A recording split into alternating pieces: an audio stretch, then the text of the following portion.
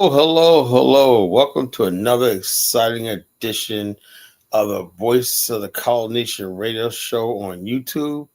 I'm your chief host of College Genesis, guiding you through the next couple hours into interesting conversations, stimulating debate and discussions. Hello, hello, hello. As you know, last night's show was explosive. We had a very special guest, my brother, Captain David Hitt, who's basically one of the architects of this movement. Yeah, was on last night, just laying down, blessing us with his knowledge and everything like that. It's only gonna get better, folks. You think I'm gonna let up? You think I'm gonna quit? You think this is gonna be over with? You are sadly mistaken. We're gonna carry this mission out, and we're gonna see this thing through. What's going on, Ibrahim? How you doing? And the picture and the moniker is for my lovely wife, who I love very much, and everything like that. The girl of my dreams and whatnot. Is a Liberian queen, Isabella, Queen Isabella, Liberian queen. And so that's my wife. I love her and whatnot. I forsake all others just to deal with her. And that shows you what a man is. A man could commit to a woman. Right? You build with one woman and commit to her and everything. That's a hallmark of a real man's character. That shows me character in a man when you basically have a woman. A man does not have a woman. And I just don't, I can't give you the respect and honor you think you deserve. Having a woman, building with her, marrying her, staying with her. Yeah, last night's podcast was great. I talked to Captain Hit today, talked to Dollar Bill, and talked to Captain Hit today. He basically was like, we're going to, and also now Kaisorian did a show. I might play some of Kaisorian's show. I came on there and I just freaking exploded on certain people. So people are going to feel my wrath tonight. I look up and I see it seems like IC3 is a traitor, Philip Lindsay is a pansy and a putz and whatnot, So all the usual traitors and suspects were in there. Chukwu, his brother, Mike Olawale, and all these other people, Kidola.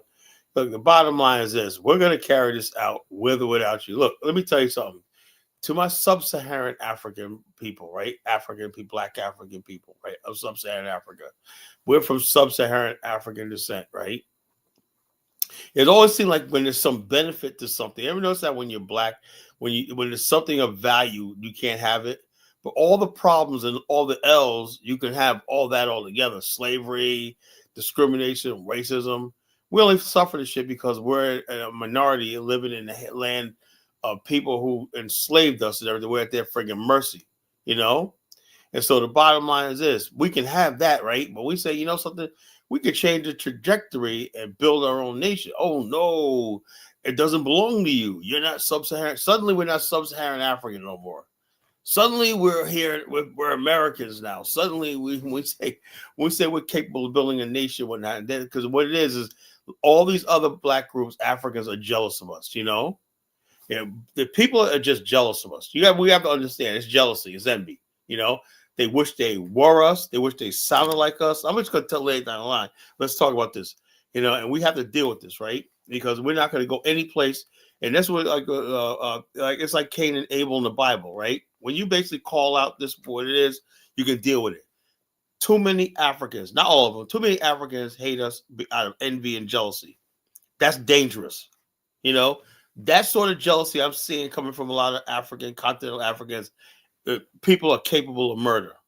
That's what you have on the continent, where you have black Americans getting unalived in Africa or whatnot. The bottom line, that hatred and envy is not caused by us. That's the root of all the problems we have in the diaspora wars: hatred and envy. And so the bottom line is, we're talking. French, I'm talking about Kaisorian show. They just did a show about me and David Hitt today.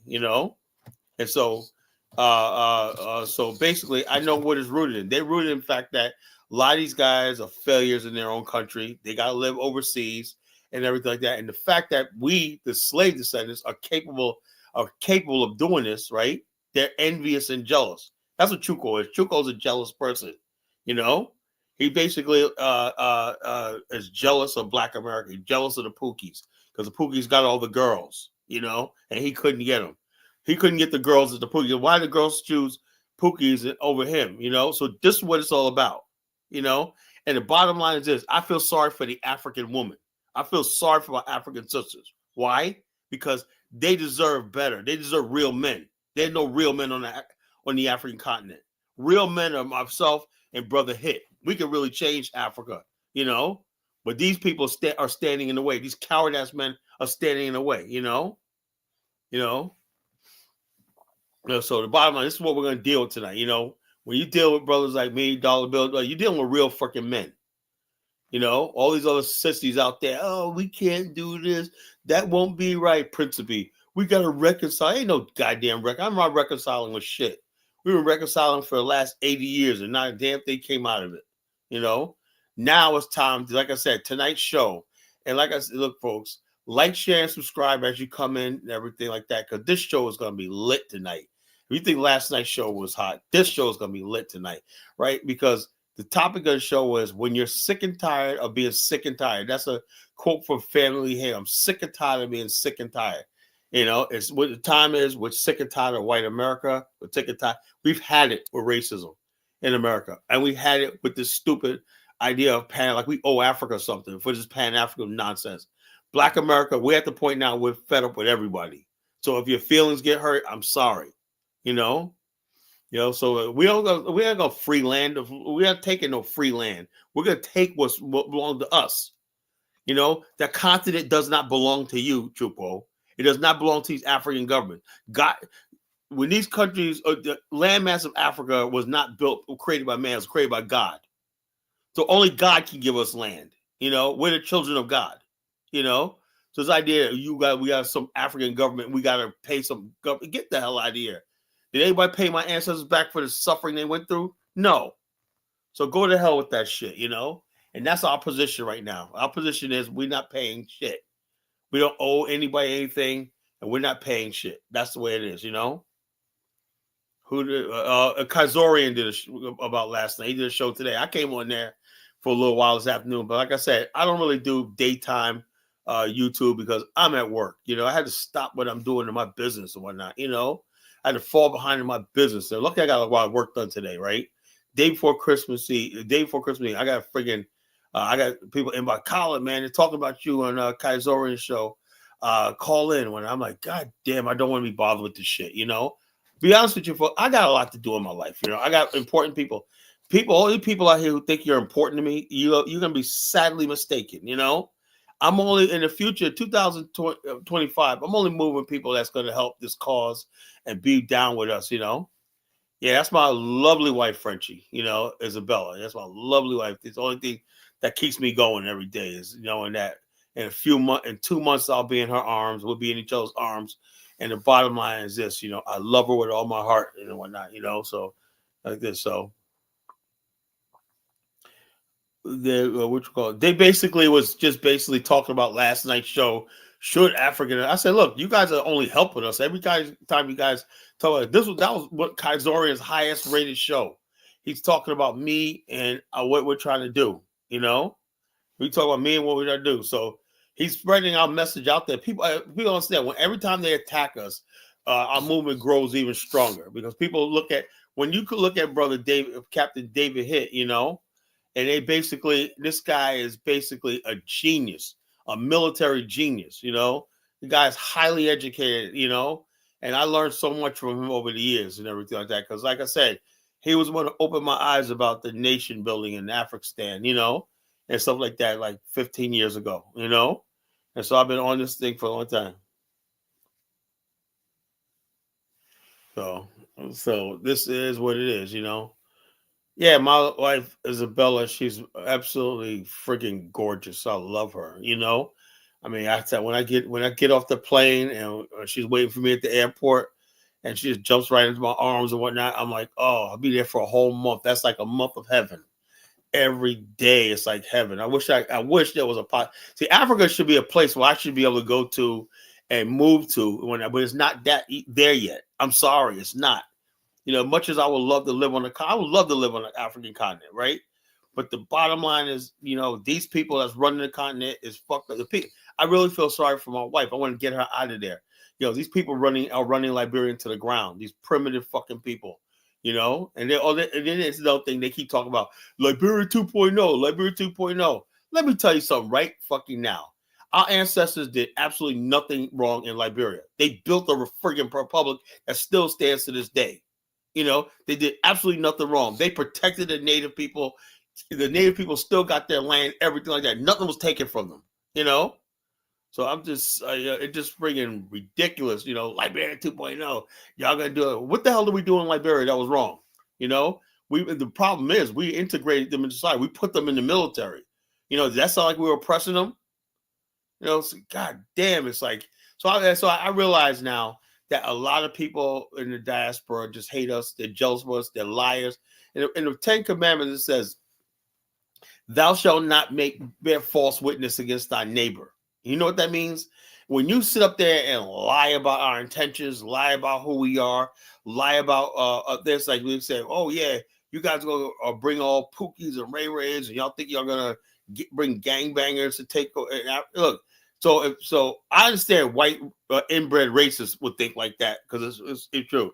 But tell me, why am I hearing that from another so-called race? This tells us that we're not the same people, right? That we need to be separated. If you could think that about us or whatnot, this is why when we say certain things, when people get upset, why you talk about Africans like that?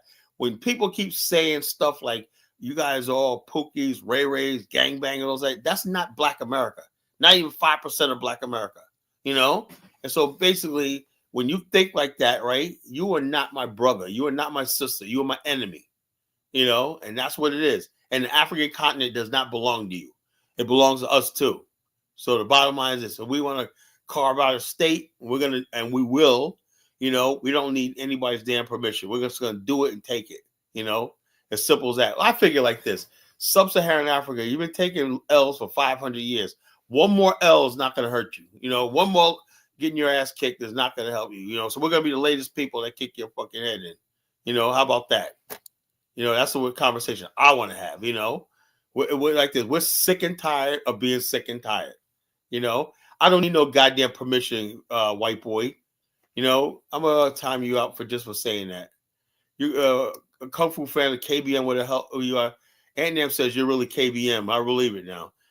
So you shut up, you should. Oh, I'm sorry, Mary Shy. I accidentally, oh my God, I accidentally timed out Mary Shy. I meant to time out this clown. Mari, I'm sorry, baby. I love you. I'm sorry. You'll be back up in a minute. You'll be back up in a minute. I know I timed out the wrong person, man. This thing moves so fast. This stupid thing moves so fast. When somebody puts a comment up there and you get ready to click, it jumps right in the slot, So Mari Shy, Frenchie, can you inbox Mari Shy and tell her I'm sorry? I'll make it up to her when I'll give her if she comes on, I'll give her the floor to talk. When I'll put everybody down to talk, tell her I'm very sorry, about what I did. I accidentally banned her or whatever like that. I was trying to do that freaking goofball Kung Fu Fanta, Can you do that for me, Frenchie? Yeah,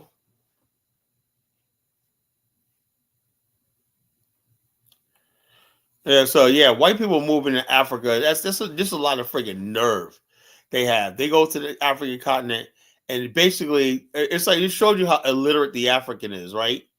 You don't understand the poverty and the suffering that they're going through right now, Yeah, please let her know. I didn't do that on purpose. Says, I did was an accident, bro. Come on, stop. Anyway, what you call it?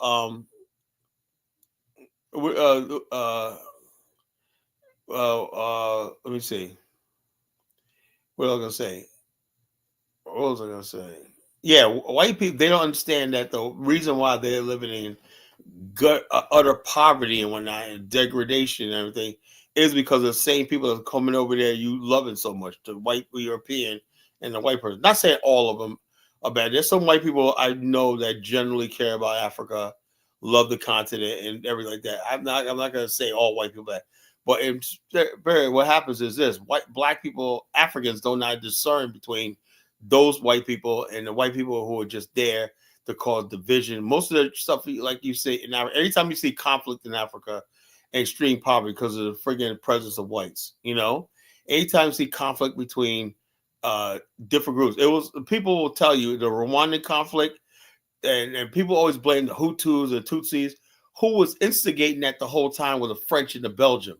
They were pitting the Tutsis and the Hutus against each other, saying the Tutsis were a superior race for some reason, and blah blah blah blah. And the hatred that was built up was basically caused division between those groups. They said the Hutus were a taller, finer race, close to Caucasian or whatever like that. So white people have a thing where they know how to manipulate tribes against each other or not, divide and conquer, And a lot of times, that's why I say I'm very careful when I see white people in black circles, right? They don't come here to try to go with the flow of black people. Like I said, we could argue between black people because we're all the same people. We could basically have our differences and everything like that. But as soon as a white person comes in, his goal is to friggin' divide us and everything for his own benefit. That's the truth. Yeah, they did it all over, and everywhere they go to, they pick the Chinese, the Han Chinese against the Cantonese. Everywhere they go, they pit people against each other. That's exactly what. Yeah, that's exactly. Thank you, Frenchie. Thank you, Frenchie. I appreciate it. So this is what they do. They pit groups of people against each other, and what you call, Liberia. Look. Let me put something right now. Don't ever say this on the front. Liberia was not an American colony. It was not. It was not an American colony. A colony is owned by a mother country. Liberia had no political or diplomatic relationship with the United States until 1862. They didn't recognize it as a republic. The United States had no power, no flag, no anything in Liberia. It had no military, nothing on the ground. All it did was assist certain settlers to get settled there, and they only needed Liberia because they needed a place to dump recaptured Africans on the high seas, and they had to get rid of free blacks in America. I don't care what you read. You want to read like this? I'll give you real books to read. Tolliver, tell me the book you read. I'll tell you. You don't get something off Wikipedia and say that's knowledge. You got to go to the library and get real books. I read like 20 or 30 books on Liberia. I know the real history. I'm somebody that's actually studied the country. I'm an authority on the country. I'm up there with Professor Burroughs as one of the leading experts on the country. You don't know what you're talking about. Half the people online talking stuff online. Yeah, Wikipedia. Wikipedia is not accurate. Somebody in their friggin' basement posted that thing on Wikipedia. Most people don't know what the hell they're talking about. Wikipedia is not a credible source. Lord have mercy. That's what I said. This is what's so dangerous about the internet. People just post anything and people just sit there and believe it. Well, I got it from Wikipedia or whatnot. Wikipedia is not a real credible source of information. You got to be studied. I'm studied. When I talk about history or whatnot, you're talking to somebody like me who's actually studied, did my research for decades. I know what I'm talking about. So it is what it is. Welcome back, Mari Shai. I'm sorry about that. I'll try to be more careful in the future, and hate white people. Who is this real Donald Trump character, right? What the hell is, look, I am here doing a show. What the hell does white people got to do with anything? I got white friends and whatnot. I think they're all right. I got white business partners. I don't hate anybody. Why does people think that somebody you're not that important? You're not important. I hope that real Donald Trump and whatnot, I hope you realize that you're not that important. You're not all that. I don't spend my day thinking about white people and whatnot, Jeez, so do you hate white people? Who are y'all to hate? Who are y'all to hate? I'm not Farrakhan. I'm not one of these goofball fucking black supremacist groups. I'm no black supremacist. I'm a black nationalist. A different thing. Wholly different thing. A black nationalist and a black racist supremacist are two different things. I am not a tribalist and I'm not a black racist. I am a cultural ethno-nationalist of my ethnicity. I want to see the best. That's legitimate. I want to see my people, and it's like everybody else. You got the white American people, which they basically are MAGA and they believe in America and all stuff like this, and I support that. It's their country. They love this country. Amber waves of grain, purple mountains majesty. Hey, that's beautiful. I love it. Go do you. My job, my thing is I have a right to love my people. The the Black America, the America I come from, which is Black America, you know. So if I can't stand people. What the hell's about you? You know. What I'm saying? I think white people are good. Everybody should own one. You know. You really want to know, do you hate white people? Like, you guys are important. You know. So all I know is, anybody do you oppose the Afghanistan? Yes or no? If you say you don't care about that, you say you good luck to us. Just like I tell y'all, good luck to y'all. Whatever y'all trying to do in life. Yeah, Donald Trump said he wants to buy Greenland. We talk about having 25,000 square mile on our ancestral homeland. Everybody friggin' wants to friggin' make it a big deal. Why you keep asking me this question? Do I hate white? What the hell is? Stop asking me a redundant, stupid question. Do you hate white people? You're not nobody to hate. You're nobody. You said white people divide black. Yeah, they do. They do that. That's what you guys do. That don't mean I gotta stoop myself to hating you. I'm not gonna freaking hate you. I'm just saying you do what you do. The white man's gonna be the white man.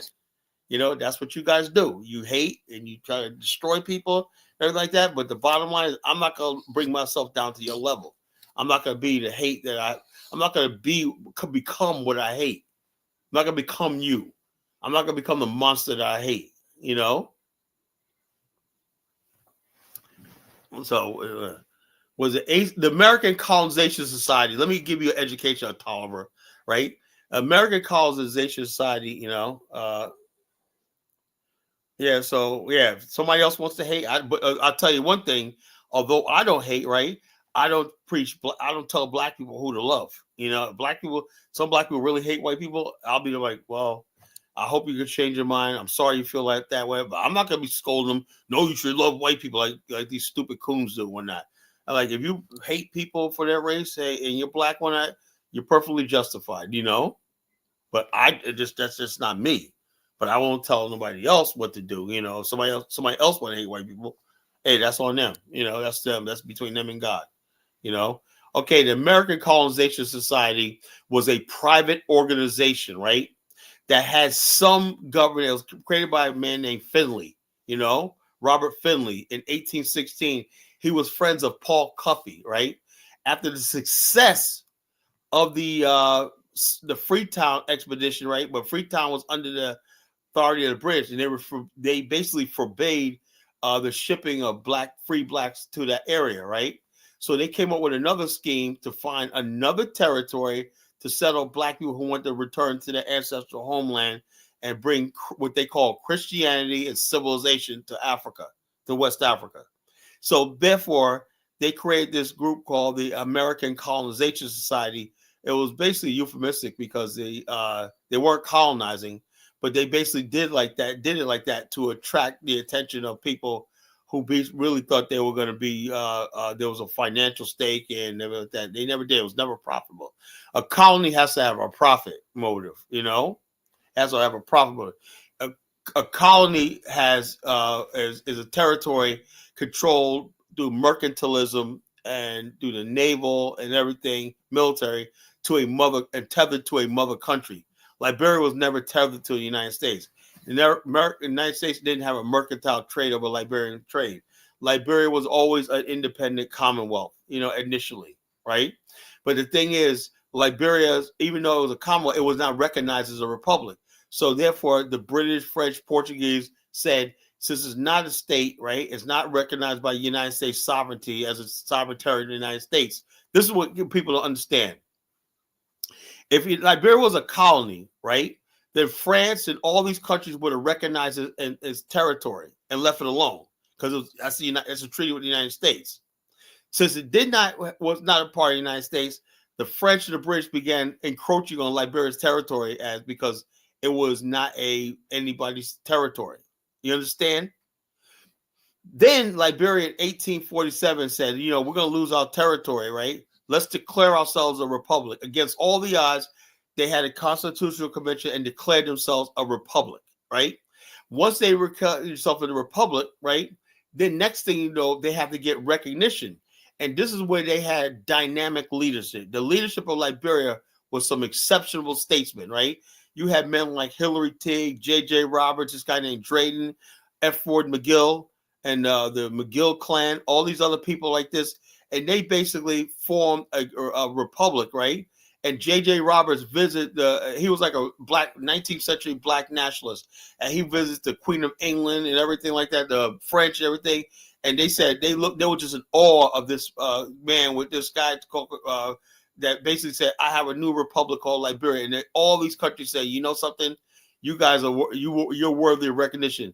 At the same time, around the world, most countries that were non-white were colonized, right? Liberia made such an impression in Europe on Europeans and white people that they basically they said, we recognize you through treaty as an independent republic, you know? So I'm not going to let nobody shit on Liberia's heritage, you know? And so therefore they went and built a modern republic and whatnot that caught up to the rest of the world by the 20th century. Liberia his civilization has surpassed many parts of like South Africa. Maryland and Liberia was one of the most highly developed civilizations ever created. It was way above Cape Town and Durban at the time. Maryland had tall buildings, church cathedrals, and broad streets and everything like that, and lighthouse, everything like that on the coast, of Cape Palmas. That's what our ancestors went to Africa and built. So when people say Liberia 2.0, you should be saying, yeah, we need to build Liberia 2.0 because we were the only ones that actually built some of the country. Everything you see in the rest of the continent was built by Europeans. Those slave forts, Lagos, Nigeria, Cape Town, everything you see, Rwanda, everything was built by Europeans, right? Liberia is the only country in Africa where black people from the West built it, So the bottom line is this, so I'm not gonna let people shit on our history in Liberia. I'm gonna always defend Liberia, So Liberia 2.0 or whatnot. Like I said, these goofy ass Negroes, it's just jealousy. It's jealous because their countries never received independence, until they begged the Europeans for it and whatnot, Man, what mistakes? There were no mistakes. We learn from mistakes. There was no damn mistakes, So it is what it is, So, like I said, when you're sick and tired, and another thing, my ancestors went to Liberia, they had enough. When they landed in Liberia, I read the history they really had enough. They said we had enough. And so when they went over there, they saw native Liberians still engaging in the slave trade and stuff like that. They saw this lawlessness and tribalism and cannibalism and all stuff like that. They put their foot down, and they put their foot up these people's ass, They have had enough. They were sick and tired of being sick and tired. They were suffering from racism and everything in America. So at the time they came to Liberia, they have really had enough. And when you've had enough and whatnot, you're ready to basically this. No, the reason why Liberia is poor and corrupt is because of who took it over. Liberia was a thriving, rich country. You want me to play the video? Up when our ancestors ruled Liberia was a thriving country that was just as much a developed country as any part of Europe, anything else. So you know what I'm saying. So bottom like this. So So since Tolliver doesn't want to believe that, so you guys blame a Tolliver while I'm getting ready to play this video. Blame him for me playing this video. Okay, it's his fault. Like I said, we gotta get some things. So we gotta get this right. So he's talking about, this like the other thing. I'm gonna show you Liberia when our ancestors had it.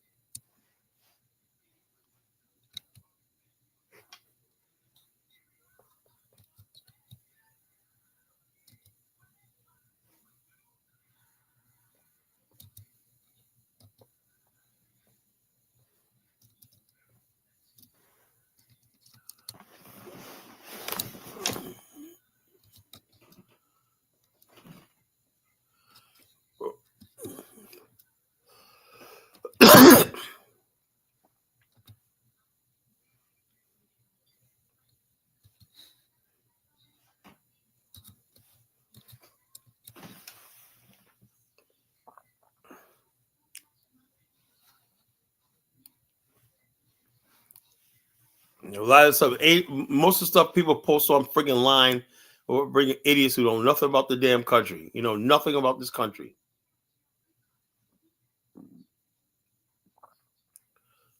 Where's the friggin' this video? Oh my god, I can't find it.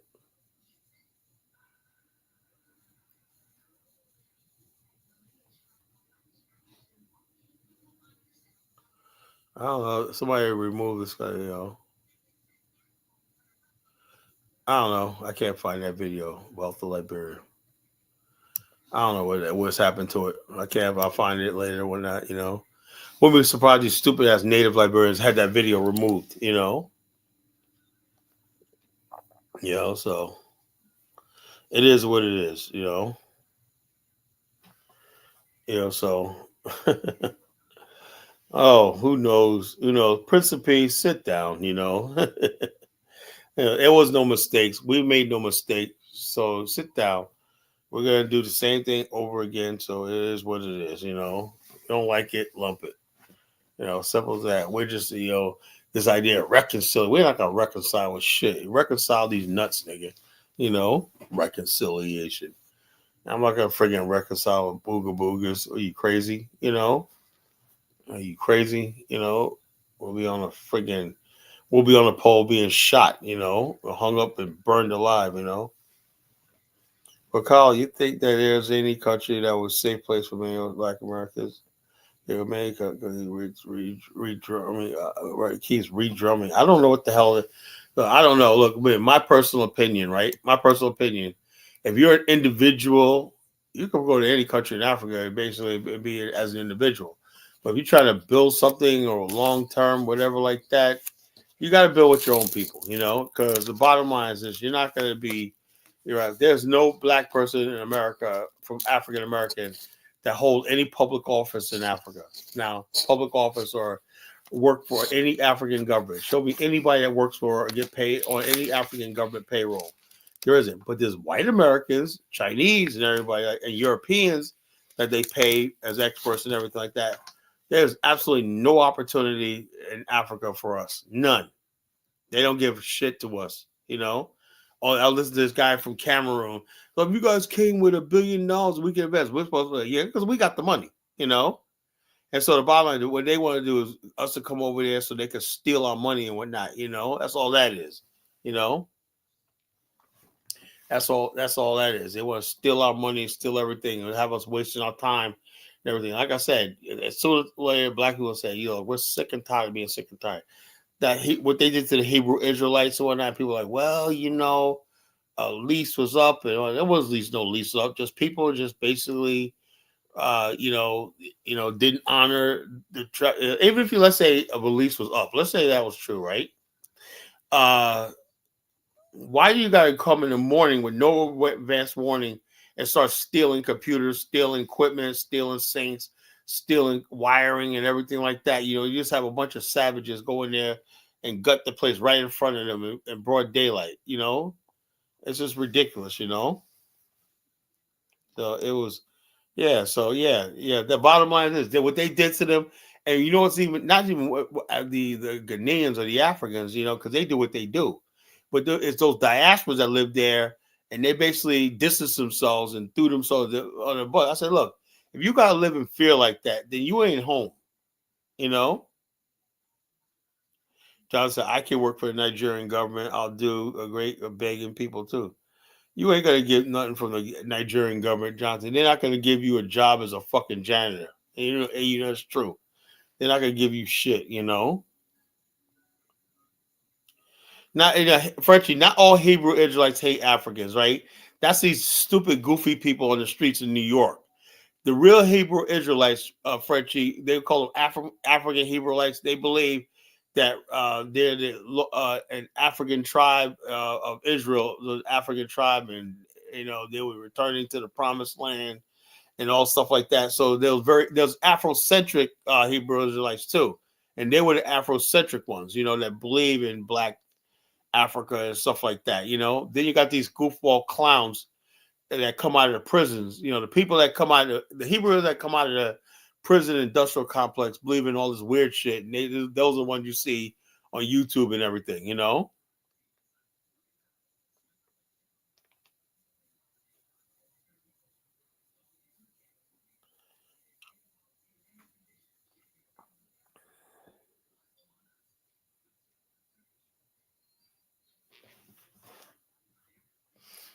So those guys don't represent all Hebrew Israelites. So it's like it's a real Hebrews. I could sit down and talk to some Hebrews, like they're good brothers and whatnot. Them and the 5% brothers. I could talk, but a lot of my 5% brothers, man, they're like, Kyle, I love you, man, but they're not really feeling the African identity like I do.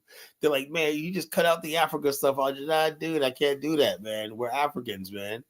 We got to have an African. They just want to be like, yeah, we get together as Black Americans and all stuff like this. A lot of my 5% brothers, they get down and everything like that, but I can't sell Africa to them. They don't like Africans, for some reason.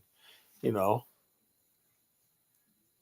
nope, they didn't get no justice in Ghana. That's why I said the Ghanaian government, all these people, there's no Black organization over there strong enough to take their case. There's no Black lawyers. There's none. This is why we say if we're going to live on a continent, if we're going to live on, we have to have a government representing us, because the United States is not going to represent us in Africa, And like Kidolo was saying, Kyle thinks Africans are stupid. No, I think Africans are very smart. The Black Americans are the ones that are stupid, because all these other countries are basically at least got governments and borders that find themselves, right? We're the only ones that's freaking emasculated, thinking like Philip Lindsay talking about, no, I don't think that's necessary. What kind of man would say something like that? It's like a man saying, I don't need a wife. It's like a man says, I don't need a fucking pair of balls. You need to tell every group of people that's been born on this earth need this territory and space, everything. A freaking insect. You go down to the insect world. Every insect will defend its territory from intruders. So, having space is everything, The Black man in America do not have no space. We're under for somebody else's freaking rule, and everything like that. Much you call yourself Americans, because you got no choice. Somebody else is ruling this country. Somebody else is calling the shots here,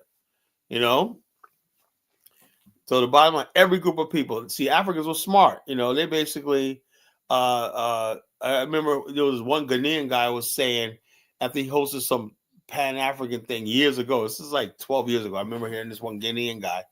And this was when Ghana was really just starting to come online, with the whole thing and everything. Ghana was just coming into itself like 12 years ago, Anyway, he said, look, even though we're doing Pan-African, he goes, in the end, we're going to have a nation, He goes, the Black people in America, man, what exactly you guys are going to have after all this? And I thought about that back then. I said, yeah, you're right. When it's all said and done, because if they using us to get American grants and aid and stuff like that, and they're building something, and they're saying, yeah, we're going to have a nation. Are they going to share that with the Black people? No. So people, the Ghanaians, like, yeah, we're going to have a nation. We're going to have a nation. We're going to have something for ourselves, which is smart. Every group of people want to have their own infrastructure and their own way of creating wealth and opportunity in their own country. That's smart. But the Black man in America, right? He just basically like, oh yeah, helping these other countries get ahead, and they have nothing for themselves. They're going back to staying in America in perpetuity, complain about racism, white supremacy. That's not our job. Our job is not to fight racism and white supremacy in perpetuity. At some point in time, we gotta say, look, if this is all going to be racism, white supremacy, and everything like that, then it's time for us to do something else. It's time for us to say, hey, let's build something else. Let's do something else. And then, like I said, a lot of us say, something. We did our calculated homework. Are we capable of ruling ourselves and governing ourselves? And then I looked at, like David Hitt and I looked at most of these governments around the world. We have way more education than most people around the world, in Asia and Africa and everything like that. We have way more educated people, skilled people than most of the countries on the earth. We got way more millionaires. We got way more money. We got a huge middle class. But all stuff like this, So why wouldn't we, If South Sudan, a country that people are still primitive and animist, could basically say we want a republic, we're not the Black American, the most capable group of people, why? And people know it. That's true. Just that people have never thought about that. Like it is. And then we say, look, America is a great country and everything like that. Okay, to launch from, but this is not our end game. It's fighting racism and inclusion in America and DEI and all stuff like that is not what we're going to do forever. That's what people have hijacked our community and got us on this road to fighting racism. And what we're actually doing is fighting for every other group of people, the Mexicans, the LGBTQ, and also like that. Black America's pushed on the bottom of even that. What the hell do I care about freaking 10 million Central and South Americans? What the hell has that got to do with me? But that's what I'm voting for, with the Democrats. Why the hell do I care about all these illegal immigrants coming to this country? I don't care. But who does that? It's a calculated way of controlling the black mind in America. That we don't even fight for ourselves. We're fighting for somebody else. When you're sick and tired of being sick and tired, you come to the College Genesis. You come to my brother David Hitt. You come to us and whatnot when you're tired, sick and tired of being sick and tired. When you're sick and tired of fighting for everybody else, dying for everybody else, and not getting anything out of it, don't even get no fucking respect and everything. When you're sick and tired of being sick and tired, then we can have a conversation. What I think is a lot of people like Principe don't understand that what the point we're at right now. We're freaking fed up. We're tired. We're tired. We're tired of lies. We're tired of BS and everything like that. It is what it is, So the bottom line is we already got our game plan, Principe, Oh, Miss Chantel's here. You see my beautiful wife, Chantel? Ain't she lovely? Ain't she lovely? I said I can spend the picture. I'd rather spend the night looking at her picture. So that's what I have to do. So no, she's a woman. She ain't a girl, she's a woman.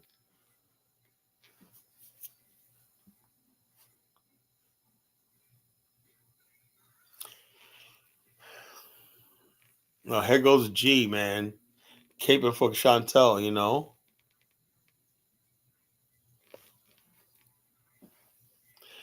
Hey G, I hope you and Chantel get hooked up, man. I wish y'all would just change each other's numbers and meet up and whatnot. Get it over with, You know.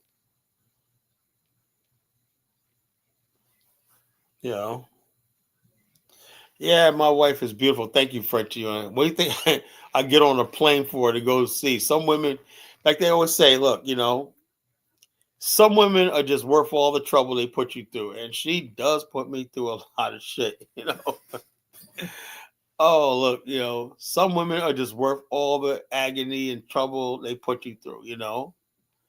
And like I said, as much as I go through a lot with Isabella. We have our ups and downs and whatnot, but I'm just so happy. God just gave me the one.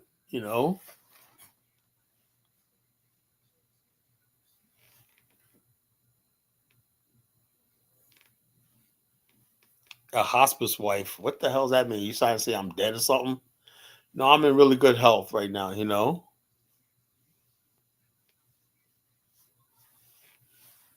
So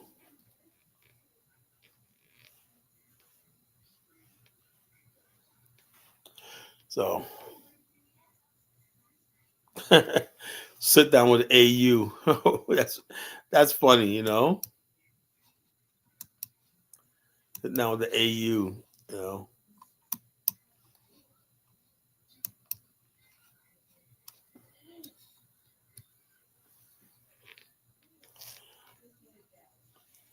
So anybody wants to come on tonight? Are you sick and tired of being sick and tired? You know. Yeah, no. Chantel's just look. I'm taking Chantel. I'm taking. I'm sorry. You know. Yeah, tell you. But there's somebody out there for you, Chantel. I'm sure you and Four Righteous. I'm sure y'all gonna find your sooner or later. Whatnot. Don't worry. Mr. Right will come by.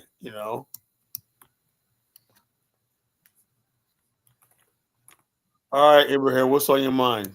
You was on that. Were you on that Kaizo show today? Do I want to what? Sorry. Were you on Kazorian's show today? Show. I think maybe yesterday. No, he did a show about me. They did a show about me. Our show from last night today. No, I didn't see that. No. Oh, okay, all right. So Yeah. Yeah, I'm you're looking absolutely right about this tide of being tired. Last night I'm at the point now. I'm fed up with it. That's why people come to me and so I'm sick of people's stupid advice and whatnot. I know what needs to be done. Yeah. And people come with this, oh, sit down with the AU or Carla, we got record. Get the hell out of here. We've done all that. We've done everything we can, you know. And Yeah. the bottom line is, it's like the world turned its back on us. The whole entire world turned like as America and Africa or the Western world are trying to make amends and kiss each other right now. They forget one thing, blood was spilled, and the bottom line is this: we're not happy. I would say America and Africa could never could never move forward until the problem of Black America is solved. You know, but Africans seem like they're willing to throw us under the bus.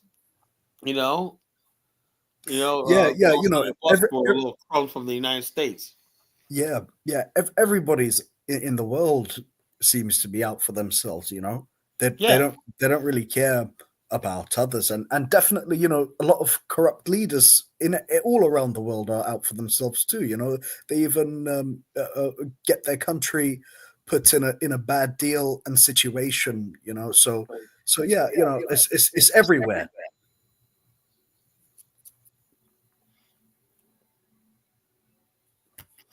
yeah. What you call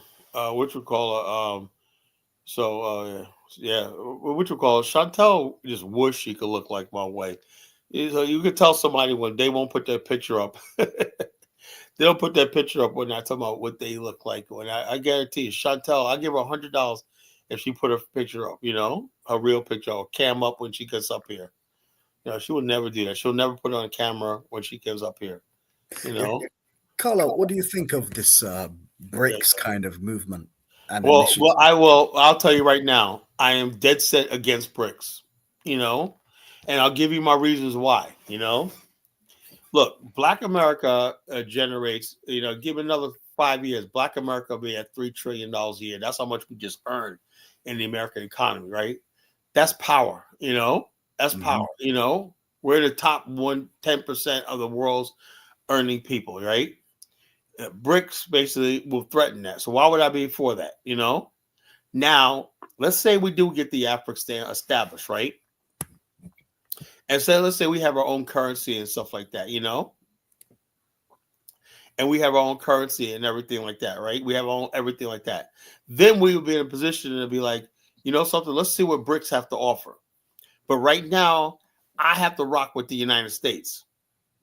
People say, well, Kala, this look, these African, this is what I'm talking, this is what angers me, right? A lot of African countries, people like, yeah, Kala, I see some Black Americans about BRICS is going to take over. What the hell do you care? What does that do for you? The same Africans tell us we don't have any stake in the continent, want us to freaking cape for them when it comes to things like BRICS and all the stuff like that, or AFRICOM. They want us to fight against the United States expansion in Africa, or AFRICOM and all that. Why are we putting ourselves on the line for Africa? You see what I'm saying? Hmm. That's why I said, I don't really give a damn anymore. The United States is determined to freaking do what they want to do in Africa with their European, the NATO and stuff like that. I'm like this. I am not going to put my people in danger, but for a continent that doesn't give a shit about us, Yeah. And my price is that, well, how do we get on good terms with the African Americans? My price is our land. That's my price. Other than that, we have nothing to talk about. Okay. So the bottom line, so people ask me about BRICS or not. Hey, do we have an African? No. Then fuck BRICS. Then Mhm. Not yet. Okay. that's the way I see it. Yeah. I'm a hard man. I'm a hard negotiator. Mhm. Yeah.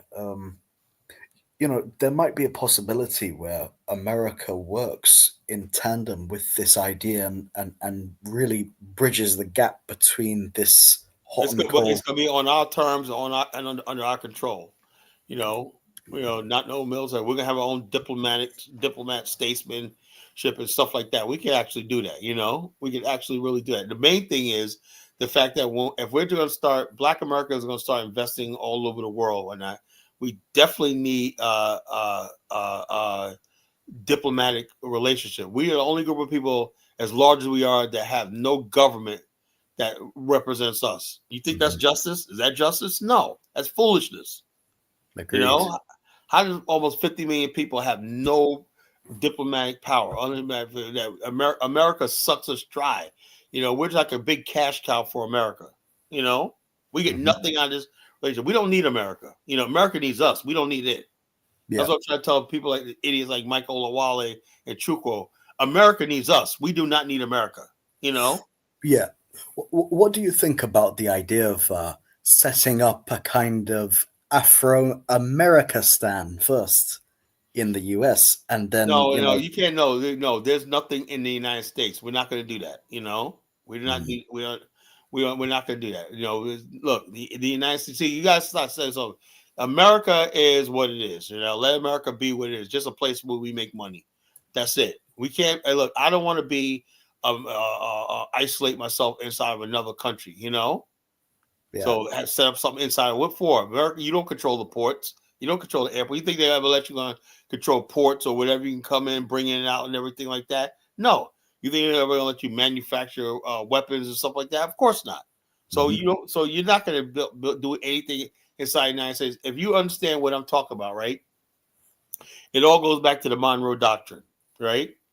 The Monroe Doctrine said any provocation in the Western Hemisphere, the United States have the hegemony to act anywhere in the thing. I'm gonna have to time Chuko out because I am not playing with him tonight.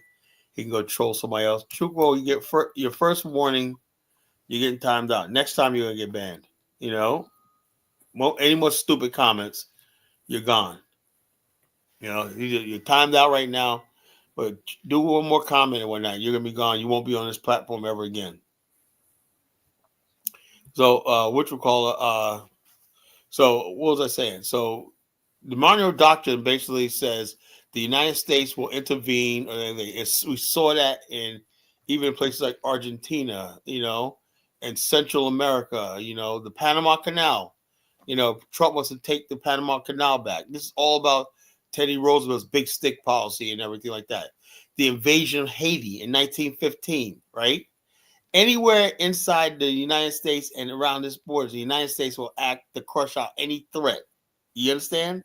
So the only way the reason why the Africa Center work because the United States does not care about what really goes on in Africa as a thing. It only basically cares about this Western Hemisphere, its borders, its territory, And Africa, they don't really have anything. That's why Liberia was able to keep its independence because the United States never had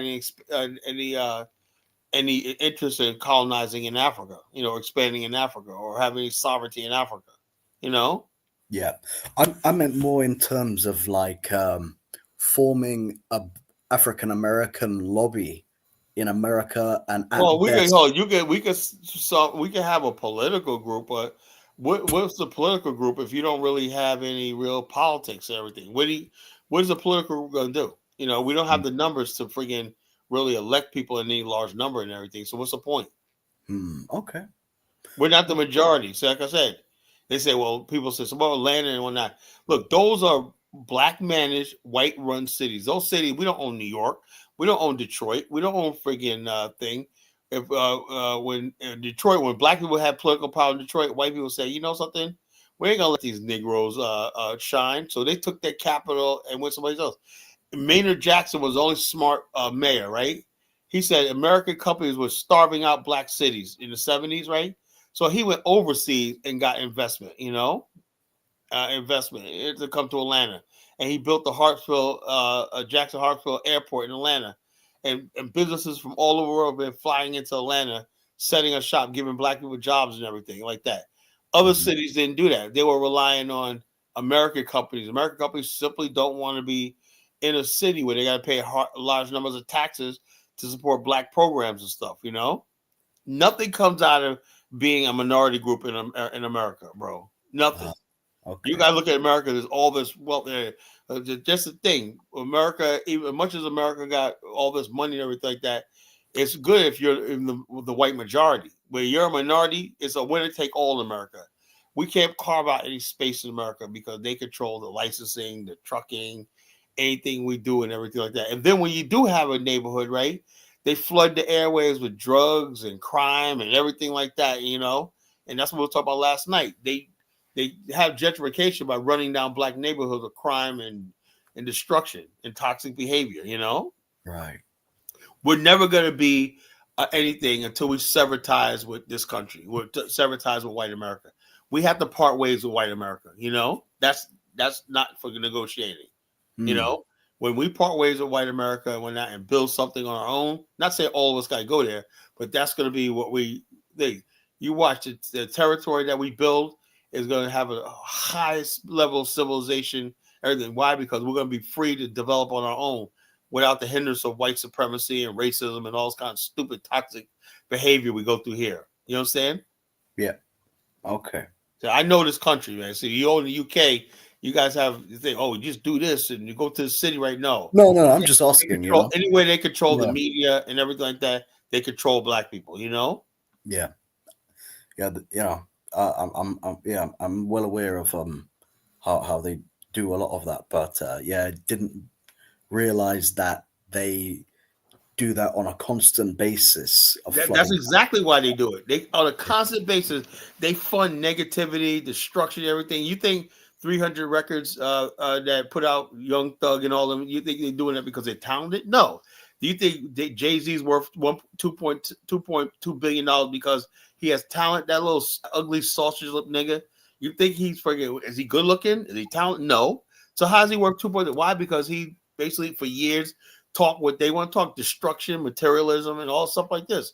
That's why he's up there, and that's who they put up there with the rock.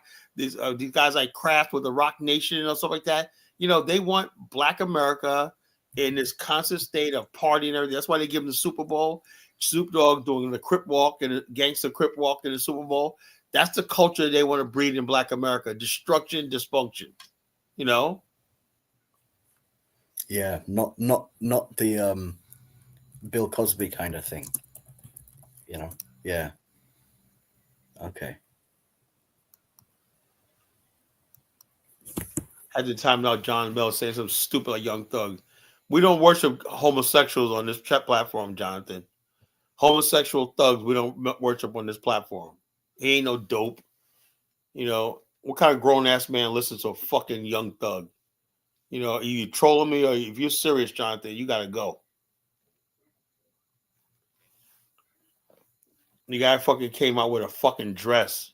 Any man that puts on a dress is not cool. How do you how do we or anyone really kind of combat this kind of thing? Well, the bottom of it is nothing we can do. We used to have, when we combated back in the day, we used to have Ebony Magazine. We had Black Radio back in the days and everything like that, Yeah, I really timed out Jonathan, man, because you're fucking being a troll, Why you come on my channel talking about fucking Young Thug is good? That's bullshit, Don't come over here with that shit, Ain't time to play. Do I look like I'm fucking playing games in life? No, I'm freaking serious. Young Thug. Go ahead, Wise. What's on your mind, brother?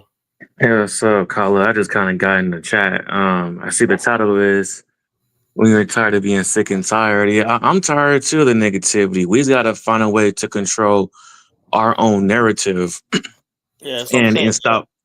and stop following these weird rappers, man. Rap used to kind of, rap. Unfortunately, it came from something positive. It always came from the street element, but they put it in context. So now they're glorifying it, but it evolved into some weirdo stuff. You got guys wearing We don't dresses. control no more. You got Young Thug is basically put out there by the homosexual community and whatnot to promote their degeneracy and shit like that. He's a freak, man. He's a freak.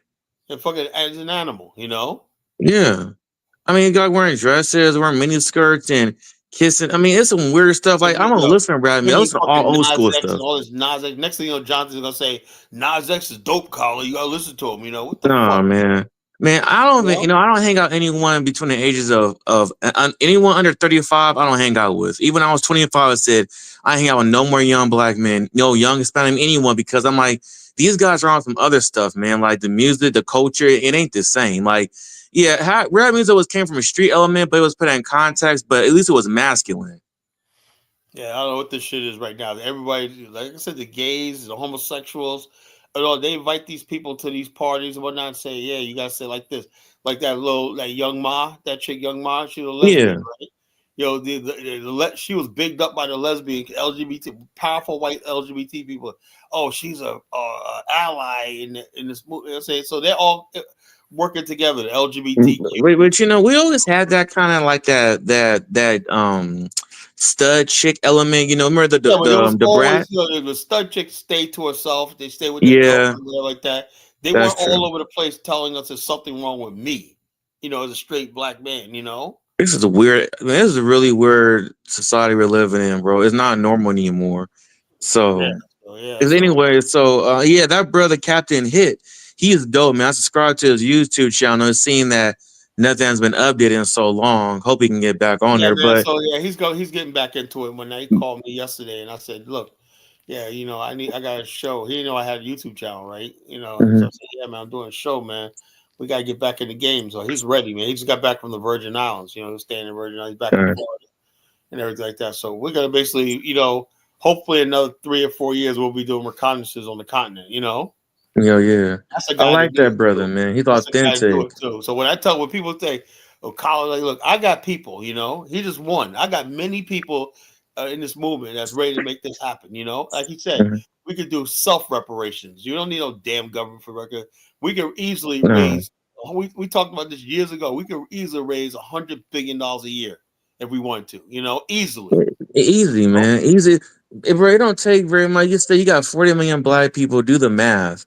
It won't be Yeah, that the hard math to is on reach. the Even math and everything is on our side. So people yeah. say we can't do this and say once we basically have this constitutional convention and basically this convention and then a constitutional convention where we draw up the actual framework of a council and everything like that and everything, we'll be like a government next to have it like where we have the office at wherever like that. Who's going to do it? Right? It's going to take some money and everything time, but I say, but that's going to be like a government in exile. And then next Mm-hmm. we get recognition. Do you recognize what we're trying to do? Yes. Do you get a host country? What country is going to host it? What country is going to recognize it? Oh, it's going to move forward. It's going to happen. Mm-hmm. Yeah, what you're two speaking of, it just makes me think of the concept of fractionalizing venture capital. Like making it able We to be have invested all into different. We small enough study. chunks. See, they've seeing the past Black nationalist movement and Brother Hit and I is because we're approaching things from the right. We're right wing. The new Black nationalist groups, the African movement is a right wing movement. We believe in capitalism. We believe in the military. We believe in all these things that traditionally right wing. We know that the state will veer to the left. Because you'll definitely have minority groups, other ethnic groups, and stuff like that eventually, right? But country has to be started on the right. And then you make a steer left eventually to the center. And then it's a race to the center. You know what I'm saying? Mm-hmm. And so it's like this, but this is a right wing movement. We believe in capitalism, free markets, and all the stuff like that. The military and stuff like that. All the things that made all these Western powers great. We want to use. The rule Yeah, of yeah, law and yeah. everything. Yeah, I mean, in terms of investment, like making it small enough of shares or chunks able to be invested into Oh by yeah, people. yeah. Yeah, What that's you what can do. French. That's what. We have the thing is, well, we'll have the government, a national investment corporation, right?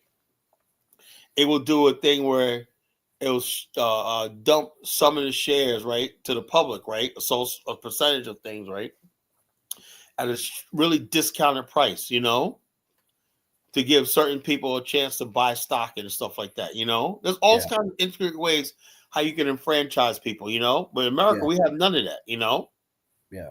That's You're what completely on your own. fractionalization In, is. Yeah. in Asia, they do planning like that, where people have a thing. Hmm. But we was still dope. I Goodbye, have a Doc. question about that. Hey, what a brother, Captain Hit. I was gonna I don't ask know him if that. Dante think I was Huh? playing, but he's gone. I'm gonna put him time out one more time. One more time. Hold on. One more time, and then I don't want to see him again.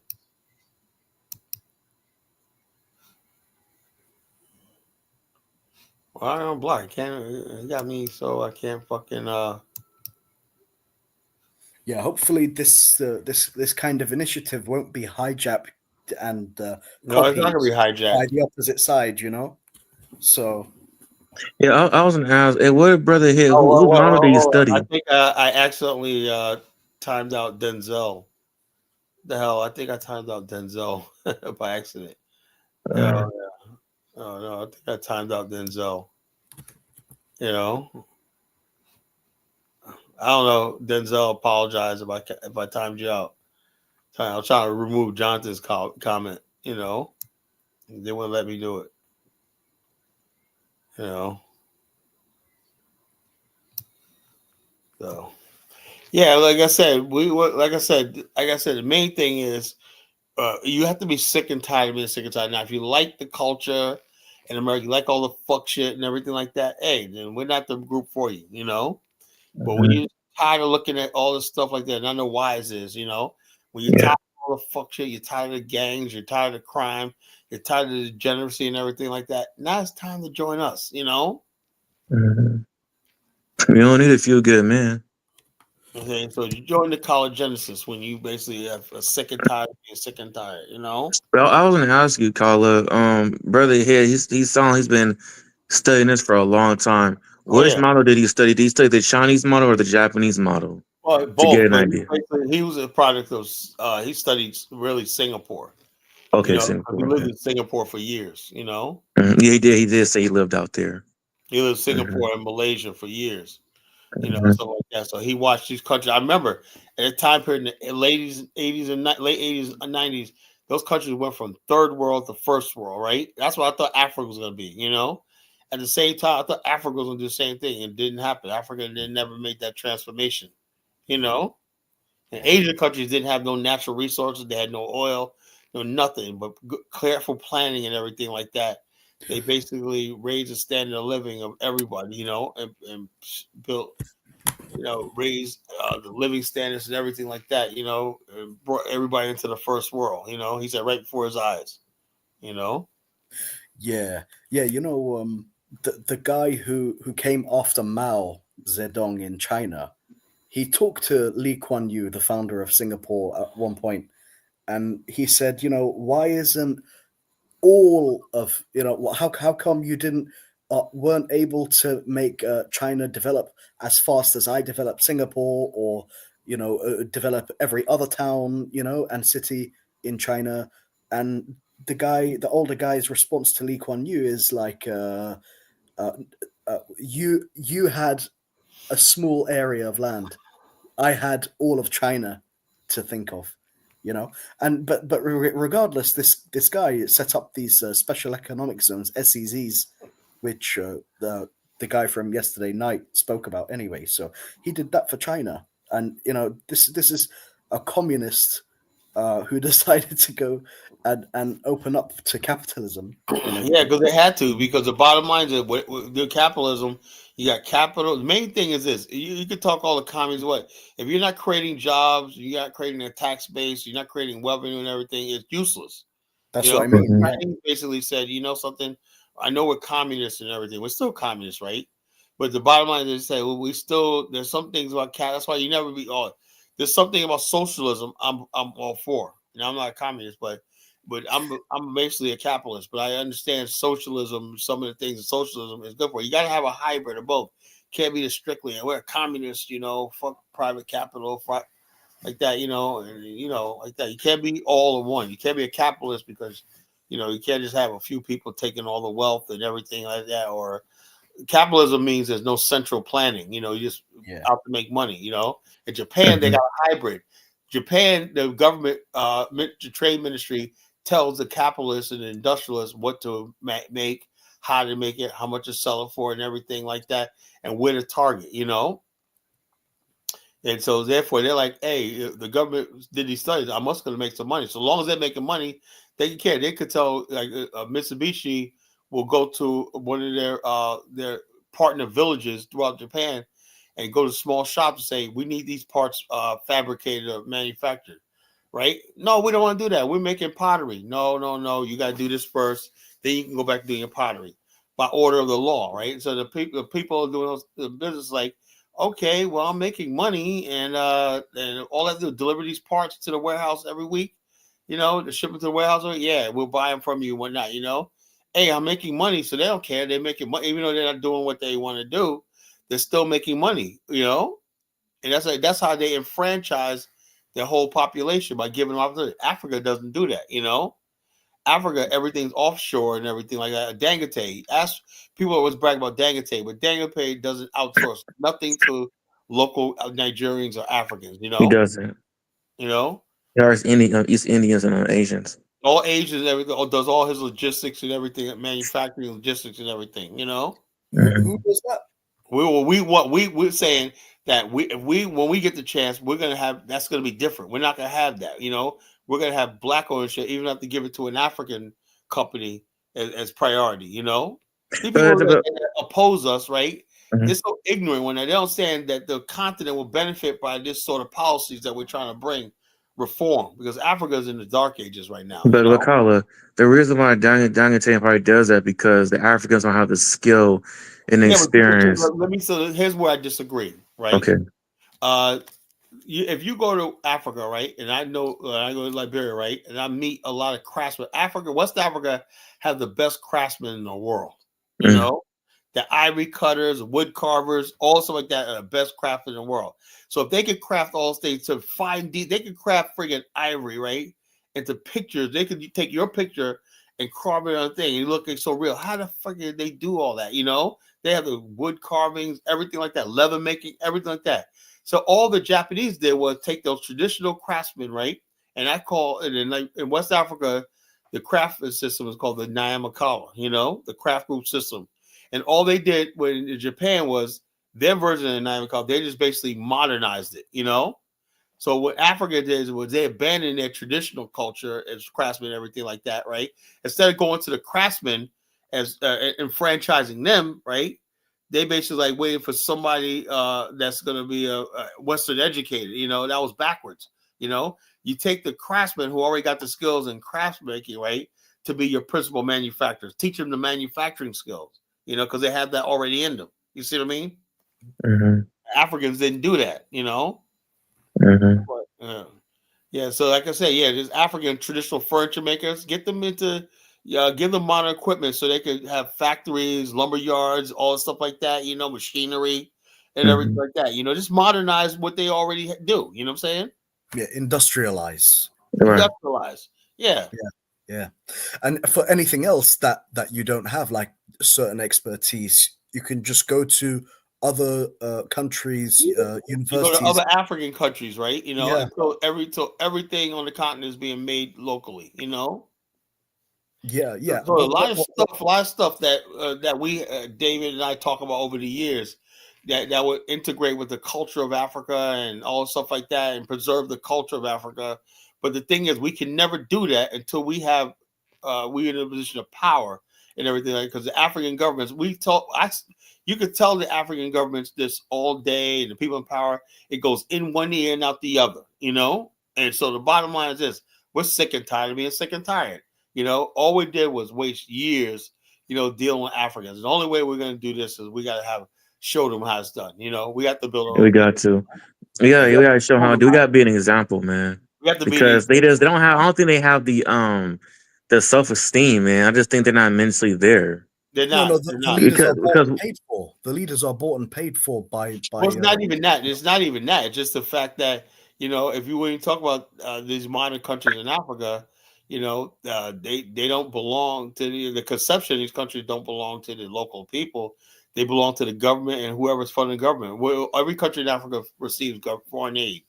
That's who owns Africa. The people's paying them foreign aid and stuff like that. And so it's not even so much that the leaders bought. It's the fact that they really have no alternative, right? They really have no alternative. There's no black African infrastructure on the continent. There's no freaking way of Africans trading with each other on a large industrial scale.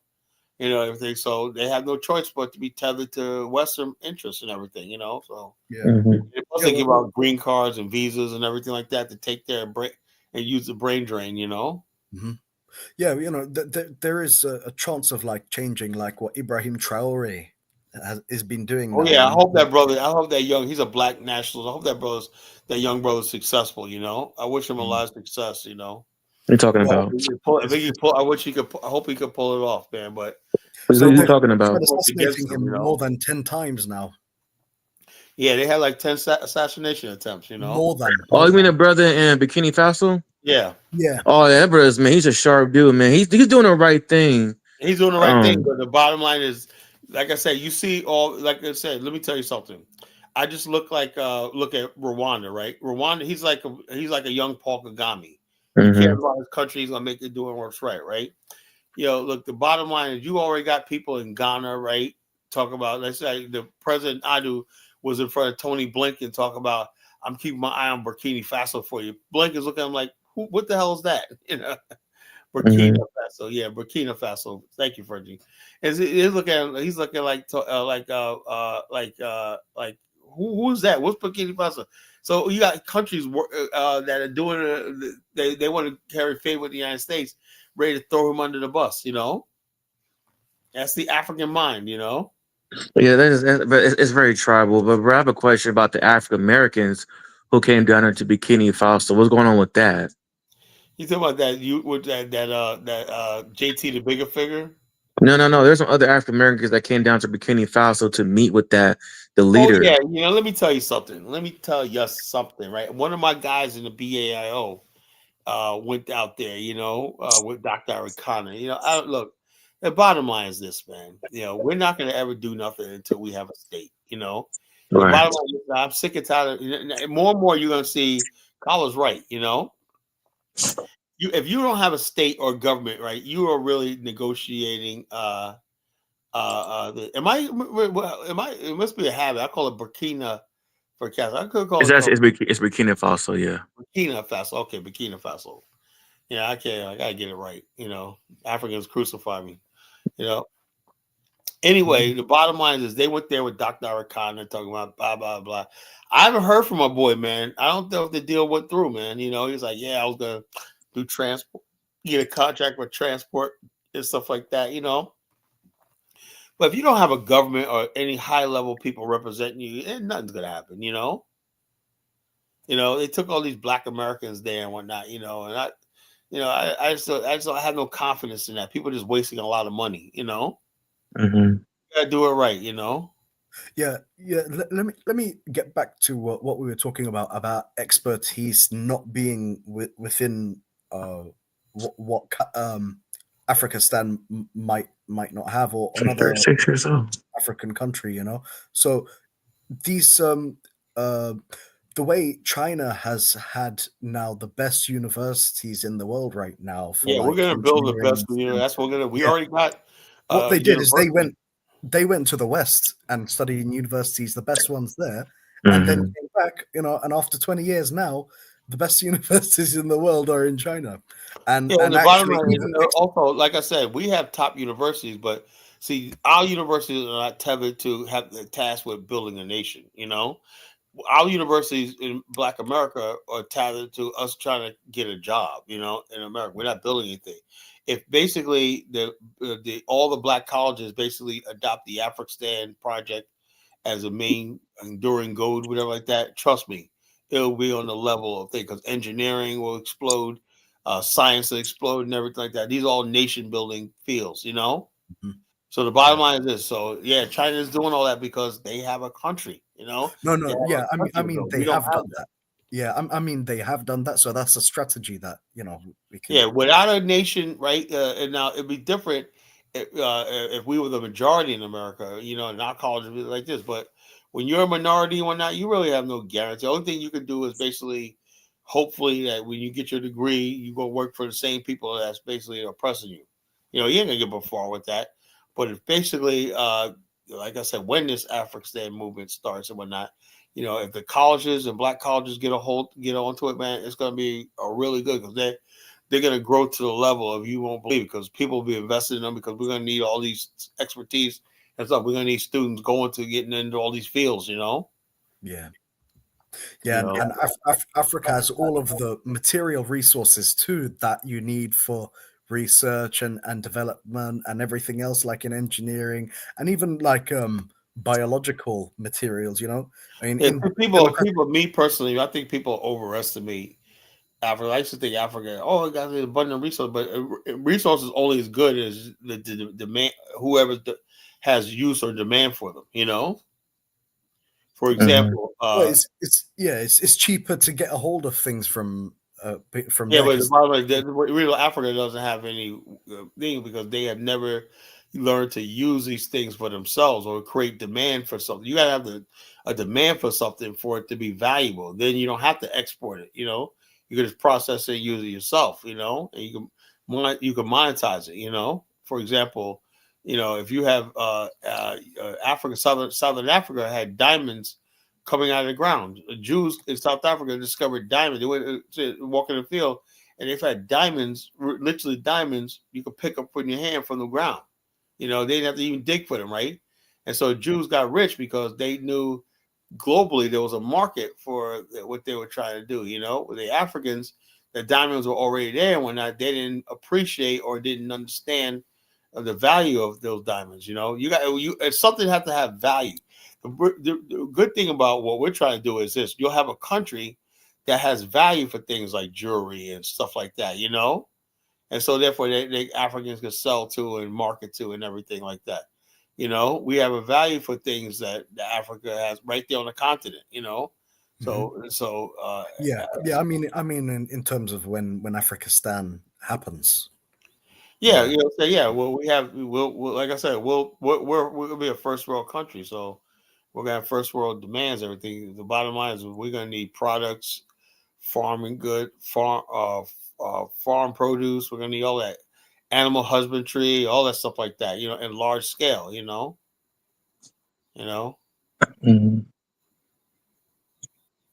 So. Yeah, you got the plan, man. You just got to put it in motion. It's gonna take some time. Oh yeah.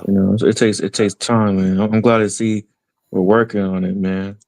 Yeah, all we can do is keep putting it out there, and people basically got to come up with their own ideas and stuff like that. I can't do it myself.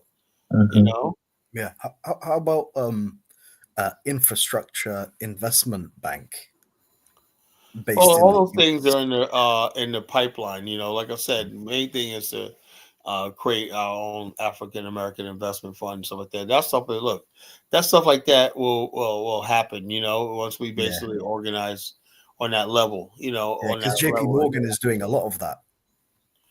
So we're gonna get to the point we don't need all these people like JP Morgan and stuff like that. Once we get organized, we'll be able to fund and sell, float bonds, stocks and bonds and whatever like that.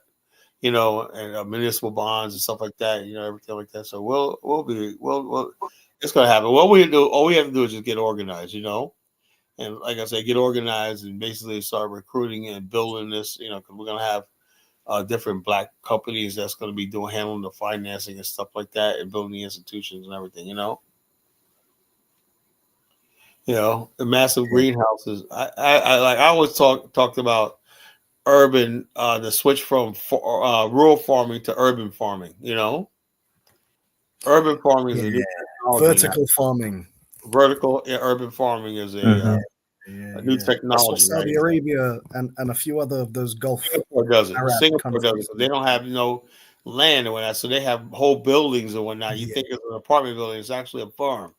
Yeah, imagine a skyscraper. That's a whole vertical farm. Yeah, very well. That's what we're looking at. We're looking at, Yeah. So therefore, so save money, and also on the bottom could be the factory, the processing plant. Yeah. To put it in cans and stuff like that, packaging, and all that stuff like that. There's so much stuff you can freaking do. When you have your own land, your own laws, and your own policy, you can do everything. Mm-hmm. Yeah, they don't need pesticide for it either. For vertical farms. Oh, really? Oh, because it's inside. They don't use pesticide because. First of all, have you called it the King Richie's show before? I never heard of that. No, Wise. King Richie show? Yeah. No, what is that? No, she was asking me, did you call into King Richie's show? The first he said no, he has never heard of him. No. Different guy. Yeah, somebody else. So what do you think about my lovely wife, Wise? Oh, I wasn't looking at her like that, but she's beautiful. Oh, yeah. It's You know, all I'm, right. I'm not gonna look at another man's wife. I'm like, I see that's your wife, beautiful man, beautiful wife, man. Yeah. You made a smart decision going to Africa to go get a sister, man. I mean, I don't think I'm doing the same thing, man. Yo, man, yo, like I said, I'm not trying to objectify women like that, you know. I'm not trying to objectify women and not like that, but you know, to be honest with you, man, it's not so much as the beauty and everything like that, but a woman basically like, because I always like look at all other cultures, everything, or women that likes to cook and clean. People say you're a chauvinist or not, but I do like women like don't mind cooking and cleaning and blah blah blah. Or when men are Yeah, man. talking, they go into the other room and whatnot and be with the women and whatnot, and when men are talking It's and whatnot, feminine. it's feminine. Yeah, I'm sorry if I'm attracted to feminine women. No, you're old school. Not even Could old be. school. You're the right school, man. It's the laws of nature. I'm a man. I'm a provider. You're feminine. You're a woman. It's not Yeah, about staying in your like place. You what you call respect like women, but Chantel. Can you imagine getting with someone like Chantel? I couldn't do it, man. oh man, bro, that's why I haven't dated in a long time, man. You date these hood rats out here. Not even hood rats, just women are just they're a trip, man. They just a trip. It's just I had a brother from Africa said, hello? Yeah, I'm here. Okay, I'm making sure. I had a brother from Africa say, brother, go to Africa, go get yourself a woman. They're gonna cooperate with you, they're gonna respect you, they're gonna listen to you. Yeah, you gotta send their mouth off, but only for a little bit. But out here, man, it's just so bad. I mean, they don't respect men. They I have know. more power than men. I mean, you see the dating pool is going down. That's all you hear. Where's the man now? Why are they not dating us? There's a reason why. Men is tired, man. They'll say, All men, even white men, men, white men just going say to Asia. white, black, everybody. The women in America are just out of control, man. Nobody I, wants to. I had a white dude telling me, he said, look, man, go to the Philippines, okay? Go to the Philippines, you'll find yourself a good woman. Go to Thailand. I got my wife from Thailand. I got tired of these women here. There's a white man telling me this. Yeah, I know a lot of white men that go travel and stuff like that. Because like I said, African women are definitely, definitely very feminine. Frenchie goes, Mhm. it's him. So, Wise, what did you do wrong?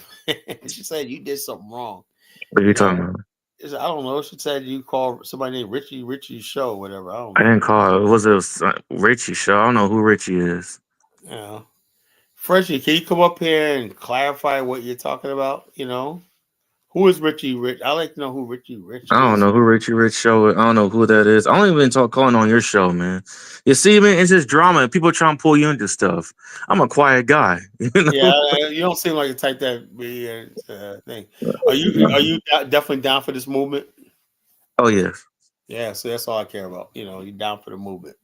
You're down for the movement. Down for the movement is like this. Did you watch that? Did you watch Kazori's show today? because they're. Oh no, I didn't watch it. Okay, yeah. So yeah, like I said, I got invite. I normally don't. I'm at my office, right? And I Hmm. got an inbox from what's his name, whatever his name is. That's a moderator here. And he like, oh, Colin, man, they're doing a show about the thing. Now that was Kazori's highest rated show when talking about the show from last night. The usual suspects in there: Chukwu, Michael Lawale, Ola, Kidola, you know, Philip Lindsay, and all the goofballs and whatnot in there talking about black. After we laid out, then I called Dave. I said, Dave, go to that show. He went there and laid them out. Mari Shai. Hmm. The bottom line, these guys can't keep. You know what the problem is? Brother Hit and I are real men, and like I said, all we're looking for is a few men, A lot of these guys aren't men, that's why I say, oh, it's difficult. Whatnot. These guys aren't freaking real men, Hmm. Look, when you know the story about Las Vegas, right? I was Las created. Vegas, Las Vegas. It was just a patch of desert, right? A stopover for GIs, coming from Los Angeles, from the East Coast of Los Angeles, a stopover, and people going to the Pacific to fight in the war, right? World War II, And then somebody had the idea that this because it was legalized gambling in that state, right?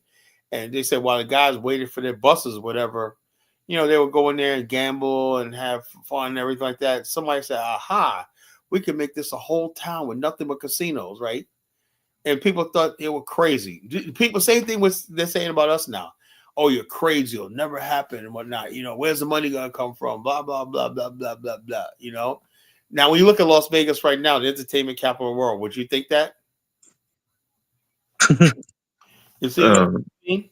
So you can't listen to people talk about, oh, it's just a pipe dream and blah blah. You know, No, you can't. So that's what I'm talking about. It's a vision, bro. You gotta look at the vision. Those they The had a vision. vision and they worked on it. Like I said, like you were talking last night, the founders of America, they thought they were Looney Tunes. They're like, you guys are wacky, wackos. They said which we go when they said this founding the Declaration of Independence was the most egregious document on a scale so huge, you know. Mm-hmm. It was an abomination, you know, that you could say that we declare our independence from the King of England, whatever like that, and you people and you want right liberty, pursuit of happiness. That was insane. They thought you was insane talking about life, liberty, and pursuit of happiness, you know. Mm-hmm. You know, now look at it, you know. It Now look came at to fruition. it. They ain't saying that now, right? So you gotta ignore people and you gotta just block people. I'll be That's why I like, say whatever. people think if they think they're gonna come in here and throw us off, whatever like that, they're sadly mistaken. Because every time they come in here talking that stuff, this makes me stronger. You know, I get more and more determined every time I get opposition. So it is what it is. It's just so sitting back waiting. Just sit back and watch the show. Because it's gonna happen and everything. It's inevitable. It's inevitable. Mm-hmm.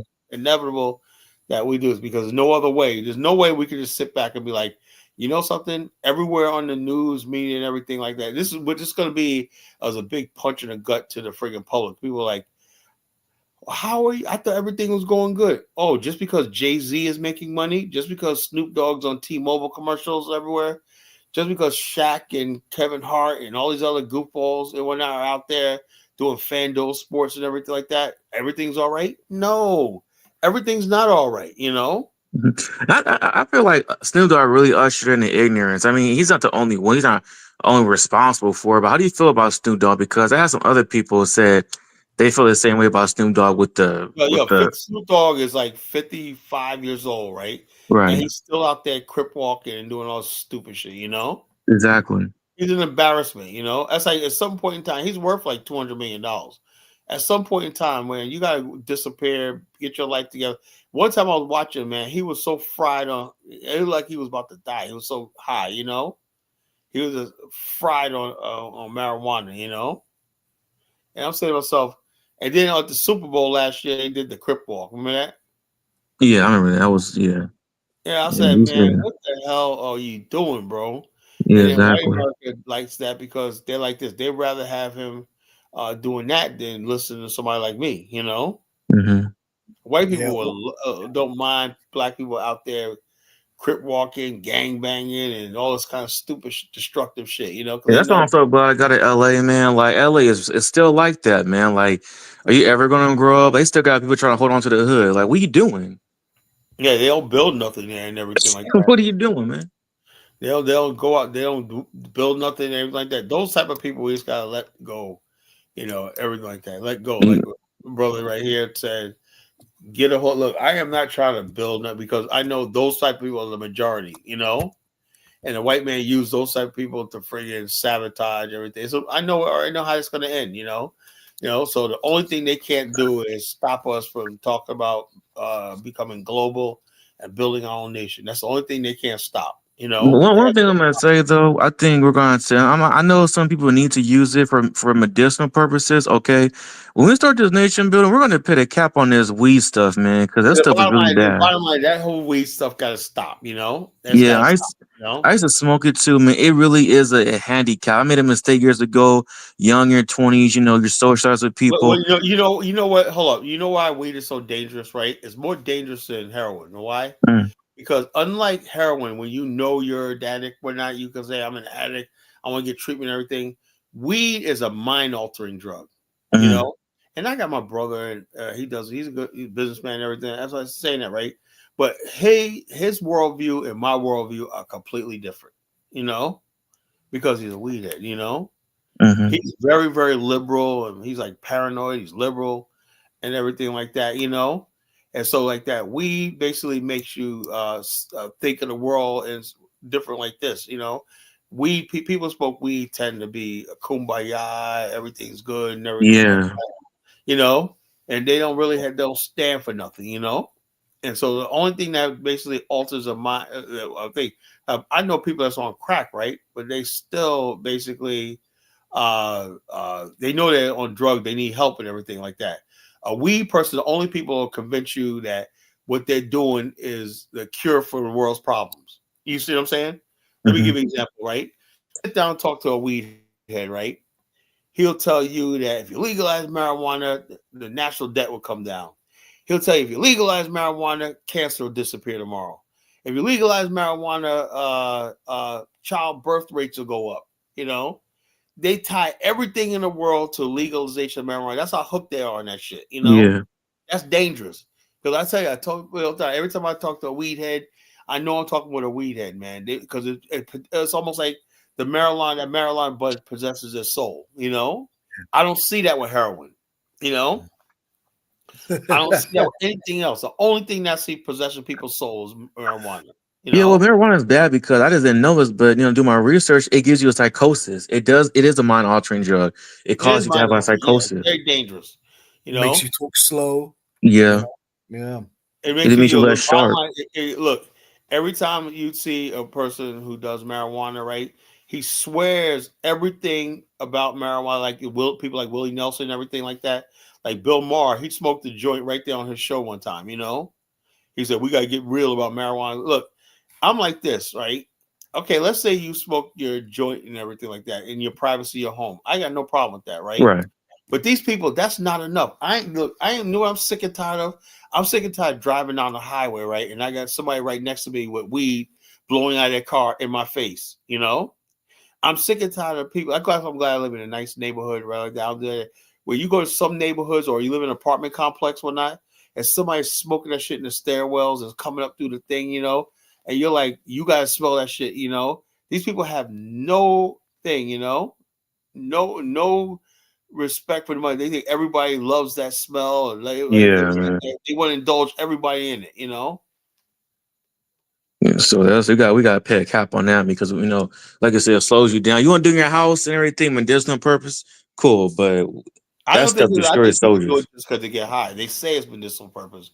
But you could actually buy the oil, without the the what's that called, the THC, CBD, whatever. Yeah, the chemical that gets you high, whatnot, THC, yeah, THC, and so, but they don't want that part. So like, okay, you can have weed, but you can't have the THC. Oh, that's all right. yeah, Oh man, it's hilarious, man. Like I said, and Negroes, man, everything. Okay, we got Big Black on. He's Little Black tonight, Big Black, what's on your mind, bro? Anyway, I'll let people up in there and sit there Yeah, he'll quiet. be back. Hold on. Let me change my shit, man.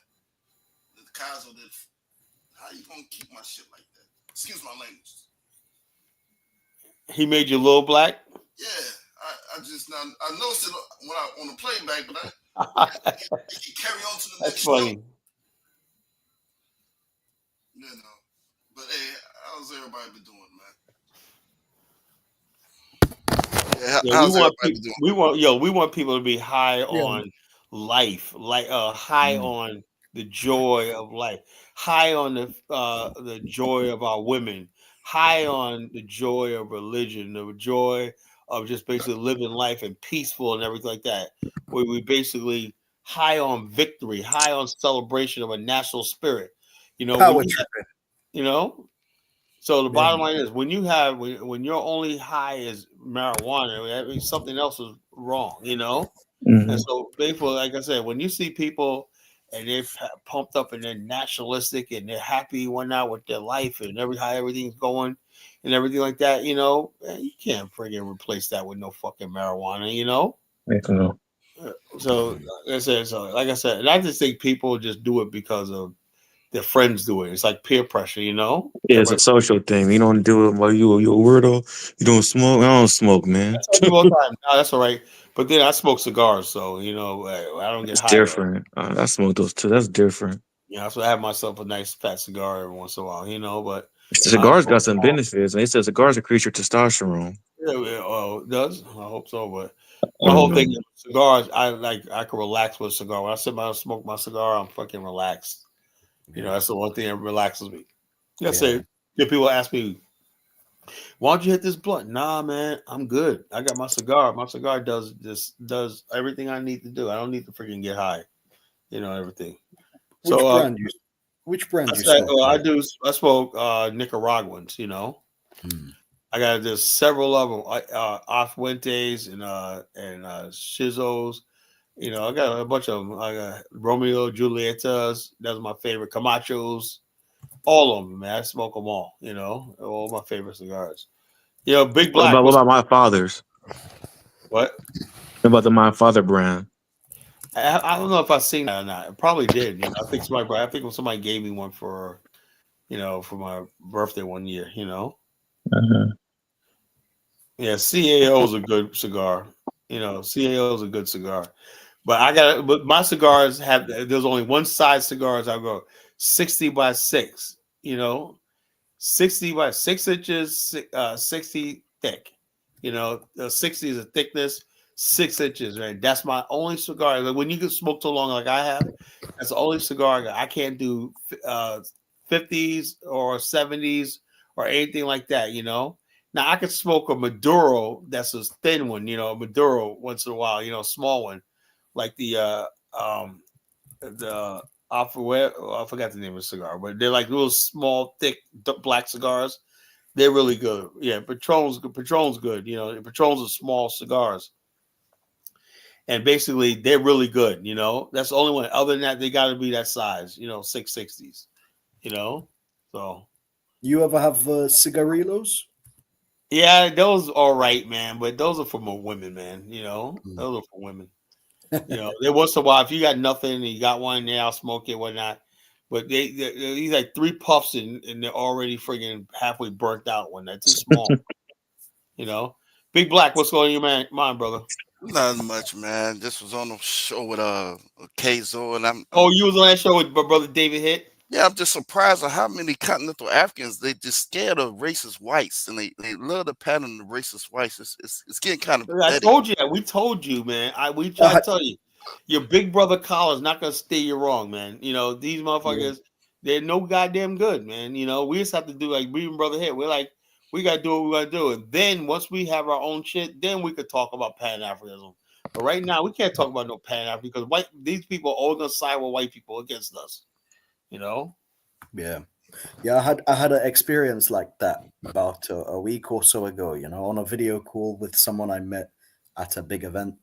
And yeah, I let him know one of these hosts of the event was no good, had some kind of racist kind of undertone in his attitude, um, and still he's like, what you're talking about is like, very strong, even though I just mentioned it briefly, you know. Yeah, man, but this African is like, it seemed a bit defensive, about when it came to these white guys. So Yeah, so yeah, Africans, I don't know, man. It's like, they haven't learned a damn thing after 500 years of taking L's and that. They haven't learned a damn thing. Yeah, I don't It's, get it either. it's like wow, it's like you're so far behind the 8 ball, and it's like you pretty much need to make some Hail Mary plays at this point, But it's wild. I think they Yo, just did you see our brother Captain Hit when he was breaking down where we talk about nation building and stuff like that? What do you think, Big Black? yeah, I seen it. I guess their whole thing is I see where he's coming from, right?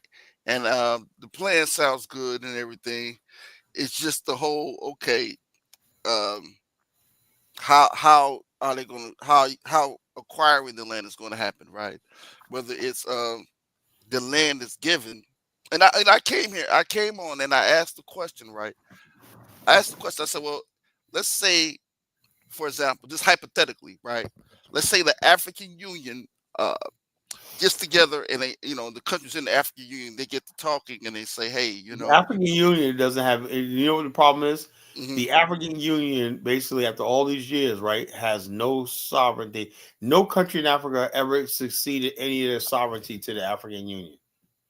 That means there is no African Union doesn't control the African railway system or commission the port authorities in Africa or anything like that. There's nothing they could, or the currency, the currency. There's nothing the African Union has any sovereignty over. So what could the African Union do? It doesn't have a peacekeeping force for the continent. It doesn't have a security council, So what can the African Union actually do? Yeah, I was just trying to just get like a hypothetical out of them. Let's With take me, I'm an expert in geopolitics. They basically have the African Union is nothing but a friggin' a social club for these corrupt countries. That's all it is, Yeah, that's why. And it's basically a lackey of the European Union. That's all it is. Yeah, that's why the Ibrahim and the other two presidents, they pretty much broke away from him. So I'm understanding that they pretty much said the joke. They know it's a fucking joke. They know the African Union, ECOWAS, all that's a fucking joke. They know it. Mm-hmm. Yeah, but I guess it's the whole thing of how acquiring the land, and I guess they have a fear of. What do they got to fear? Look, the Africans have been taking L's for 500 years. Why are they suddenly so concerned now? Look, you got people like Mike Olawale from Nigeria. No one's even talking about it. Nigeria's not even being considered. It's not even out of all the people that we're talking about this, right? That talk about this, Nigeria is nowhere near on the radar. So what does he care about what we do in, let's say, the Congo or Angola or Zambia or whatever like that? What does he care? I just don't understand all the. It's like I think the African continent, the African needs as much as help from its diaspora as it can get. I don't understand the whole pushback. Not a lot of continental Africans. I just don't understand it. Because they're afraid. What it represents, what that means. Because you gotta say something. You see these people. They see, and like I said at the top of the show, what is really rooted in envy and jealousy. Unfortunately. And I basically try like this. I always tell people all the time. I say, look, I appreciate a lot of stuff. What we say that we want to appreciate Africa. We're going there on tours. We're mingling with them. We're marrying them and stuff like that and everything like that. We're always defending Africa and everything, but they have this real hatred for us, right? Anytime you basically say that, oh, you guys are a bunch of. Anytime when someone says something like, you guys are nothing but pookies, ray-rays, and gangbangers or not. That's something white supremacists say, So we're supposed to be your brothers and sisters. You're supposed to be your brother's keeper, right? Me, I tell people all the time, much as a bad reputation Nigerians have, I'll never be able to hey, look, all Nigerians. I know that's not true. It's my job basically to give my people the benefit of the doubt. They don't do that with us. They don't do that with us. We're always defending them, and they always think the worst of us. They let the worst of us be our representation. That's hatred.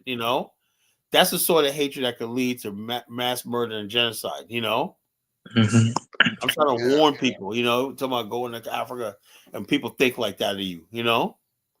That's the sort of hatred that people sit there and giggle when the Hebrew Israelite brothers who did nothing wrong had their property taken from them. That level of hatred, that you deserve what you get because you're an Akata, you're a Black American anyway. All this shit basically is really dangerous, so it's very dangerous. Just to be okay to leave their fate in other countries' hands. I don't understand that. No, we can't do that. We cannot do that. We can't be, our fate can't be in these people's hands. No. No, that won't work. Now more and more people are seeing Brother Hit and I telling the truth. No, I hear what you're saying, but I'm just talking about the continent period, right? The African continent period. Talking about the Black African countries.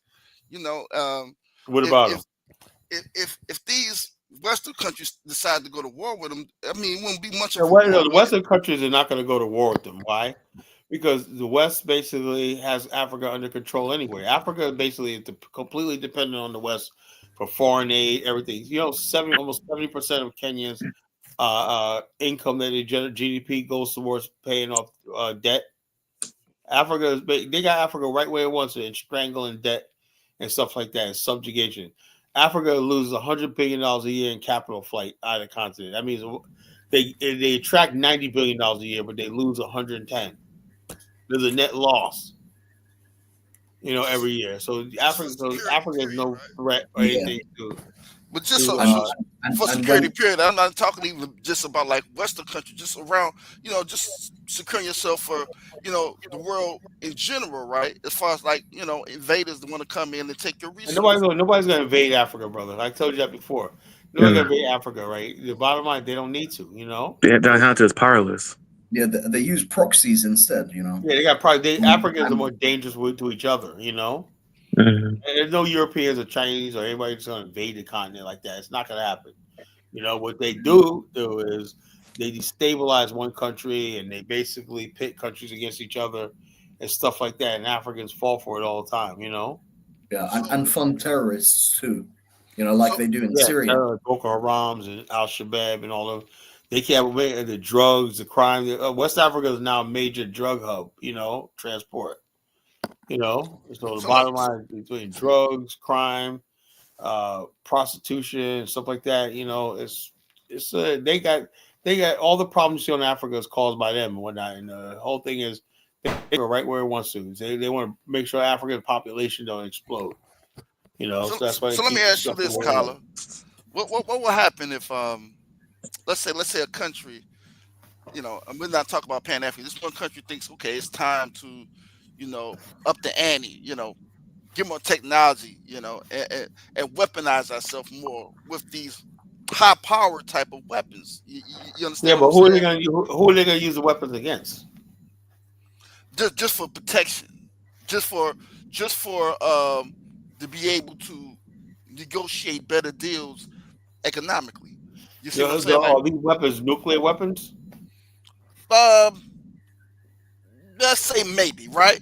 Would that The only cause? thing is the only thing the West is ever worry about is do you have long range nuclear weapons? If you don't have that, then you really don't have any weapons. Right, but let's say if they did something like that, did try, right? Wouldn't a lot of let's say non-African countries probably would they be more in danger of being at war with these not a lot of non-African countries? Well, if you had weapons and everything, you go to use them. Yeah, a couple people will come back and attack you, but But Africa just really has no. just the development, right? People go to war to protect their interests. Let me ask you a question. What interests does Africa have in Europe and Asia? Hmm, None. okay, So there's no so justification. There's no room of conflict. Now, right now, there's a conflict brewing in Eastern Africa over the Nile River. That's a resource, so mhm, that could spread into an all-out war. You have Egypt, right, is claiming the Nile River based on the fact that it was once a British colony, and basically the British used to control the whole Nile. So it claims because of the British whole Nile that they control the source. The source of the Nile, it comes from Ethiopia, Uganda, and down there, right? And it flows north to Egypt, right? So therefore, Ethiopia building that dam and everything like that. And then now they're back. Countries like Turkey and all these people are now building bases in Somalia, so that potentially they can attack Ethiopia.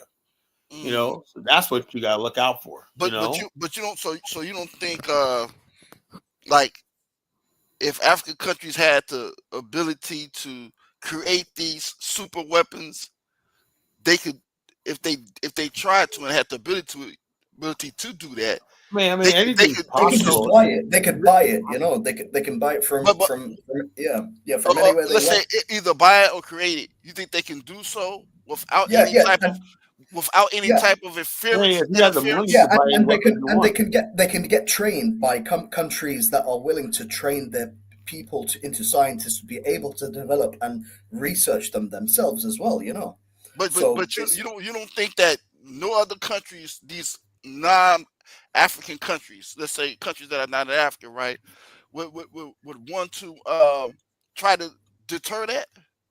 no.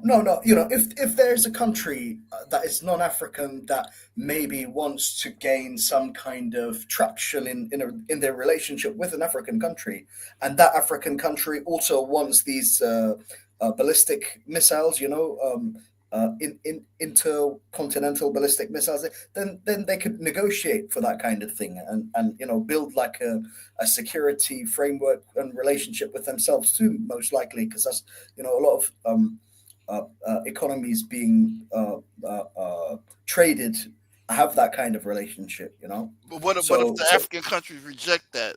Wouldn't that? well, if they reject it, then they're gonna, try to maybe sanction another African country, but that's not going to happen most likely, unless some of these Western countries say, "Oh, that other African country that's getting this training and buying these ballistic missiles from China, we don't want them to get power. They're going to try and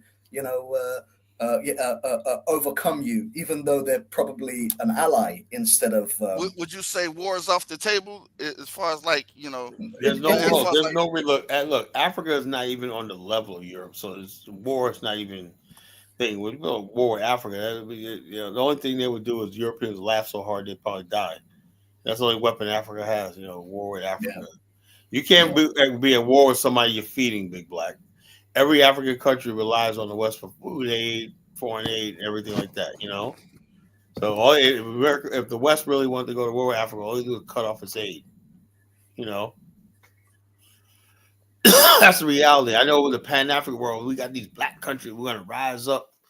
Africa is not what you think it is, bro. No, what I'm saying, I see what you're saying, but what I'm saying is there's going to be some home point. There's going to be a lot of resistance against that, that type of building. You know what I mean? Well, you talking resistance by who? That type of. Well, even if you say they cut off their aid, there's going to be some type of resistance against, African countries acquiring that type of. Yeah, but the thing is, what would African countries need with those weapons? I mean, one could argue just because everybody else have them, the same. Yeah, no, but hold on. The same reason. It's just like let's take a country like Brazil. Does Brazil need high weapons? No, because it doesn't have any really. It's not a conflicted region. Only conflict Africa has is with among itself with rebel groups and stuff like that. That's Africa's problem. Rebels and people like that destabilizing countries. Countries are easily destabilized. That's the challenge with Africa, not for war from outside. It's usually destabilization from within. So the bottom line is this. So we're talking about the wrong thing.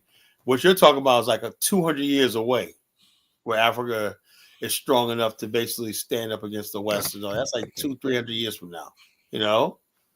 Right now, the only thing Africa needs to do is make sure that its population is fed and everything like that, and educated, and they don't have ignorance and everything like that, so people don't have to think they can run to the gun and solve their problems through violence. But not stand up against them, but I'm saying it probably will be seen as standing up against them, right? If they did. Yeah, but how you gonna stand up against somebody that feeds you? So let me tell you logically. They might not. Let me tell you, Big Black. The reality is, there's not one African country that does not rely on Europe or America for food and aid. Probably the only country in Africa that does is South Africa. The rest of these countries basically are dependent on aid. So how do you what are you gonna stand up against? Yeah, and BRICS can change all of that too. So BRICS will be a game changer, but I'm like this. I live in the United States. So I'm not really happy with BRICS because, if BRICS happens, then basically our quest for an Afghanistan is dead. Because one thing we have right now negotiating is the fact that we have the U.S. dollar in high amounts. We could pull together hundreds of billions of dollars worth of investment potentially. But if you take away the U.S. dollar and whatnot, then we're finished. We have nothing. We have nothing to bargain with. So I'm not too happy about BRICS right now. Yeah. And once we get our own land, everything like that, and it's up and running, then we could talk different. Right now, I'm like, I don't want to hear nothing about no BRICS. That's just me. I don't want to hear nothing about that shit. Yeah, I do, because anything is possible, and you could take advantage of whatever situation might come your way. So, yeah, it's something that is really out of everyone's hands. Yeah, I agree. African got economic freedom, but your freedom is coming at my expense.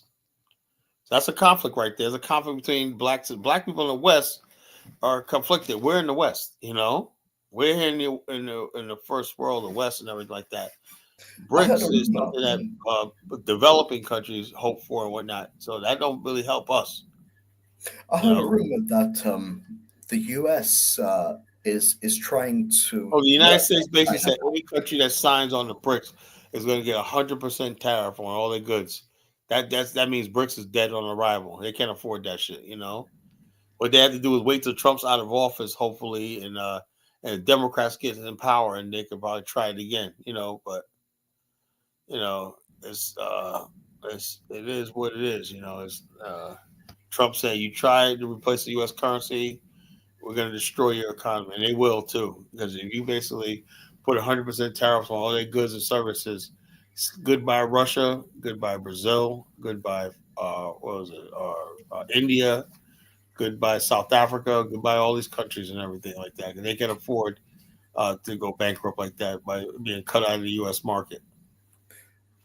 It sounds like it would push them to trade with themselves and avoid the There's US. not enough. There's not enough trade. But everyone, the United States is a $34 trillion a year economy, has the hugest consumer base in the world. You know, everybody, goods and services, $34 trillion a year.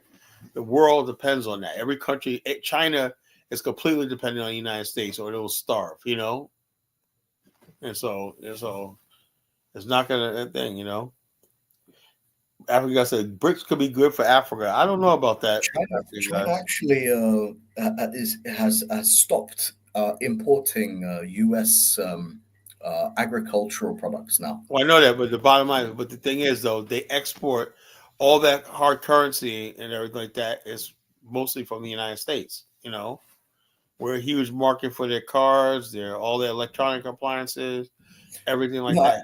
oh, So okay. Yeah, then well, I could, actually, the US puts 100% tariffs on Chinese EVs, so they don't really get even a chance to. well, hold on, but if you got 100% tariff on all your all your products or not, then China's in serious trouble. You know, and I so think also the US would be in serious trouble, don't you think? Because the US no, because needs the these. United States is the only country in the world that basically the United States is completely self sufficient as far as like agriculture, production, and stuff like that. What we do is we import surplus. You know, surplus to bring prices down. For the most part, the United States could basically stay within itself and like this. Like United States used to be before Biden came in office and shut down a lot of our oil. It was completely energy independent. We produce more oil than Saudi Arabia. You know, in the United States.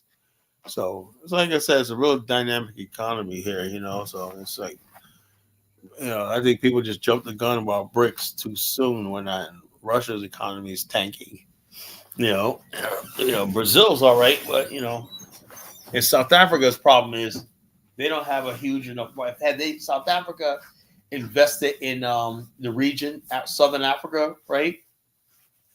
It would have created a huge market that would have been possible. But South Africa is basically divested from the whole entire subcontinent for the most part. So they got you can't be surrounded by small economies and everything like that and poverty. And when I talk about South Africa should develop all those countries on its border. It would have trading partners. We didn't do that. In many ways, the United States didn't do it either because the United States has nothing but poverty in this hemisphere right here. Japan did the right thing. It helped develop Asia. So it has trading partners in Asia. All these countries like Singapore, Malaysia, and all these countries are equal to Japan as far as business transactions and stuff like that. South Africa is alone by itself, in that region. You don't think Mexico benefited? Mexico, in the United States, Mexico is the only country that basically like this, and they basically tethered to the United States, and so is Canada.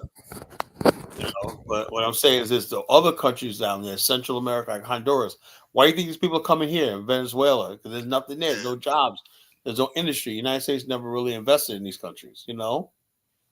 That's why these people are coming here. Yeah. They're on their way here. They're like, yeah, look, America. Yeah, and I was like this. I don't, something. I don't blame them. We started meddling in their economies down in Central America with our banana boat, our banana republic politics and everything. You know, and now they're like, hey, look, all these years of no factories, no nothing, and everything. Now you know something. We're gonna go where the money's at. America. You can't stop them. They're coming here. And the bottom line is this: and who do you think they're gonna replace? Black folks eventually. Because they can work for cheaper or whatever like that. And yeah, you can't blame them. They're just trying to survive. The only thing I'm worried about with those immigrants are the gangs. We gotta watch out for those gang members. Gangs. I mean, yeah, you got gangs, but here's the one problem that people that you have to worry about, right? Remember something, right? Because we lived in America, we put a premium on our labor and everything. We had labor unions and stuff like that, right? Mm-hmm. What happened was back in those days, right? And this was look, people don't realize this, right? We had to fight hard to get all the stuff that you grew up with, a pension fund, 401k, vacation, sick leave, all some of that was negotiating through backbreaking stuff like the picket line and stuff like that. You know what I'm saying? For years, right? And so therefore that is being undermined because through loopholes like staffing services and stuff like that, they're able to hire people from overseas coming here, and they don't have to basically pay these people work comp and stuff like this. They save money with illegal aliens, because they don't have to pay them workman's comp, health care, all that stuff that's standard in American business, Yeah, So yeah, that's dangerous. That's more dangerous than the gangs, to tell you the truth. That that's means true. this stands like Biden when Kamala got elected. 4 years of that shit you would have about a good half the workforce in America illegal aliens, right? And basically companies are making record profits because they're not paying all this money in workman's comp, healthcare, and everything like that because they basically got this cheap illegal alien labor, and there's no way to stop it because it seems like the Republicans and the Democrats benefit from this shit. Well, it was cheap labor, Is it Prince P Haitian? Yeah. Yeah, he talks like he's a continental African, like like Yeah, I don't know why he thinks that. He's a Haitian, but he acts like he goes, you guys gotta sit down and recognize Nigeria. Get the hell out of here, recognize Nigeria, you know? Well, they have similar cultural similarities, so Yeah, I know. I'm sure they do, but the bottom line, I don't look. He feels affinity towards Nigeria. That's fine, but they're not my leader, man. I can't call Nigeria. not really. I mean, they're not. I mean, yes, some of the practices, as far as like uh spiritual Well, hold practices, but on. What they have in common are both shithole countries for the most part, and they have this thing where they think, the countries are so similar because they're both raggedy and poor. I'm not trying to be degrading or nothing like that, but that's the truth though. So it's like a kinship when I said, like I said earlier in the show, I said there's like a friggin' we at Black America. We did not ask to be brought here in America, right? We're not asked to be brought here. Yes, we have a U.S. passport. Yes, we're U.S. citizens, and yes, we tend to benefit from being in America. That's true. But should we be ashamed of that? You know? yeah, I think they're. I mean, he talks like they're pretty much westernized too, for the most part. Yeah, well, so the bottom line, people always say that, oh, yeah, you guys are Western and whatnot, but the bottom line is, where do they always move into? The West. Where they can't get enough of? The West. What music do they emulate? The West. You know? I don't see them going to the Voodoo Festival either. And I don't And see so them. the bottom line, so it's all bullshit. So we're being punished or hated on because we're just being ourselves. We're just being ourselves in here in America. And we're not, we didn't ask to be brought here and everything, but we make the best of it. So it's just a sad situation. Yeah, so you're pulling minds to join us in the motherland. Your Pan African nationalist needs to grow and support whether you like it. So we need nationalists American. What is he talking about? I don't know, man. He's At this point in time, does that even make any sense anymore? listen. Yeah, well, we have all these years of dealing with Haitians and all these other people, and do you see any movement among these people in Big Black? You know, I don't listen. They tried. Did they try to get into like the African Union or something, and they got rejected or something like that? something like that. Yeah. Yeah. So I mean, they're pretty much in a by themselves, really. I mean, I don't see a lot of African countries reaching out to them at all. And what's the point of that? You know, if you're not going to benefit, look. Bottom line is this: I'm sick and tired of basically talk about. I got to enjoy something that I don't see our people benefiting from. You know, I want to see people bet. What are we benefiting from all this? We talk about Pan Africa. We've been doing the Pan for years, and I've never seen No, anything come out of no. it. What's the ask him? What's the Jamaican? Pretty much platform on Pan Africanism. You know what I Well, mean? I Before talked about Brother Bamani. He's Jamaican, and he said, "Man, there ain't shit going on." He said, "Jamaicans that live in America just hang around black folks in America and just talk about Pan Africa, black boy." He said, "The islands down there, white people control that shit. You know, Chinese, whites, Lebanese, everything, Indians, and everything like that. You know, the black Jamaicans ain't got shit down there. You know, they ain't no damn Pan Africans as far as Jamaicans and everything. You know."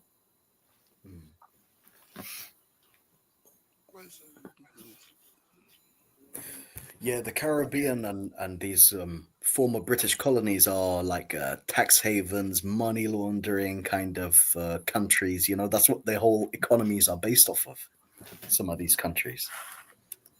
Okay, African guys. What I should have said was developing. I shouldn't have called them shitholes, but I would say developing. These are all developing, poor developing regions, and whatnot. And they got that kinship, you know, that commonality. That's why Prince P feels closer to Nigeria than he does us. Yeah, but I don't see no Pan Africanism really. Mainstream Pan Africanism coming out of Jamaica for him to make these statements. Well, he's from Haiti.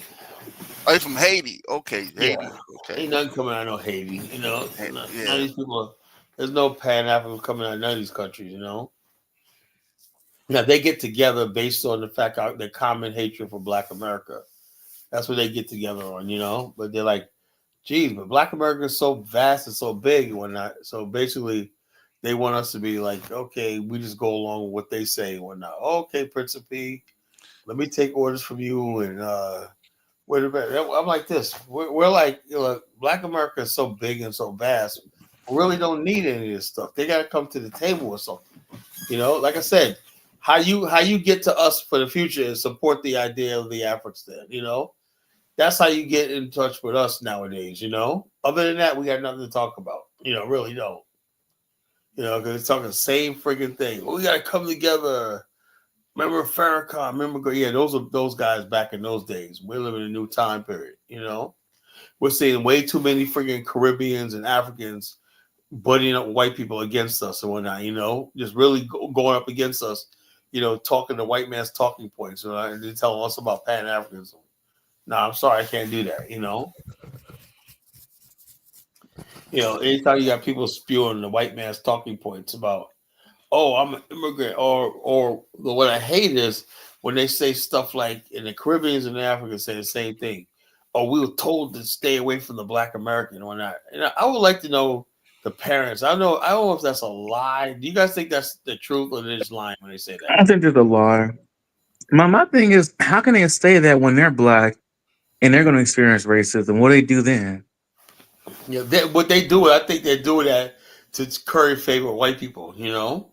Yeah, but even though some white people may like you, you still are, you're still going to experience White racism. people are laughing at them behind their backs. They're freaking fools. Yeah, I don't understand that thinking though. Like you go to a certain area that doesn't like you, or you can't get the vibe that people don't like you. I don't understand how they think, man. It's crazy thinking like that. Yeah, which right, like the Haitians in Springfield, Ohio. Yeah. You I know, don't. they white people they'll call them freaking the stupid freaking sand niggers. Or when I was like, damn, Yeah. you know, I was like, damn, man, there's so much for them loving Haitians so much, you know. Hmm. You know, yeah, they like me. I'm not black. I'm like Lou Major. You guys remember Lou Major? You know, Yeah, fool. I just don't understand where he's coming from. He's an anti-Pan-African, wannabe continental African. I don't understand that whole concept. Prince of P. He's a I wannabe don't know what continental Prince African is that's all about. He's like a love of new Lou Major, you know. I don't know, man. I don't get it. Like I know for a fact. I remember when I was growing up, we used to give Haitians a lot of shit. I do know. I remember that, you know. And maybe it's all coming back to haunt me and shit, you know. But you know, we used to give Haitians shit when I was growing up, man. You know. And we was like, oh man. So I said, I feel that. I said, okay, that's how you really feel. You know, y'all pissed the fuck up. But I always thought they were laughing. They took the joke really well. I didn't know they really felt like that, you know. We used to clown I'm not jealous. I'm not jealous at all. We But used to I clown just don't Haitians all the time. understand. Also, I remember one time, this one girl I used to mess with, she was Haitian, right? But I used to always talk to her and just like just say shit about Haitian and whatnot. Then one day, her and a gang of them came to my house one night. Tell my mother, like, you always saying something about Haitians and whatnot, blah blah blah. You know, I was like, yeah, outside look outside the window. It was like about a bunch of with their parents out there. You know, they're like, he's a bigot. He's Haitians or whatnot. You know, I was like, yeah, I was just running my mouth about shit. You know. I was like, you know, y'all do voodoo and also I was ignorant. You know, I was ignorant. Oh, they do voodoo, man. Like the Yeah, no, but I was just ignorant. I shouldn't have said nothing. You know. Yeah, but it is true about their culture. I mean, I'm not into that voodoo stuff. I'm not into that spiritual. That's the only thing about like some like the West African culture I don't really like. Yeah, man, Yeah, I there's a like this. gang. I'm like this. One thing I like this. You want to do what you want to do. You want to go kill a chicken or goat, whatever, like that, and then pray, Yeah, do your dance. Well, do it in your privacy, right? But don't tell me I got to participate. And that's what I hate. Why do they always yeah, feel like man. we got to participate in their bullshit? You know? They had a brother go to Africa, man. You know, he had to go to like witch doctor for something. It's like a little ceremony. He's like, man, it was Man, I crazy, ain't man. doing all that shit, man. I And he tell said it was anybody right now, if I see you getting on your knees and kissing the feet of some cheap, I'll kick you in the head. for It's real, man. Yeah, and I see a picture. Even though I love my brother Dinus, man. Every time I see a picture of him fucking on his knees in a fucking, I was like, dude, man, you don't. yeah, man. That's like you could take that stuff. You could pray to the ancestors, but that killing goats and chopping heads off and pouring the blood. I'm like, dude, that's too much. I'm no, man, no. We don't do that shit. Like I said, that's why I said we have our own way of doing things. You know. Yeah, I'm a Christian. I respect Islam. I just respect God. Pray my ancestors to be a good person. That's it. All this whole pouring libation and speaking I in don't tongues, believe in all that. no. I don't do all that nonsense, I all don't do that. that shit, man. I All don't that do excuse Mr. my Mind language. shit. You I know. don't like that stuff, man. I don't. It makes you look like a wacko. Like I don't do that stuff. No, Yeah. no, no, no. So that's what happened, right? In the movement, everybody was going to Africa, right? But they going to Africa on some weirdo shit, you know. And I Hmm. said, like, I'm not into that shit, you know. Colin, have you done your libation and got your new name? No, I don't. I got a name. I don't fucking want a new name. I don't want a libation, you know. I don't Yeah, want yeah. to drink chicken or goat There's blood. I don't want to do yeah, it, man. You know? yeah. There's a General Butt Naked from Liberia, Joshua Milton Blake. Oh yeah, man. He did all that stuff, you know. Yeah, all Yeah, that crazy stuff, cannibalism. They were doing yeah, cannibalism in the war. Crazy stuff, man. You It's know? like, man, that's what keeps the continent backwards and primitive. I'm sorry to say this. That is primitive stuff. The same stuff they do in India. They worship cows and Well, rats and the I know, filth. but we can't say that because they'll say, Kala, you're being anti-African. No, I'm anti-bad practices, you know? Yeah, it's bad. Your culture always changes and evolves, you know? That's the difference between high cultures that who advance and cultures who don't. The ability to change, adapt, and evolve through enlightenment, you know? Hmm. So when you don't have that, you know, you don't have that, and then next thing you know, you stay backwards and everything like that forever. They'll say, well, a lot of people went to Liberia, they saw people that were backwards, you know, and you know they prospered while these people stayed in the dark ages, you know. Hmm. And so, but Haiti which is makes it oh, Liberia 2.0 or not?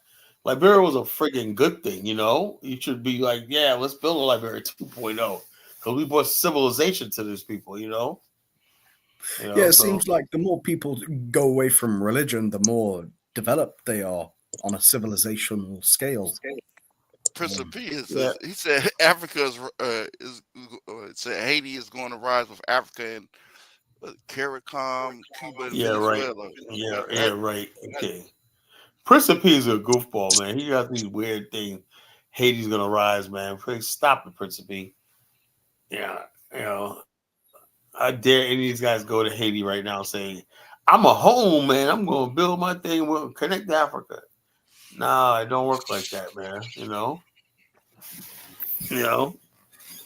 it don't work like that, I, would- I wish the best for Haiti, but I understand Prince of P. He's like what are you, Pan African with everybody except African Americans? What kind of Pan African is? That's what I'm saying. That's what I said. These people, these Pan Africans, Pan just usually means I hate Black Americans. Like my good brother Brandon.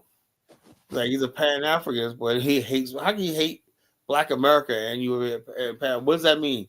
Another Pan African 101. First thing order of business is hating Black America. Do you hate Black America? Yes. Now you are a member of the Pan African Strikes Back Force. It's like damn. When I listen to Brand, I'm like, damn. I said I didn't know that I'm such a piece of shit for being African American. I thought I was a good guy. I always thought that I did the things the right way and whatnot. But you can't do no right when in the Pan African world. You're just by being born Black American. You're bad. Man, we got to put. You know, He wants to be kind of African, but he looks like he's so you know pretty much loves his French name. He loves his French name. I can't even say that Principe, shit. yeah. Frenchie says I'm insulting the continent. No, French, we're talking something. I wish people understand something. If I say something, I'm talking about certain people, certain practices on the continent. A continent I love. My wife's from the continent. The bottom line, but bad stuff, bad behavior. And I know most Africans don't engage in that, but the face of Africa is always basically negativity. And basically, Africans don't stand up and say, "Hey, look, that's not us. We're civilized and all stuff like this." And they basically let it be known that we're civilized, we're educated, we're cultured and stuff like this. You know. Yeah, he We're came on not here. saying Westernization is our civilization. With civilization, Africa is civilization. We have to understand what civilization is. And you don't have to be Westernized to be civilized. Two civilized people could get along with each other, right? Even if you disagree. So when you're civilized, you could have two different cultures, language, and everything, but you know how to get along and understand and recognize each other's humanity. When you see tribalism, sectarianism and also like that, that's not civilization. Yeah, he's so proud of his French name. What's the French the most brutal to Africa? I heard the French was Yeah, real French. brutal. Yeah, like I said, when you deal with a French people, French cultures, and whatnot for the most part, right? The French culture basically is really, really strong on the continent. Really, really strong. And so the bottom line is this: I had a friend of mine. His name is his last name was Philippe. I used to call him Philip, right? He's Haitian. Philip. No, it's not Philip. It's Philippe. Oh, okay. Calm down. Calm down. You got to talk about what air with the French accent. It's Philippe, not Philip. So I used to call him, yeah, Pat Phillip. Man, he want to fight you, man. It's Philippe. You know. It's the French. That French shit, man. Strong, man. Yeah, that's crazy. Anyway, People love the colonizers' language and whatnot. Yeah, our boy Pat, man. My brother went to go see him a couple of years ago. Him and his friends from school met in Miami and whatnot. Met in Miami. The South Beach and whatnot.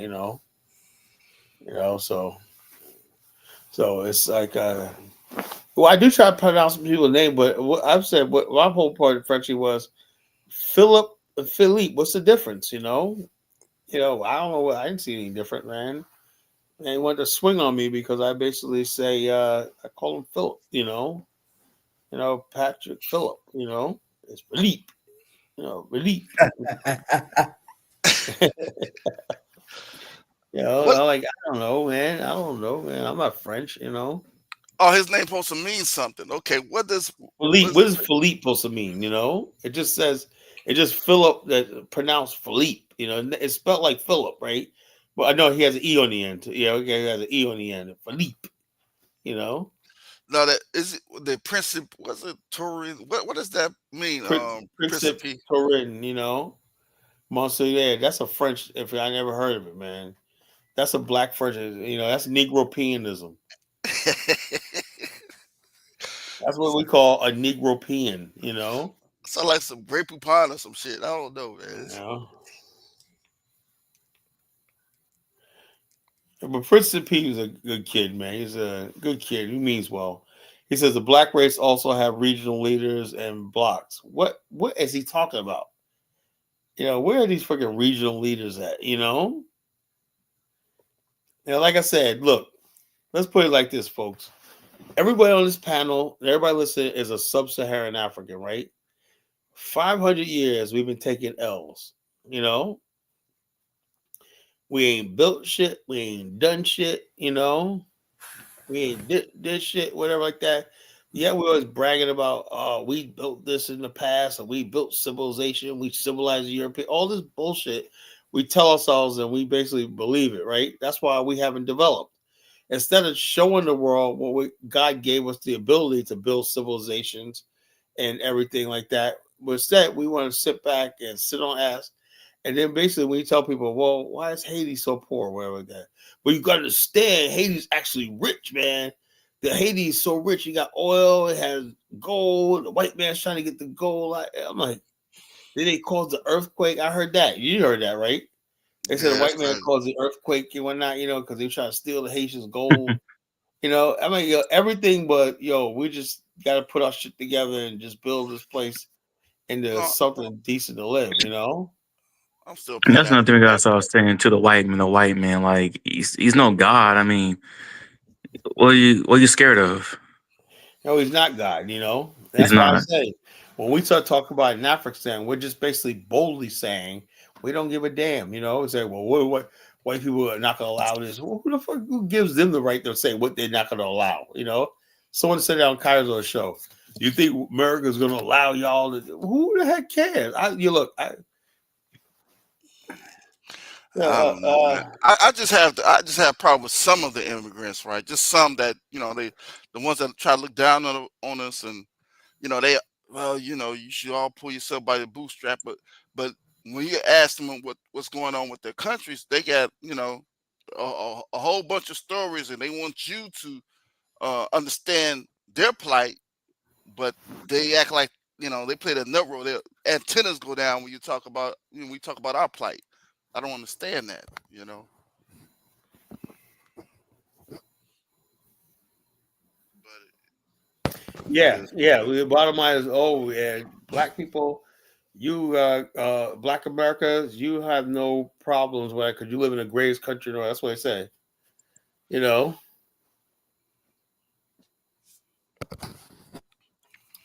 Yeah.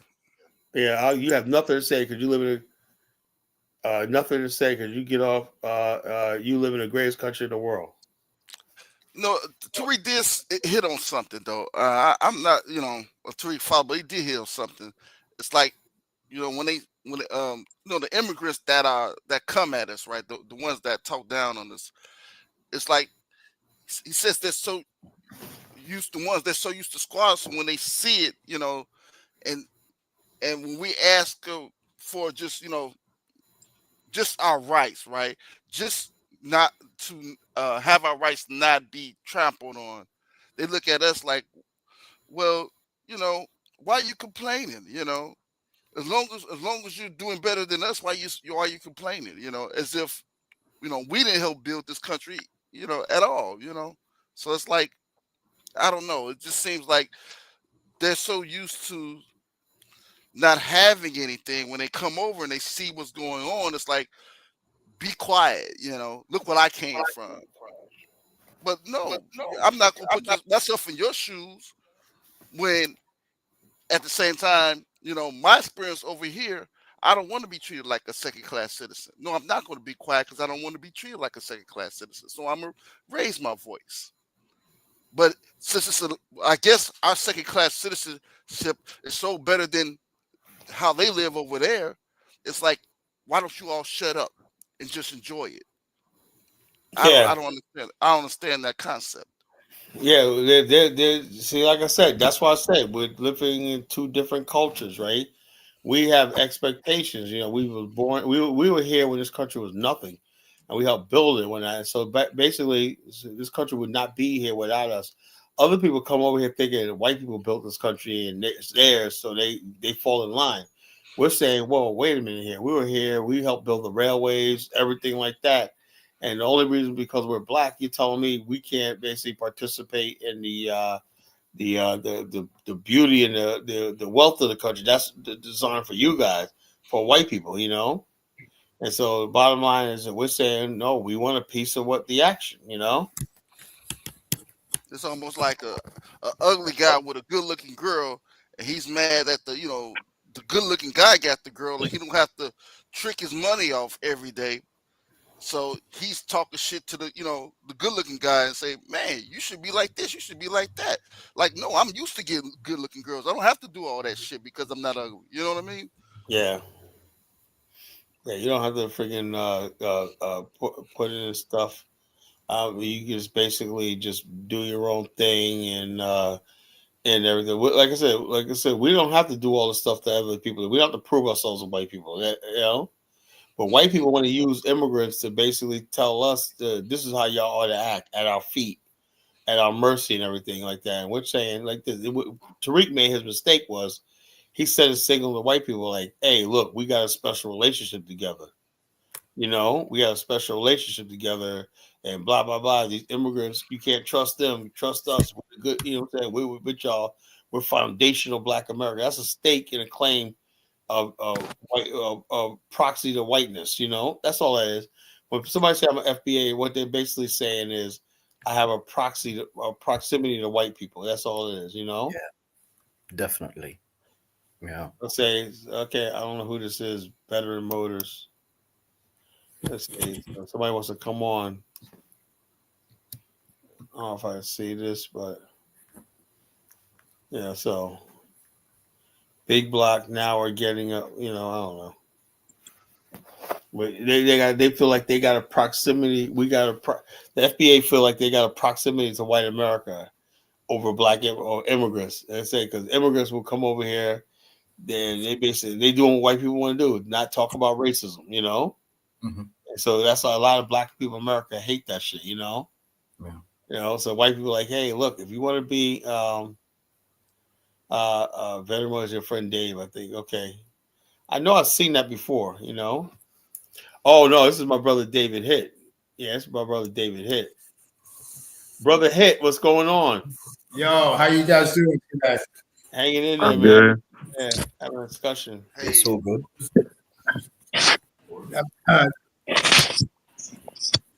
Hey, you want to break it down to you? What happened on Kaiser's show today? Yeah, that was interesting.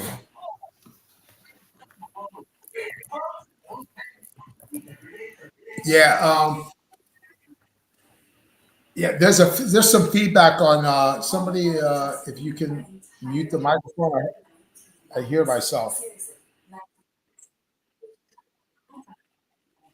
Hold on one second. Hold on. Okay, no, I got it on my side. Yeah, it was interesting. So, just as you had told me before, yeah, that show was talking about what we had discussed last night, and so I went in there to listen to what these guys were saying, and of course there was a lot of Africans that were there, and it's amazing how I've when we talk about wanting to get land on our own and be on our own, there's a reason behind it. And it was readily apparent why we have to do things on our own. Because each of the different individuals that were from Africa had many reasons why we shouldn't or we couldn't do this. And then they would flip out and then start essentially, talking, denigrating, who African American people are. And it's like this is the hidden I guess you can say, the way they look at us in their hearts, it's not as sincere as people think. And that goes for a lot of people.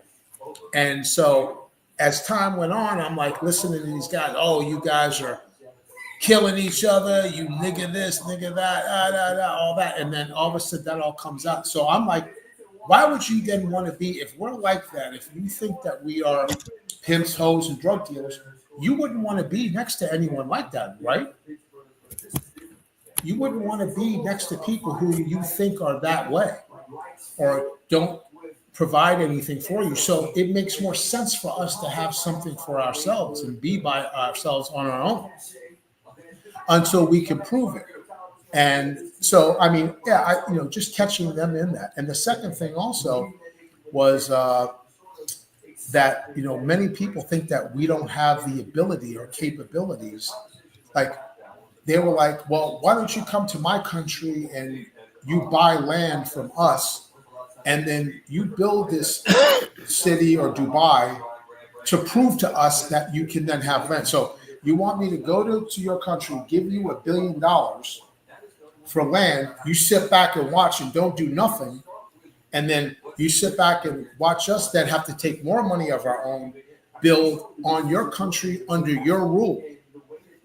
So I still, if I buy land from you, I still have to go to your departments in order to get inspections, in order to get approvals for designs, in order to get permits to build foundations, to run plumbing, electrical. I still have to go to you to get all of that stuff. And of course that will cost money.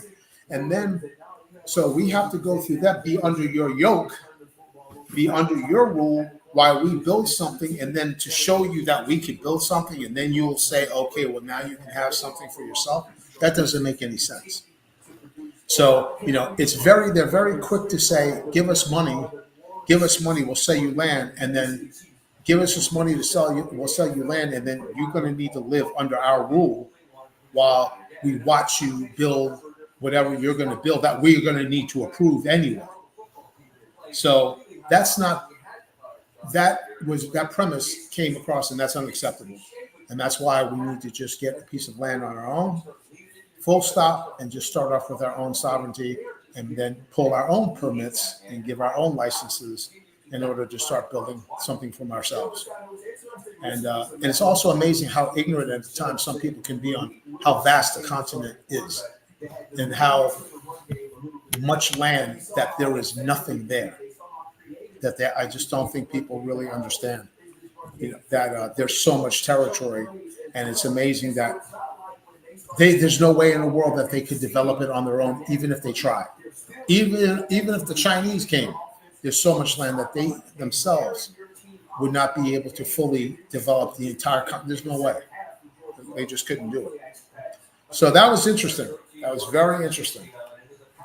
But of course, we were able to, I took the blows, and I'm like, okay, well, once again, guys, this is the reason why we need to do things on our own, and we'll prove it to you on our own. But I'm not going to give you a damn cent, and I'm not going to live under your rule ever, because I don't have nothing to prove to you. This is for ourselves, those who wish to come, plain and simple. Thank you, brother David. That's what they do. And they always resort to the worst stereotypes that even white people don't even believe in anymore. The average white person, even the most racist white people, don't believe in half the stereotypes you see Africans spewing. And so these are supposed to be our brothers and sisters. And their tribalism is very, very deep, even amongst themselves, between their own nations. They have a very, very deep tribalism amongst themselves. And so, once again, they think that we are superior to you. You have to come in under us. Yeah. What was disheartening, Kala? I even gave a scenario where, let's say a group of, let's say, Western countries, African countries, right, got together and they said, hey, we want to give African Americans, a piece of land, and we'll come together and we'll think about where to plan should be in what a country, and then whatever country we're in, we'd all chip in, and we'll come together and give these people a piece of land. Give it to us. And I was just asking, what do you all would think about that? And it was like, they still was like pissed off about it. I was like, God damn, Exactly. Yeah. Uh, That was a good one. Exactly.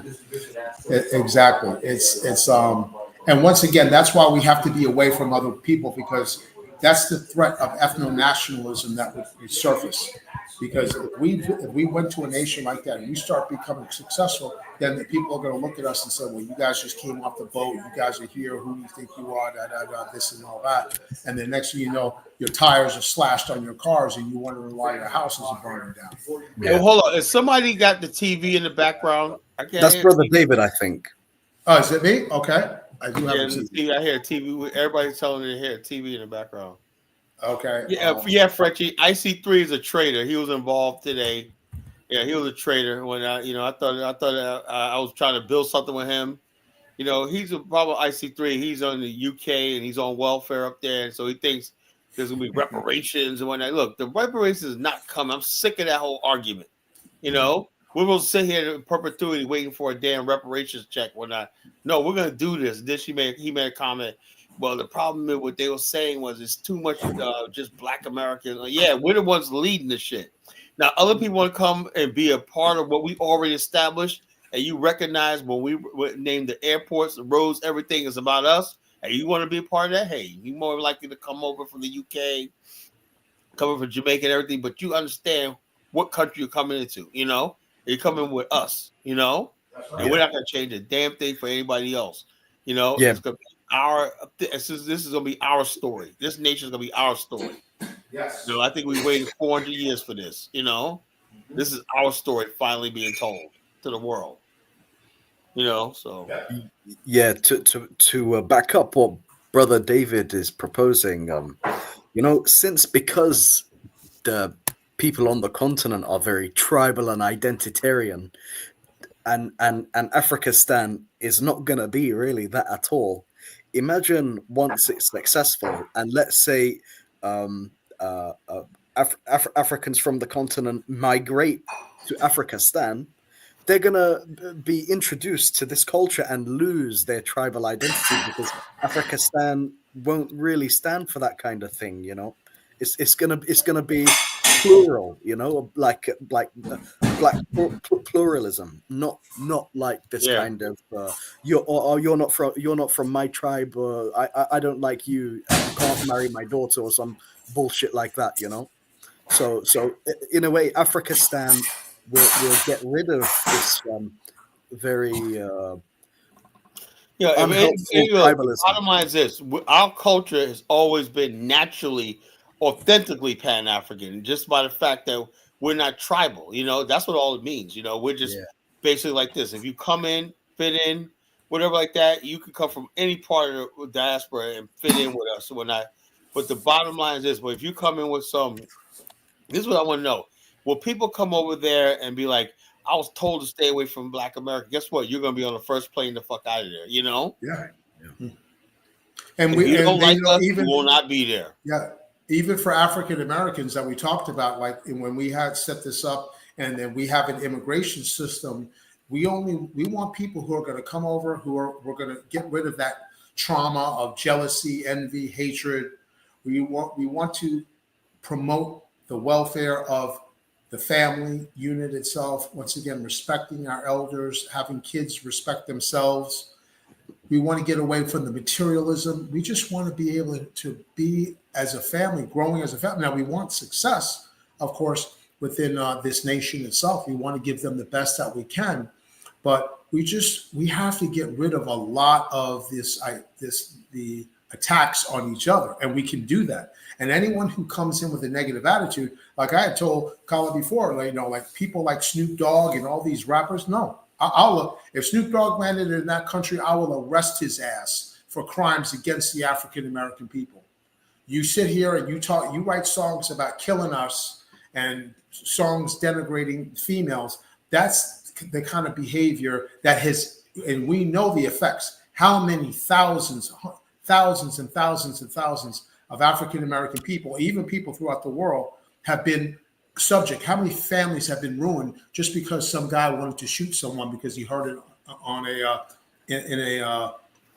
or saw it on a rap video or heard it in a rap song, denigrating. We're the only people on the planet that were writing songs and can get paid millions of dollars to talk about killing one another.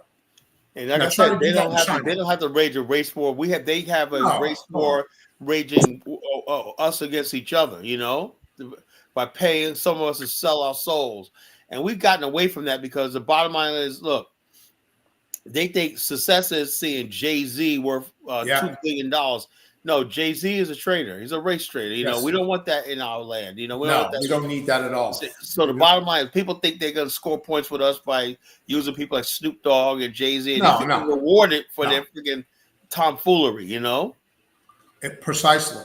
And just look at those effects today. Look at how young men and women treat each other right now. And these young ladies, I mean, they have like no filter on them. It's like whatever. And it's very common. Okay, I'm a baby mama and I got 3 baby daddies. Man, you and I are the same age.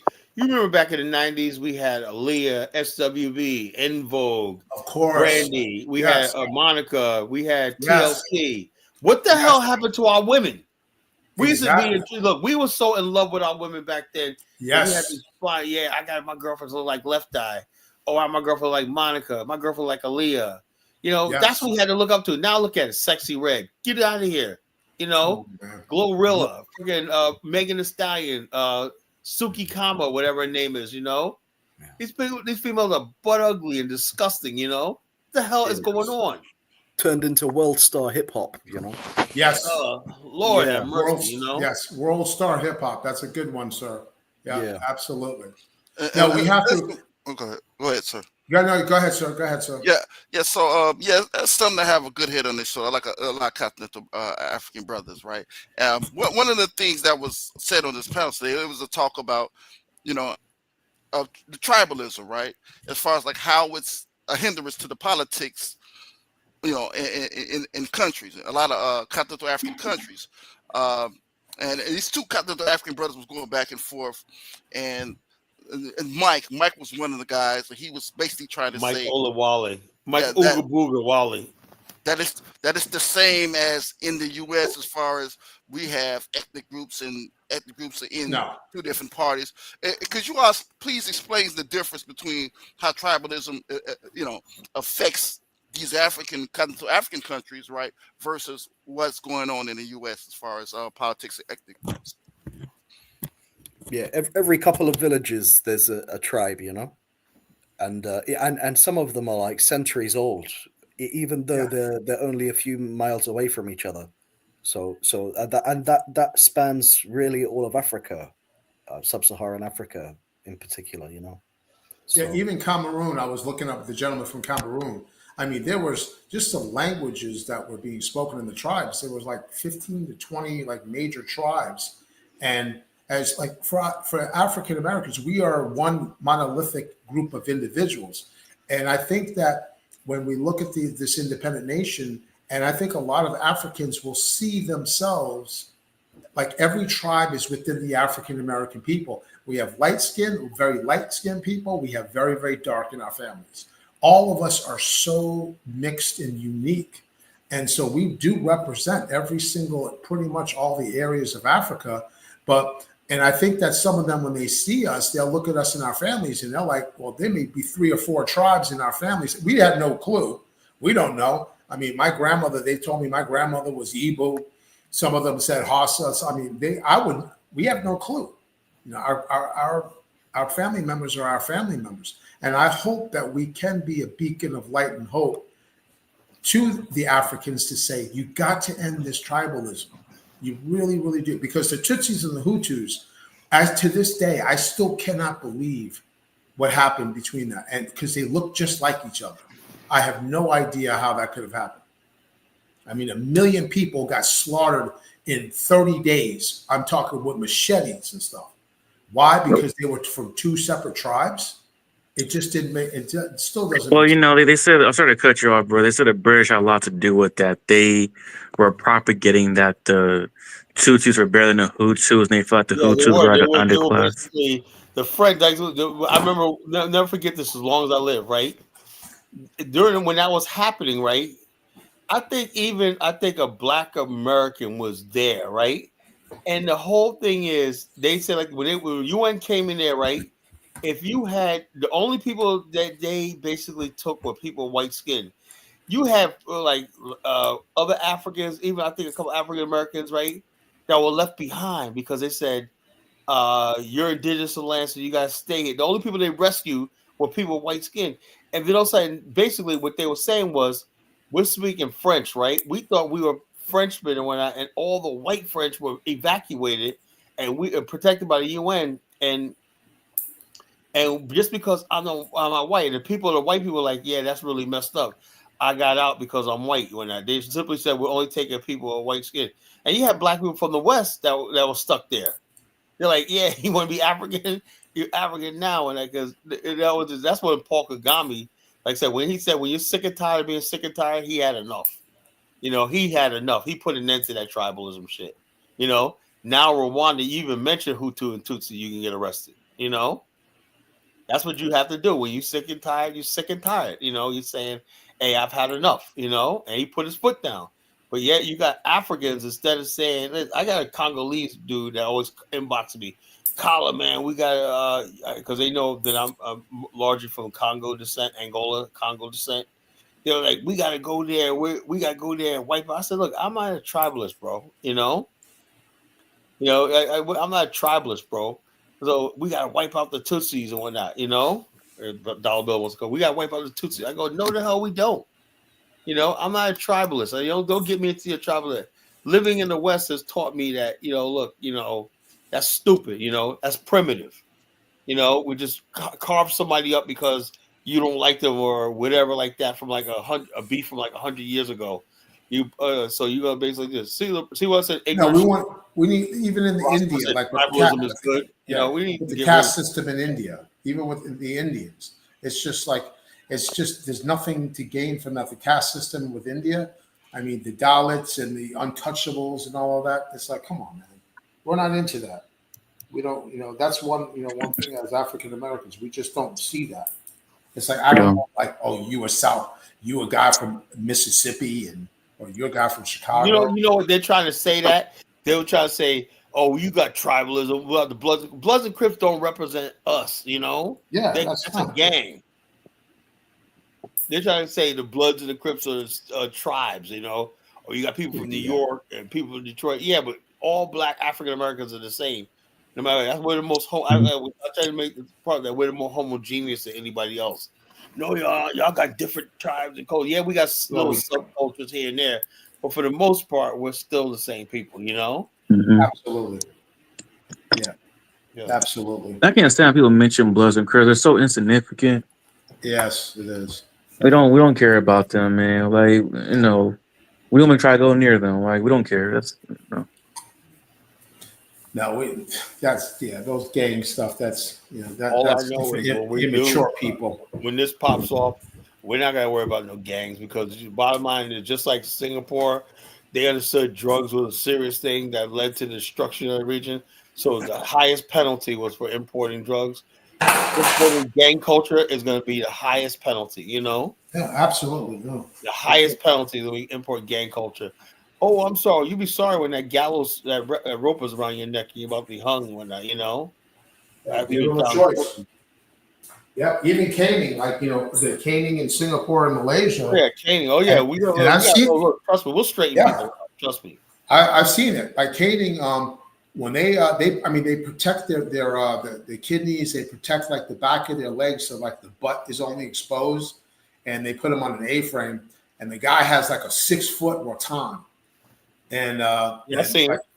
Yeah, you can get up to 24 strokes, and they count them strokes off 1, 2, or they say Satu, Ampat, Dua. They be going saying that. I mean, counting every single one, and all of a sudden everybody wants to be religious. And them guys are getting that cane on their behind. Yep. and then that's no joke. And those guys, jail should not be a place where you want to go back to. And so Singapore, Malaysia, Indonesia, they make their jails not a nice place. You don't want, so when you get out of there, you're like, you know what? I'd rather just not steal. And the same thing like in the UAE, the consequences of doing things, are really, I can't wait till the day comes. I want to see in our nation where a man can make a YouTube video, put his wallet on his car, put his keys on the car and his money, and be able to walk away and not work and come back an hour or 2 hours later, and it's still there and nobody touches it. Exactly. That's what we possible want. too. That's possible too. That's very possible. It is. It's reality in Dubai. It's straight reality. Go to a McDonald's, leave your computer there, walk away, come back an hour later. It's going to be there and nobody's going to touch it. Yeah. About this UAE thing. There was one very young black man from the UK who got into a relationship with a UK Indian girl. And I heard about that. Dollar Bill, I sent you that thing. I said it was a Nigerian guy. It was a Nigerian guy. Oh, okay. Remember I sent you that video? I said swirling going wrong. So you got to teach these African brothers. You can't be with these white chicks in places like that, unmarried.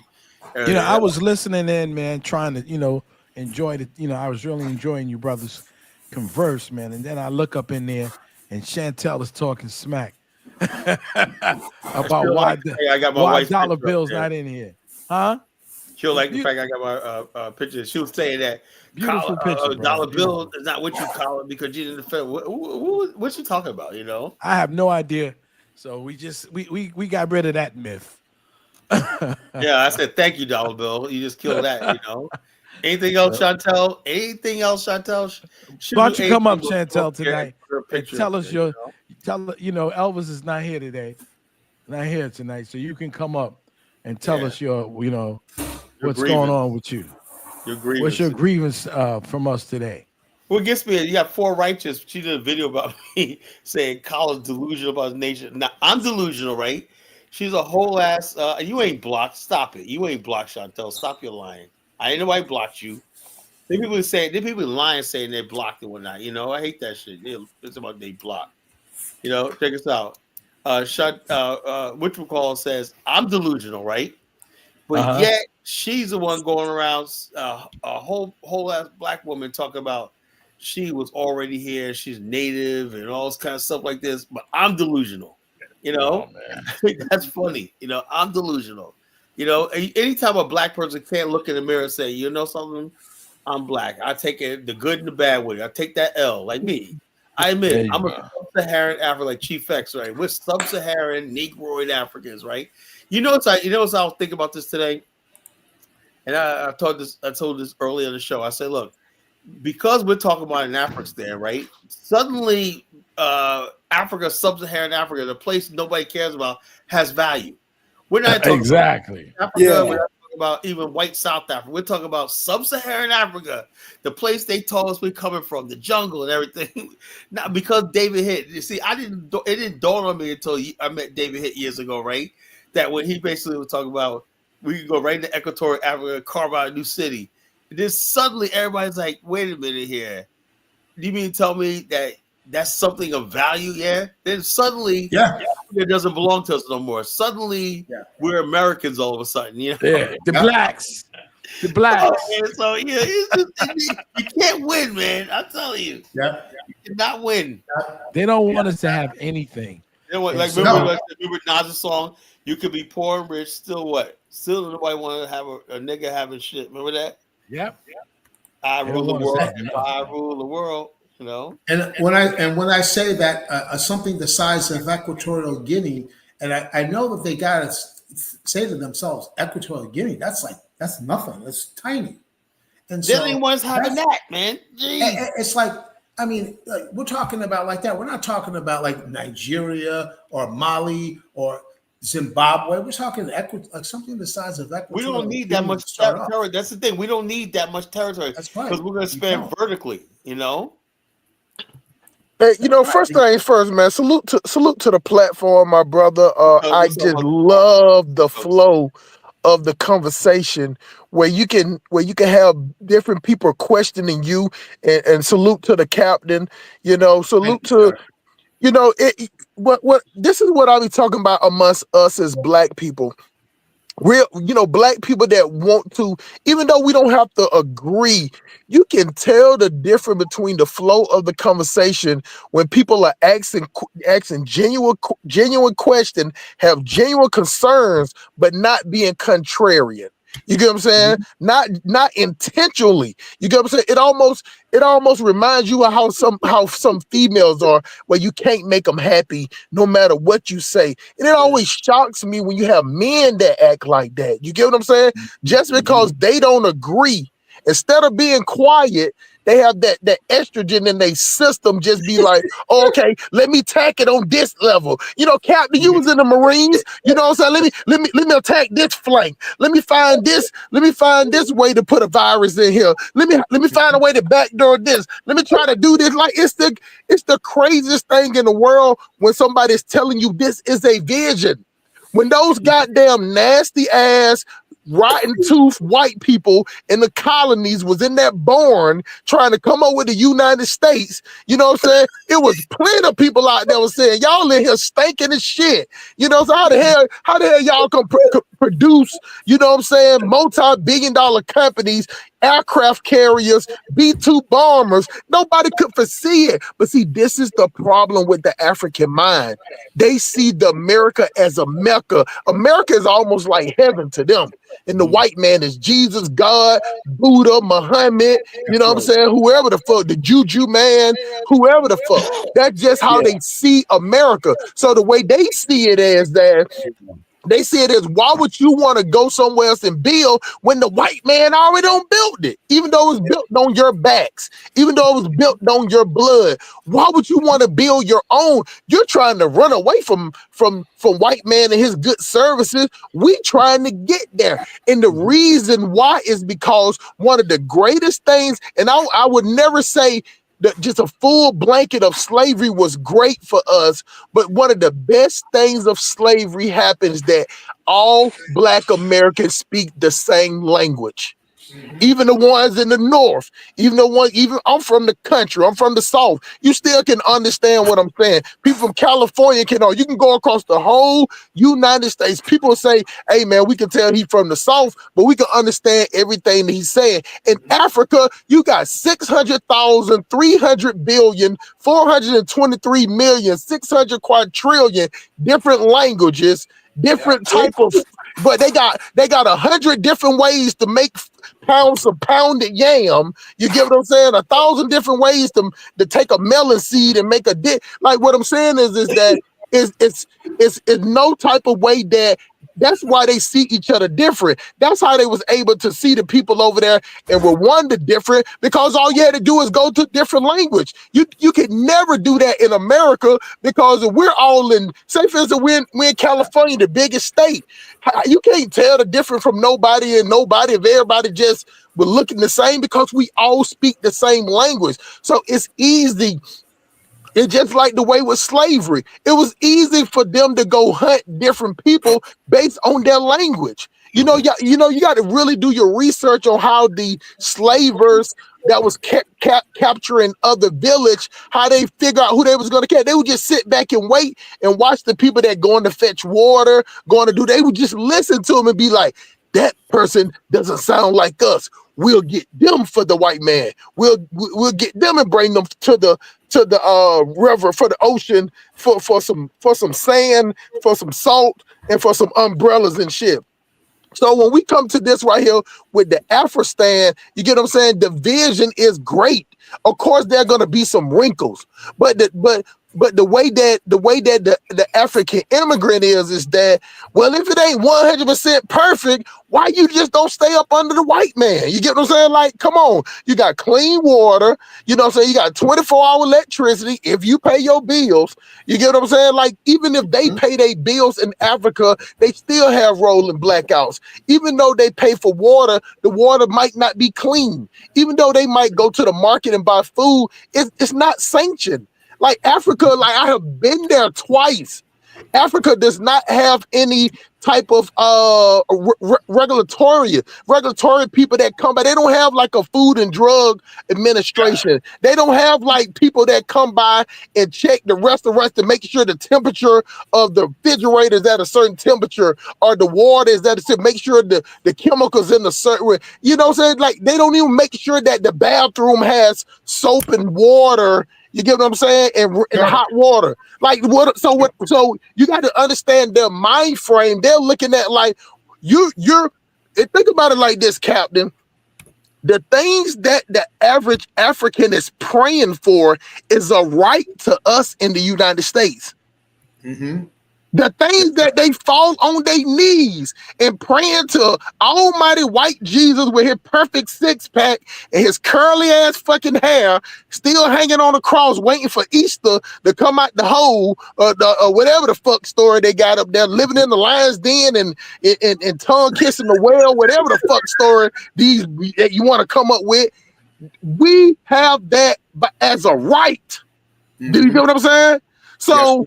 So they don't understand why that we want to do it because they don't have our mentality. That's why I tell Collar that there's no need to associate with them because they're not going to understand that from being up under the white man, the white man told us something. You ain't going to get nothing, nigga, unless you take it. Mm-hmm. You ain't gonna get nothing, nigga, until you get in that motherfucking ground and dig it for yourself. Now, I made you build America. I made you build a White House. I made you pick that cotton. I made you take care of them farms.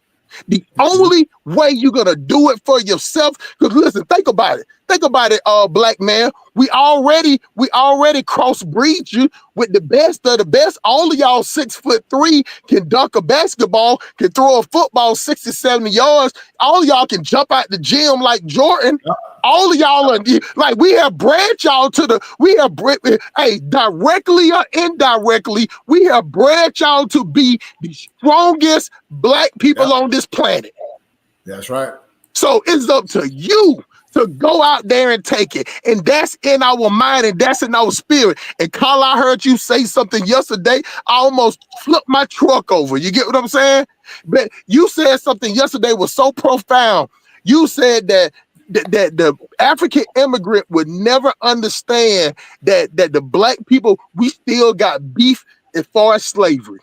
It's still something bubbling in our spirit that even though now one of us got hit by a whip, none of us was strung up on a tree. None of us had our wives taking our homes and raped and sent back to us. We still have something in us that make us want to choke every white person we see just because of slavery. You get what I'm saying? We have that in us. Instead of that, using that towards each other or using it towards them, because we know that the punishment for us is going to be sincere, we got to go out there and exert that energy somewhere else and build up. Do you get what I'm saying? Because at the end of the day, we dying being comfortable, Captain.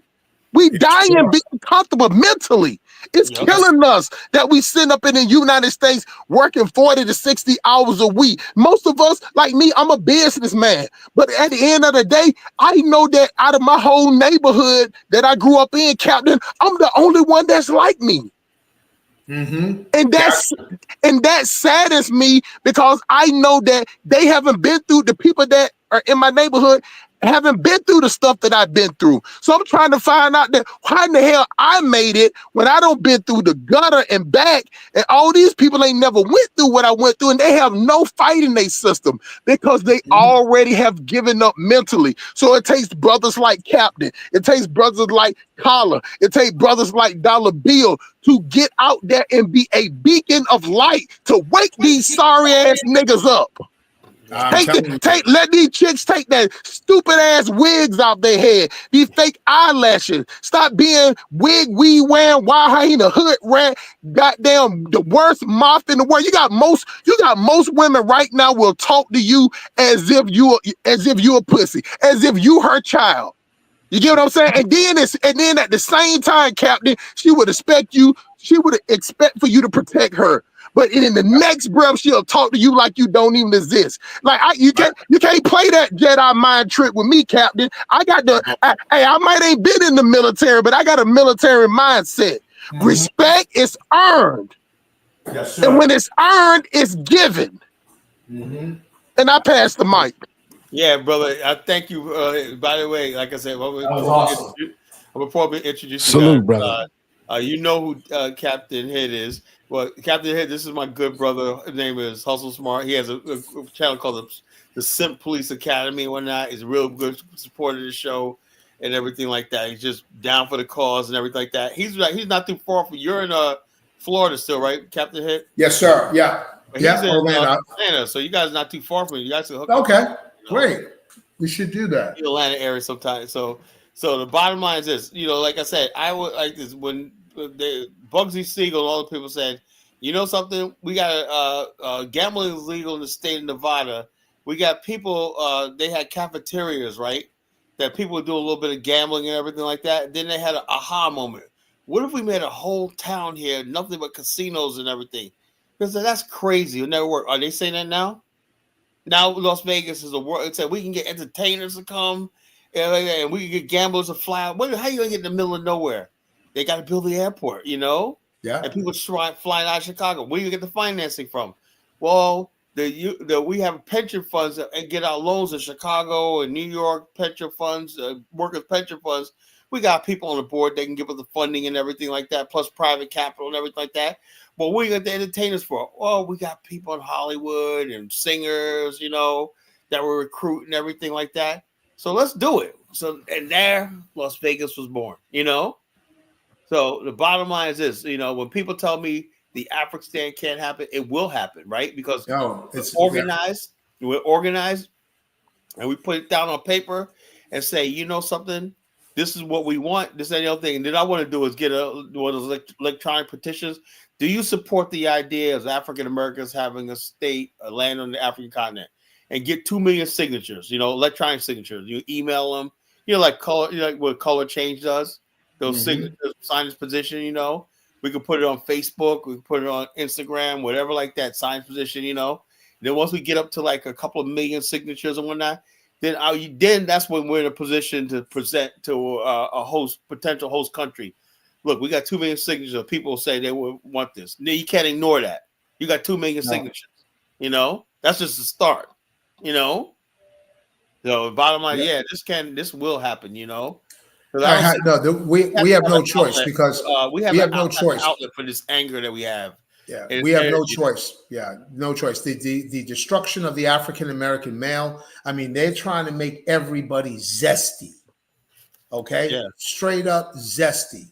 And you've got all of these brothers that were wearing in the last administration were wearing dresses every day. Come on, man. Yeah, in the White House, that dude Bill Porter's wearing a freaking dress in the White House. I've had enough. And Biden pardons 35 cold-blooded murderers, child killers, everything today. This country is just freaking gone. Illegal alien killed a lady on the freaking subway. And like you said, brother, millions of people flood across the border. We have no protection of border or nothing like that. Anybody just come in here and kill us and take our jobs, take everything like that. We have nothing to say about it. And that's done not by anything but our so-called government who's supposed to protect us. So in other words, our government is telling us, like in Chicago, that we don't give a fuck about you, right? So why should we hold on to this country, No. Real talk. More importantly, it's like our children, like I had said yesterday, if we don't do anything, the next 40 years of you working, 20 years are going to be designed for you to pay taxes. That means 20 years left. Now, in this nation, if we follow a model that's say close to what a Dubai does, no income taxes on what you earn, no income taxes on if you make money on crypto, or if you make money on investments, then you have a value added tax. Just the fact that you can keep your money for yourself, if we do it right and we have a nice balance and we are able to take the best of Singapore, say for instance, the best of Swiss banks, the best of Dubai, the best of what we have, And then now we're going to be able to build that generational wealth to our children. How are you going to build generational wealth if you're not a sovereign, if you don't have land to call your own? How are you going to do that? You can. It's going to be almost impossible to do that. So if we stay in America, we will be the perpetual minority for the next 100 years.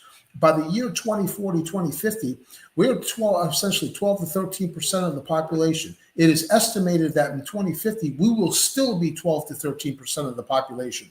We're not going to have any growth. One, they have a bunch of Planned Parenthoods in the cities, and so they want to keep aborting all these black babies. So we have a flat population growth. Hispanics are gonna grow. They are out there. The Hispanic people, they're gonna go up to 18%, 20%. And so we will be perpetually marginalized. And they'll look at us and say, well, hey, we got enough. All they have to do is cater to the Hispanic people and say, Hispanics, you know, vote for us on this side. So one day our vote may not be that much here. So we're not going to have any choice. And I refuse to die under the yoke of anybody, and especially going back to Africa or any other country.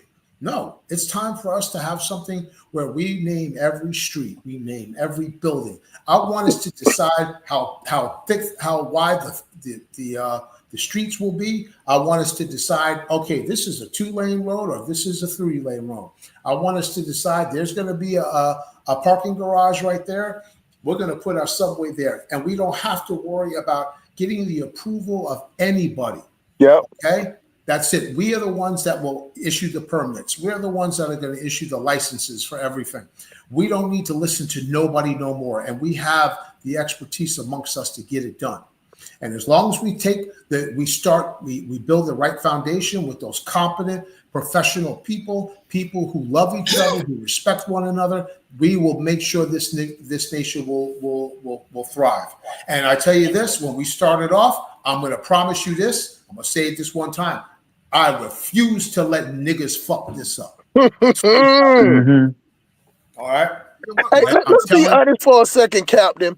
You know, at the end of the day, with black people, because we're so emotional, we have people talking that shouldn't be talking. For us, when we come to designing, so to speak, you get what I'm saying? Like everybody shouldn't have a word. Like me, I'm good at logistics. You get what I'm saying? Yes. You know, for as delivering, for as you know, timing, for as you know, where you know, if you have like deliveries or how we gonna set up the freight, where the stop points at, where to put the petrol stations, where to put like the shops to service the petrol station. See, it's minute details.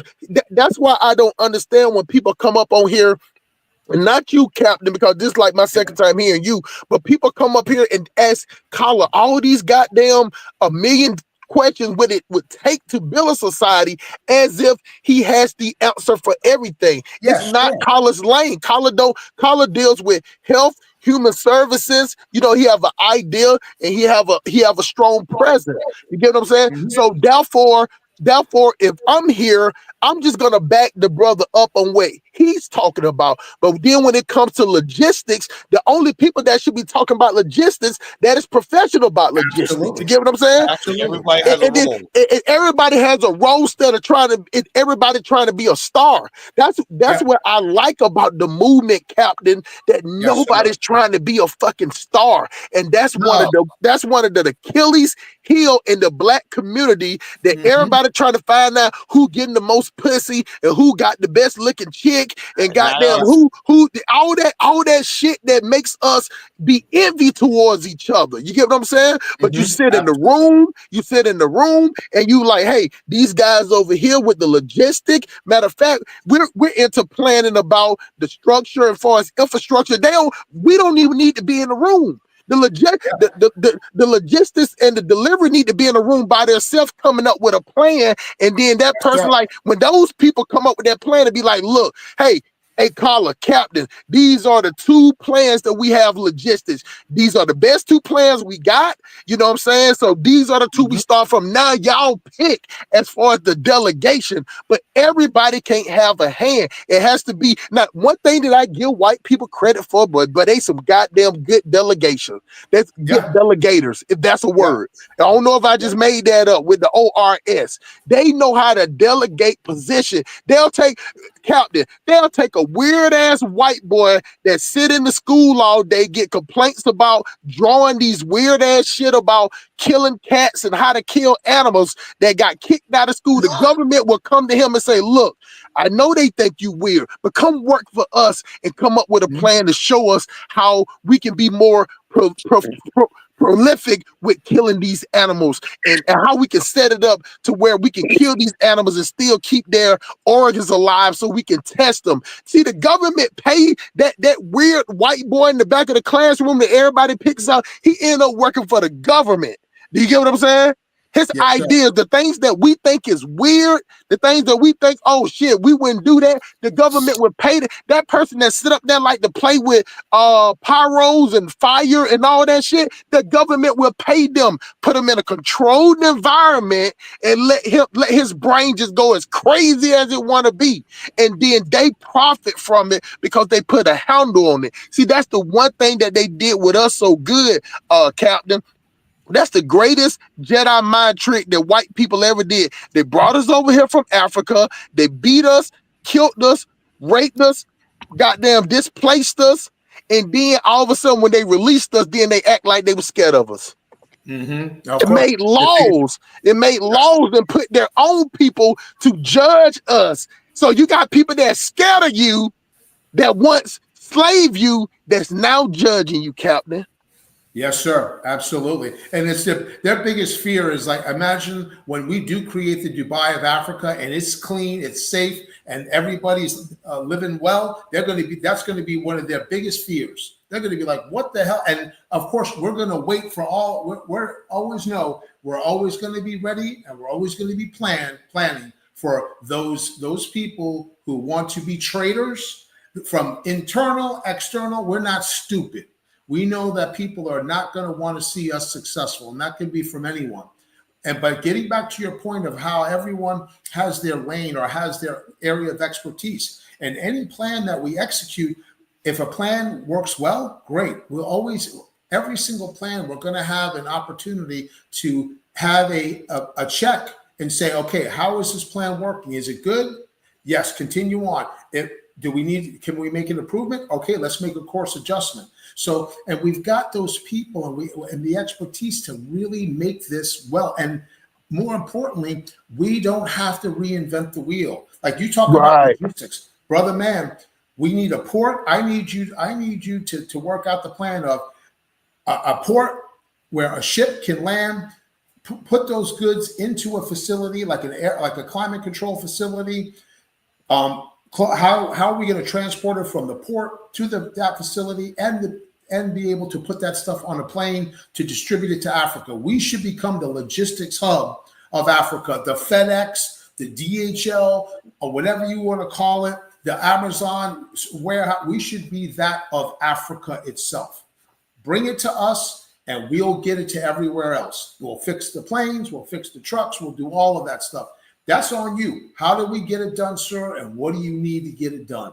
And make it the best of the best. Implement, and you can go around the world and you can say, let me go. You need to go on a trip, send you to China. Go look at a port in China. You need to go see an Amazon warehouse. I'm just using it as an example. True. In America, go. You want to see how the robots are working, or how this or that, or how we can do it. I mean, the automation. You may say, I want everything automated. You may say, I want no automation.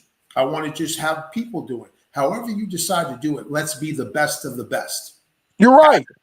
You're right, because automation doesn't start, like, people don't understand that automation is good, but when you don't have time to making mistakes, you need people power. You know what I'm saying? Automation is good to the point, like let me tell you something, Cap. Now I go to a lot of these places like West Rock, these like nuclear facilities, you know what I'm saying? Nuclear recycling cities, and I learned and I asked, I said, why do they all have like a lake? Every last one of them have a lake that's surrounding it. They said, yeah, but if it catches on fire, we have to have enough water in the lake to put water on it for like 7 days straight. You get what I'm saying? For the and I'm like, wow, who came up with that? The person that made the printer didn't come up with that. The person that built the tower didn't come up with that. Do you get what I'm saying? So you have different people that just have their lane. Somebody can have an idea, but an idea branches off like spider legs. You get what I'm saying? Mm-hmm. They all work together, but none of them is moving the same way. You get what I'm saying? They ever watch the way a spider walks? None of them are moving the same, not hitting the same spot, but they're all moving in the same direction at a different cadence. You get what I'm saying? And then it makes the spider more flexible. See, when you're rigid, rigid only works when it comes to war. But when it comes to building, you have to be rigid. This is the same way how the Marines, when they build those bridge ships, those bridges that go up, those things are not solid. They have a little give in them when you drive across of it. You get what I'm saying? Because it's not made to be a solid platform for long term. It's made to get you from point A to point B in a matter of hours. And then you can continue to move it. Then you come back and build a bridge in another spot to be like, okay, this is where we need a point. Let's mark this place right here. What I'm saying is, only thing that I'm saying is to the point when somebody said in the chat, where would women be at? Women would be exactly where they need to be at. You know what I'm saying? Taking care with the traditional roles to where they need to be, only if they want to be there. You get what I'm saying? Only if they want to be in that position. Because at the end of the day, it would have to be a man-led society. From the Great Depression to now, it was no women in that way because of the pressure of the Great Society, the Great Depression, and the Great Industrial Revolution. Women was in the factories building the planes. When the war was happening, women was in the factories building the guns and building producing the bullets. You get what I'm saying? Like we try to make it some way in our community because the black women have. Now, one thing I will admit, black women have the strongest voice in the black community, and that's only because black men have calmed themselves down and be like, well, okay, y'all want to be the leader. You want to be the leader of a trash can. Go ahead and be the leader of a trash can. So black men are not standing up to that. But when it comes to building a different society, the man has to be in the lead because the man need to be in the lead of the household. The man need to be in the lead of the teaching. It needs to be delegated. And if she's not going to be a helpmate, then she's useless. You get what I'm saying? She might as well take her ass over there to the abortion clinic and sit out there and hand out pamphlets like Margaret Sanger used to be. And let me tell you something, Colin just said something that should make every black person not want to be a Democrat on the Democratic plantation no more. Instead of him pardoning low-level drug offenses, I'm talking about as far as like marijuana, he sit up there and pardon motherfuckers that don't kill people. Motherfuckers that don't did the worst of the worst crime. He pardoned 98% of them in Terry Hope. So what I'm trying to figure out, if you're gonna pardon 98%, why would you pardon the boy from the Boston Marathon? What's the difference of how he killed people? If you believe in the Bible tell you ain't no different from a person that kill a baby and kill a grown man. That's what y'all quote unquote Bible that y'all swear by. So why would you just pardon all the murders on death row? Why would you only leave the one that killed the only two that he left is the one that the Boston Marathon bombers, you know what I'm saying, and the one that killed the people in the church in South Carolina. Why would you pardon them too? What is so you telling me, Cap, there's a difference between you killing 5 and 6 people? Yeah, sure. Yeah. Do you see how that's a slap in the face when he could have used that power to release so many black people that was caught up in that 92 crime bill, which was a state state crime, but still the federal government attached to it and made it to the point that if you got caught with these many pounds of weed, you would get mandatory minimum federal time also. It was a domino effect. So you didn't pardon people that got caught with marijuana, which is damn near legal now, which is you get caught with an ounce, they just write you a ticket. You get what I'm saying? Like you can, like it behooves me how black people just sit up here talking about, man, we, fuck that. Don't release the people that have low level crime. We just want, student loan debt. Like that's the thing. And that's why you have these FBA brothers sitting up there want some money, because we so money hungry. We so money hungry. And white people just standing up there, like watching cows at a cattle buying place, just sitting up there watching us run around in a circle like, give us money, give us money, give us food stamps, give us some a rebate, give us all the taxes, you get what I'm saying? So we can go spend the money. And people don't understand that if they give out reparations, Captain, a bottle of water is gonna cost $365. Nobody talks about the inflation when it comes to reparation. Even if they wanted to, if they gave it to white people, they'll try to work them numbers to keep it down so white people can benefit from the reparation. But if they give reparation to black people, a bottle of water be a 12-ounce bottle of water be $375.95. Hey, hustle, check this out. I would take, you're the perfect person for me to use this on.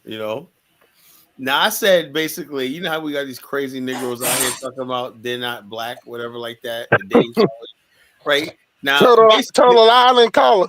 Now, if I had to say, like I said, one day we're gonna get AI, and one day we're gonna do skits and their satire. I'm good at satire, right? But I got a skit that I was working on, right?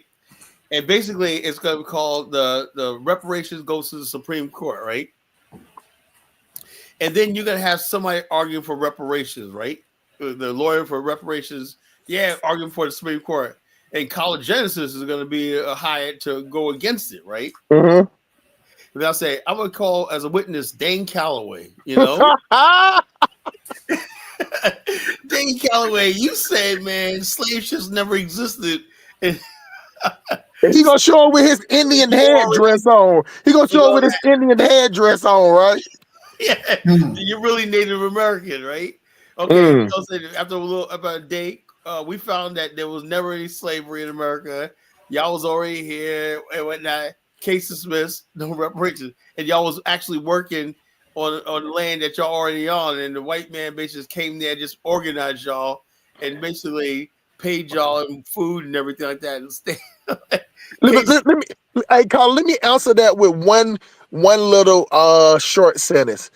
When they called Dane Calloway down, when they found out that he might be the one that stopped the reparation by saying that stupid shit, he would be in the background. He would have a picture of Toby, you know what I'm saying? Kuta Kinte, and he will show up in there with chains on, with his shirt all busted. Stuff will go out the door, man. But all that shit will go out the door. He would be up there like, he'll be like, what's the guy from Good Times? James, he'll be like, I be good, nigga, massa. I be good. I be a good nigga, massa. Don't sell me, massa. I be a good nigga. You know what I'm saying? Yeah. All that stuff will be out the window. What people, I told you, and I heard you say that yesterday.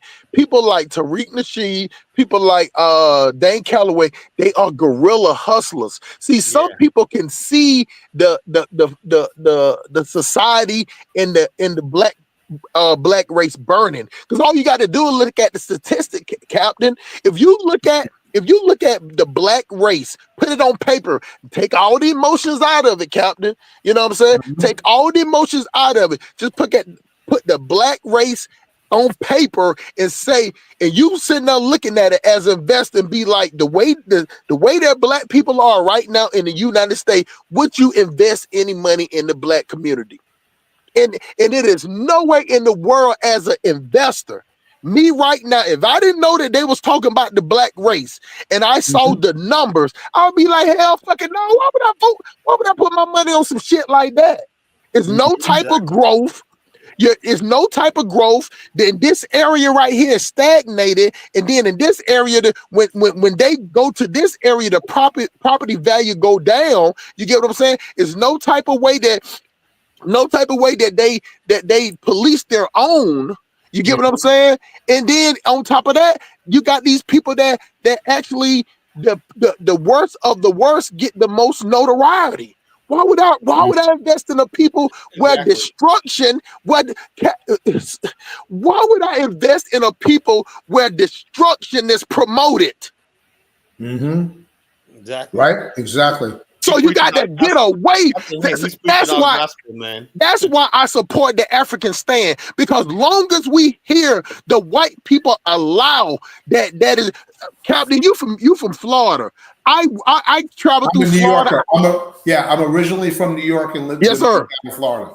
You're in Florida now. I listen to Florida radio station. I listen to all the black radio stations. All they talk about is some paternity test Tuesday, some strawberry letter Wednesday, who is somebody business, some crank phone calls on Thursday, calling people like dumb nigga shit. Yes.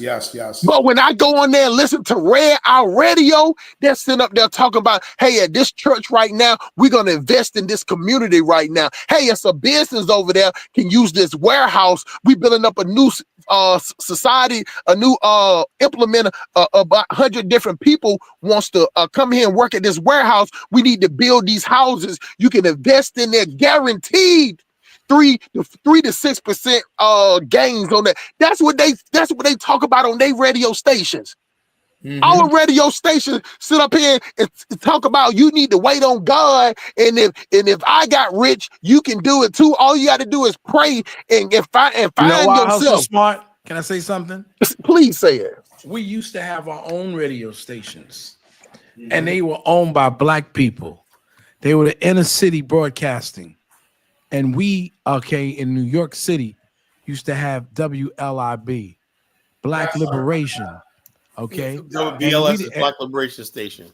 And we didn't have that nonsense and the buffoonery that's going on. We had Chief Rock and Frankie Crockett. Remember them? Chief Rock and those guys basically made sure whatever went on that air was conducive. You know, we had black people that cared about what their people saw. You know what I'm saying? Not everything. So when white people saw that was happening, they made a concerted effort not to get suppliers and advertisers to advertise with them. And then they turned around and said, you know what? If that's not working, then what we'll do is we'll turn around and get in legislation, and brought it in the 80s that allowed all of these companies like Rupert Murdoch's company and Clearwater Channel to buy all of these things for pennies on a dollar. We'll choke them out first. The first thing we'll do is, you know that the lifeblood of any radio station, of any television station, is its advertisers. So we'll choke them out of the advertisement, and then we'll devalue them like they devalue the homes. And once we do that, then we'll sell them for pennies on the dollar, and now we can make that we will have them listen to buffoonery music because they might be in a black station, but they don't own the station. Right. So the program director who allows certain programs on the show are white corporate people. At the same time, we will get these record companies and we'll pump and promote the people who talk about death and destruction, and then we'll play it on the air. You understand? So this is not because black people are doing it. This is white people who saw that we were elevated. Yo, Brother Dollar Bill, you know what I'm saying? Like David, Brother Hit got a taste of Mike Olawale and all these clowns today, right? Oh, good. The bottom line is this. We know that, right? Yeah. How come the most African and black immigrants, right, don't understand the context of that? They say, oh, y'all making excuses. People used to. Exactly what happened. People used to. It's these new immigrants and the second and third generation immigrants who don't know what time it is. Because people knew back in those days. Because we had Gary Bird, the global black experience, right? We had Positively Black. We had all of these things that we had in our media, so we could talk to one another and promote positiveness in our community. Tony Brown's And jerk. What is the media showing today? Well, you see what it's showing today. Sexy Red. So exactly. So can you blame the foreign black for looking at you guys as having a lot of power and not utilizing this power? No, we don't have the power because the people decided that they were going to chokehold us in terms of and get us out of the communication business. That's why this is so important. That's why social media is so important. That's why YouTube is so important. That's why us getting together and pumping and promoting our own social networks are important. See, we understand that because we're old enough to know what it was like when black people had it pumping and juicing and promoting. We were pumping and promoting ourselves. We weren't going to put in this ratchet type of behavior. White folks do it. White folks are invested in ratchet music. White folks are invested in the destruction of a black civilization. So the reason why black people but we witness you guys boycott and protest and get certain things that I don't like off the air. Have people apologize to you? It's not the same. So why don't you have your people from your own community do the same? Let me say this. The reason why is because we got so caught up in the Pan-African stuff, right? The degradation of black culture, right, was something specific to Black America, you know? And our culture, right, we automatically assume, okay, it's everybody black. We didn't understand until it was too late that all the stuff was resting on us, the black people in America, right? It was one-sided. It was get the hell out of here, man. Get the hell out of here with that bull, man. But can I say this? All the destruction, even all the destruction in Black America happened. So, friends, but let's not forget. Sexy Red is Jamaican. Hold on. Sexy Red is Jamaican. Hold on. That's not what I said. Listen to me. Let's not least to forget. It was the white people who took the radio stations, who devalued it. The same way gentrification happens in America, in the black communities. It's not black people who are deciding to do it.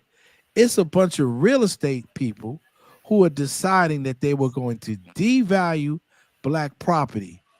Those were the people who run the multi-listed. It's not black people. It has nothing to do with who Sexy Red is. If Sexy Red would have came up at a time when black people were in control, okay, of the programming, she might have got a little play, but she wasn't going to get a lot of play because we were in control. We control our own companies, okay, for music. We control our own radio venues. We control all of that. And so when the white man said, you know what, I got to do something about this. These black people, see, this is the reason why an Afristan has to be done. Right. As long as you have it in America, white people are going to play the game with you. Oh, they got you in the chokehold, Dollar Bill. Yeah, it's like this brothers that went out and brought this farm, right? And see, these are black people. Oh, I'll just go out and buy me a farm. Oh, yeah, I got a couple. Right? And then the white people started killing up their started killing their stuff. They were a nice couple too. They were like the people you would think white people like, you know. They were like, so they had no control. As long as white people control, this is what I tell people about businesses. I met a guy who owns one whole city block. He's got about 50 businesses. So when you walk in that community, you're going to be like, yeah, man, look at all of the Caribbean businesses that they own. And they're all paying the white man. Yep. You understand? It's an illusion. It's a shell game that they play with us. And see, it's the foreigner who doesn't understand it. You don't understand it. You don't understand the game because you came in late to the game. Right. We knew the game since the game began. We knew what it was like. White people let us build it up, and then they push us out. There was Sears and Roebuck. You ain't never heard about Roebuck, have you? Roebuck but you heard about somebody Caribbean told me about him. He was a black man that got pushed out of Sears, and this became Sears. So you know, it's like the IVF. It's like the IBF, the international. What's this guy? The Jewish guy who owns the boxing company. Top Rank. Top Rank was Come on, Al started with Heyman. no, No, not Al Heyman. Heyman. No, the other one, the bald-head black guy. The Jewish guy. He started that. He started Top Rank with a guy from the Nation of Islam, but then he pushed him out. See, this is the deal. When you don't control the land, and so you can be on there, just like Harlem. We lived in Harlem, but we didn't own Harlem. Preach. So when you don't own, okay, the stuff, then people can let you run it up. You can let you run it down. They can play games. They can manipulate you. And you know what the deal is? Somebody said it today. White people are only 7% of the population. Mm-hmm. But so how does that happen?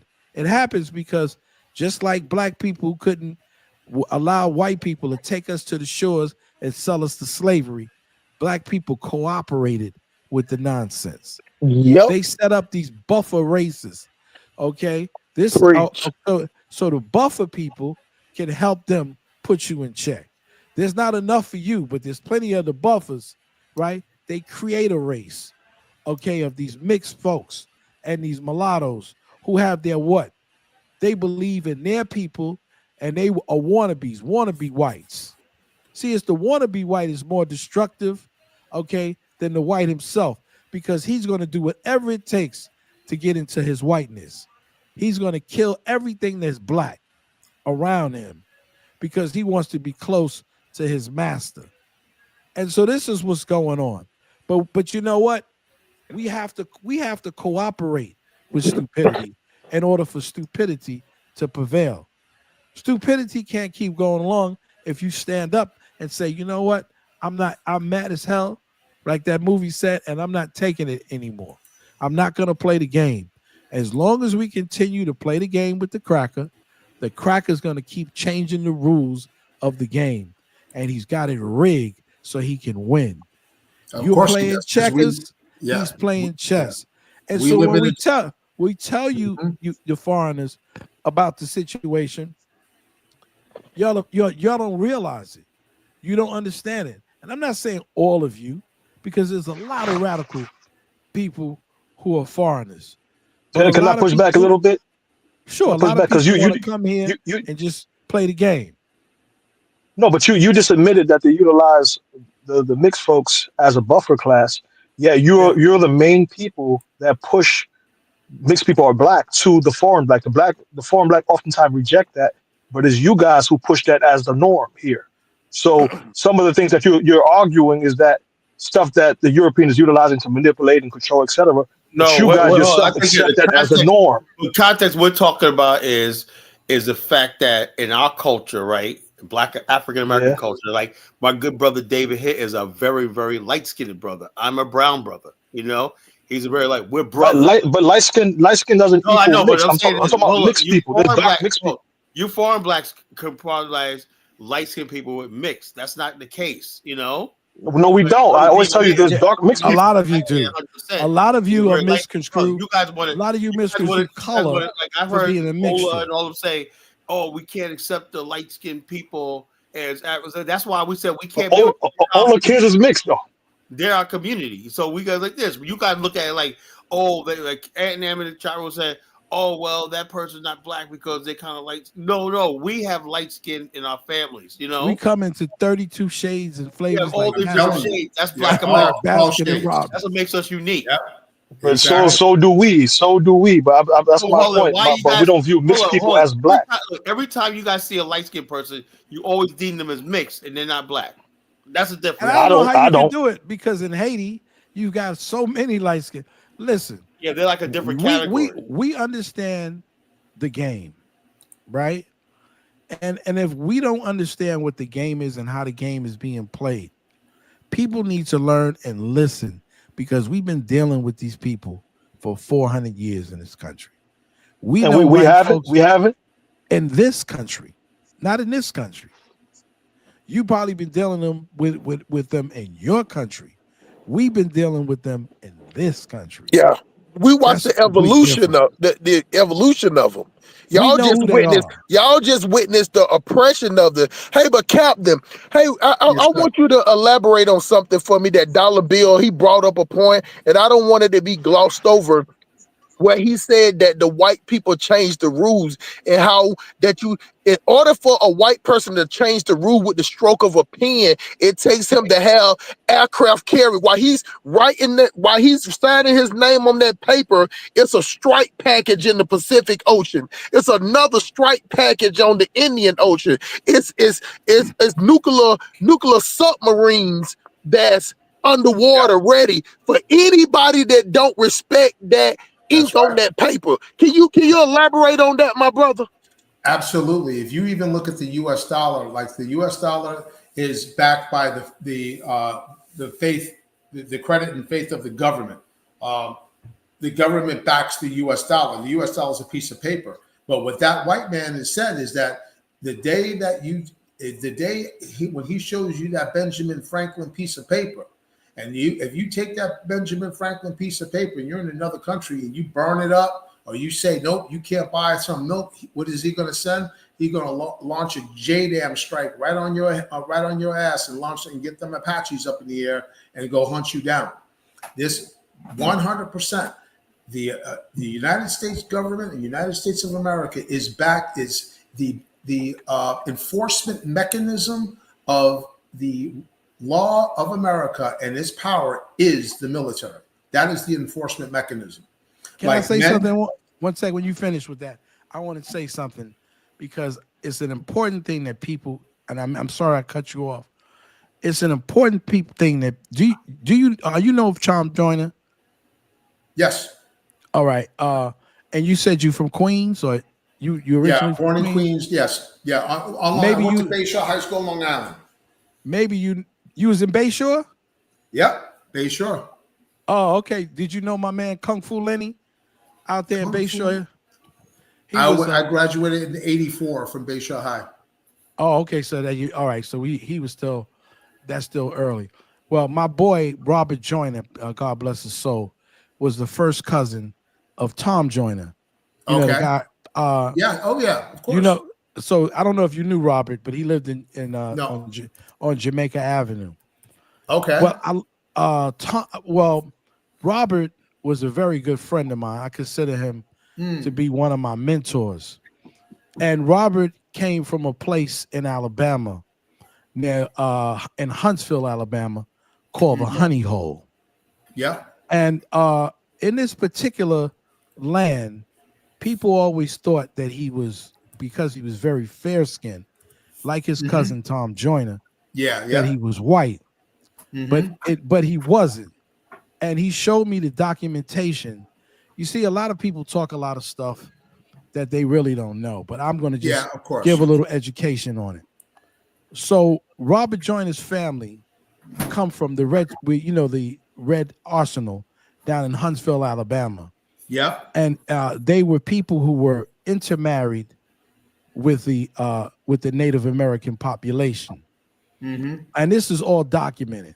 This is not something John Cashin. Well, exactly. They're from the same area. He might be related to him.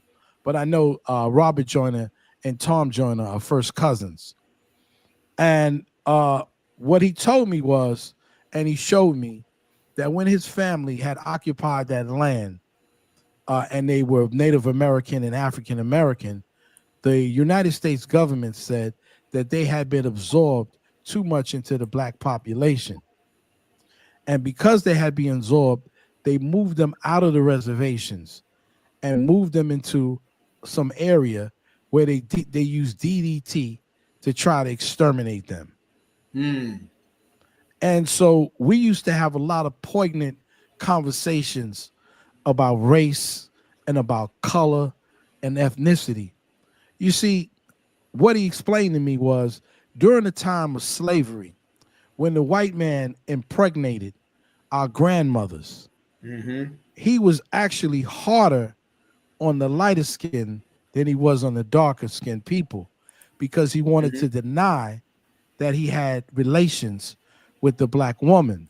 Well, the white woman said, how come the child came out yellow and light skinned. And his response was that bitch had a baby by a mongrel dog. Remember that dog in the South, the yellow dog, like from Sounder? And this was the thing that she would say. And so what he would do would be extra hard on that light-skinned child and really try to kill it because it was evidence, or sell him off as soon as he could to another place so he can deny that he was the father of that child.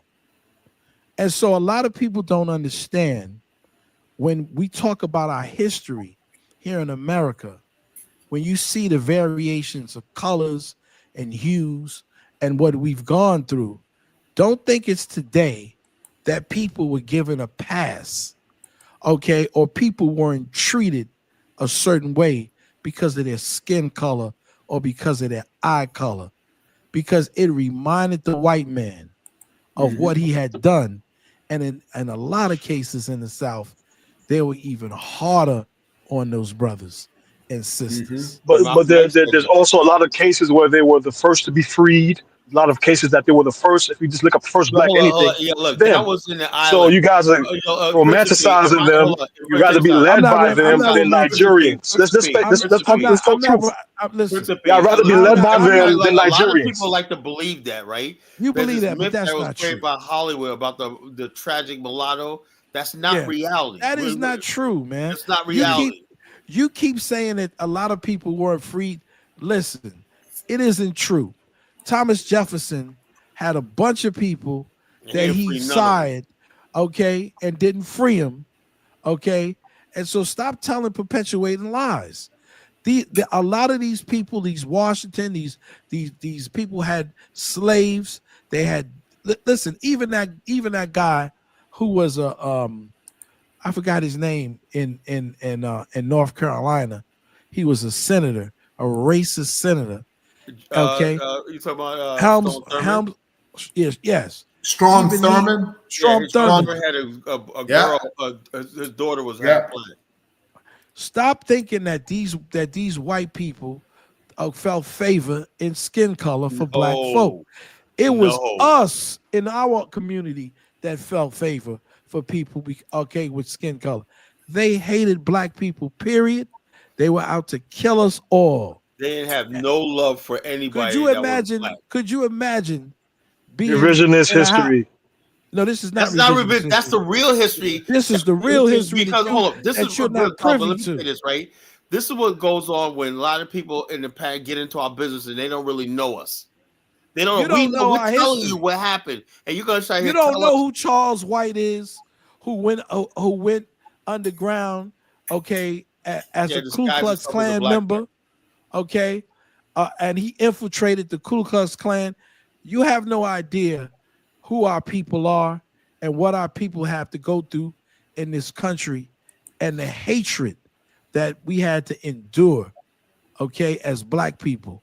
So you're telling me what you think you know. Do you remember that case? And have you ever heard of Port Jervis, New York? Yes. Port New Jervis is right there on the Delaware River. I used to go there when I was a kid, right?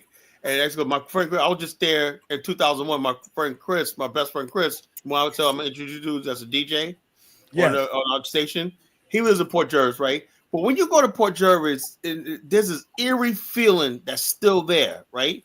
But you know what happened in Port Jervis in like 1924? In upstate New York, a black man was lynched by a mob. And this guy was mixed race. He was a mixed race black man, very light-skinned black man. I don't know, something happened or incident what happened, and basically with another black man, he just happened to be at the wrong place at one time, and the town strung him up and lynched him right there in broad daylight. One night, they said after the crime, there was a rain that came on, like cleansed the town. And when you go to Port Jervis to this day, you can still feel it. Everybody knows about this incident. It's like the most famous thing that ever happened in that town.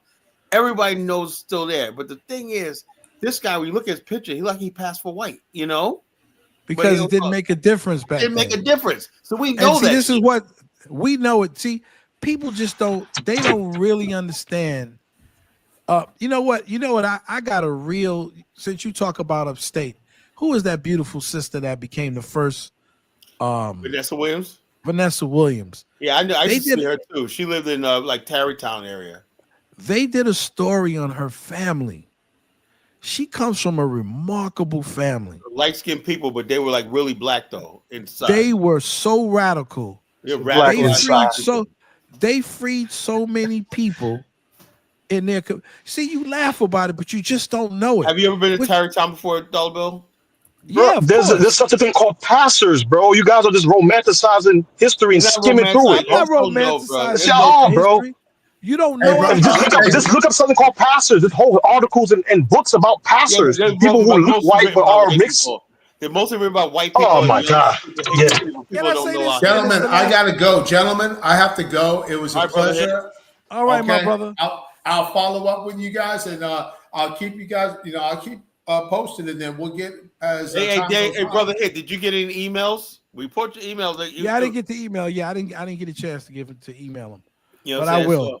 Yeah, David. Yeah. Before you go, where was that place? Kaiser? What's that place called? The Kaiserian Show. Okay. Yeah, maybe you need to put on a clip. First of all, do you know? Since this guy talks all this, do you know who the brother Thurgood Marshall was? And do you know do you know who Langston Hughes was? Yeah, do you know the brother who started the Abyssinian Baptist Church and became Langston? What is not Langston Hughes? Powell, Moses Powell. Was it Moses Powell? Yeah. It's Adam Powell. Adam. I know the history, bro. I'm from New York, bro. Adam Clayton Powell. Let me add one. Babe Ruth. How many people think that Babe Ruth, who was at one of the Yankees, he was don't stop there. The FBI guy is also partially a passer. That guy, what's that guy name? The FBI founder. J. Hoover. Oh yeah, but thank you. He's a passer as well. Thank you. So you don't just pick and choose. At the end of the day, I don't do all that. And he would kill you if you said he was black. Yeah. Okay, gentlemen, have a good one. All right. Okay, my brother. I'll give you a ring tomorrow, brother. Take care, gentlemen. Okay. Peace and honor. Strength and honor. All right. Okay. All right.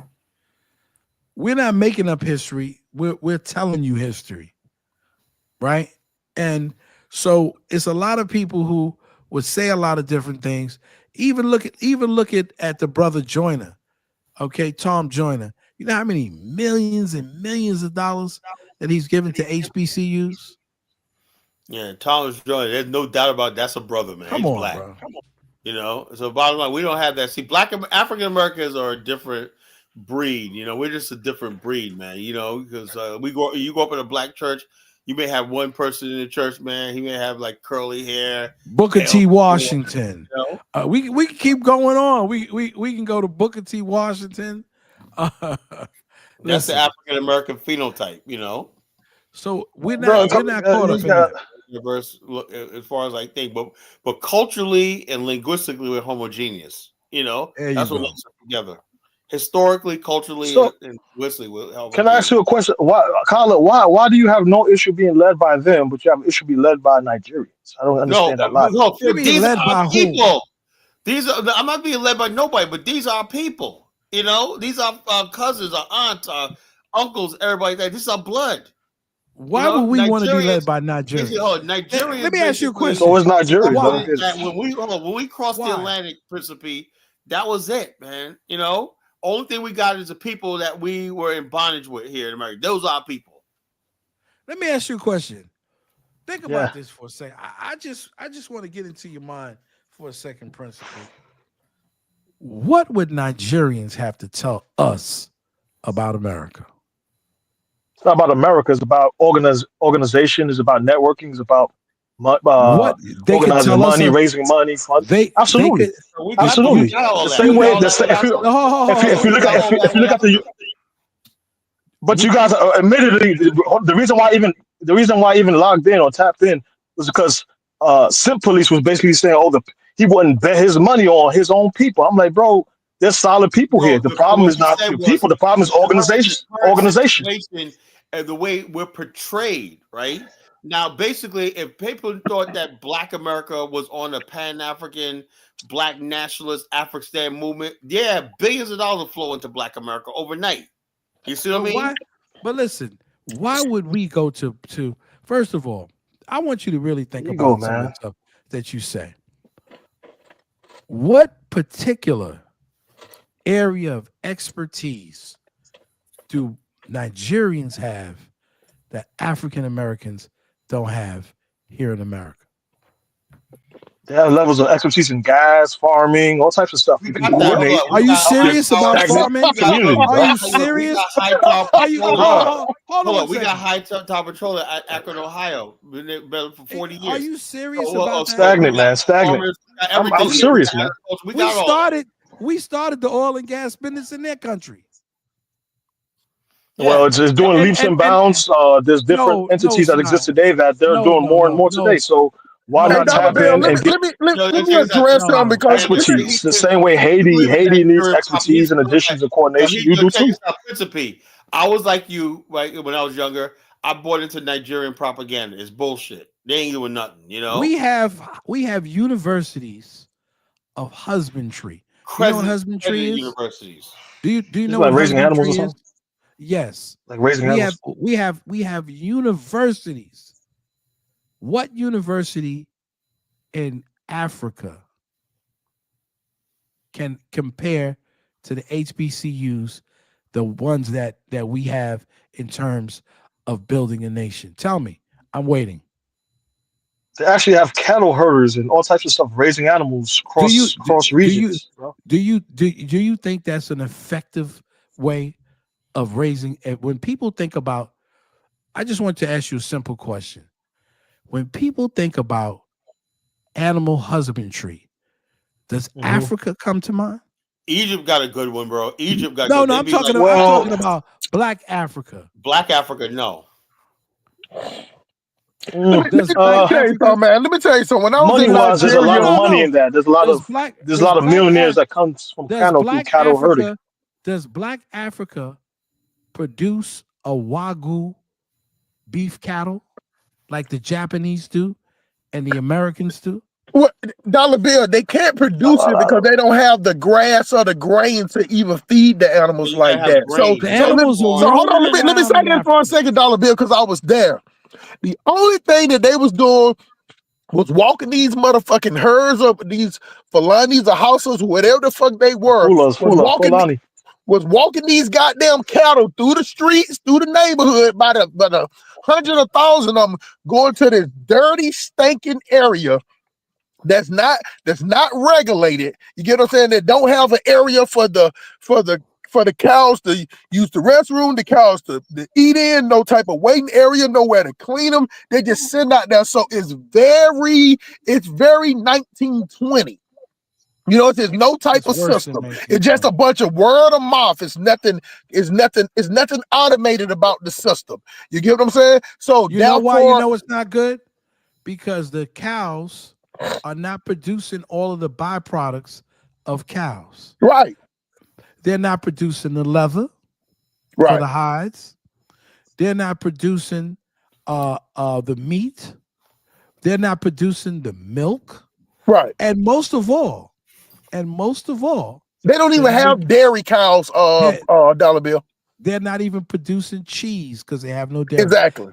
So why would we, who have businesses, and actual farmers here in America, and schools of husbandry to the degree level, what could Nigerians teach us who have to go to other countries to get food because they can't produce enough food?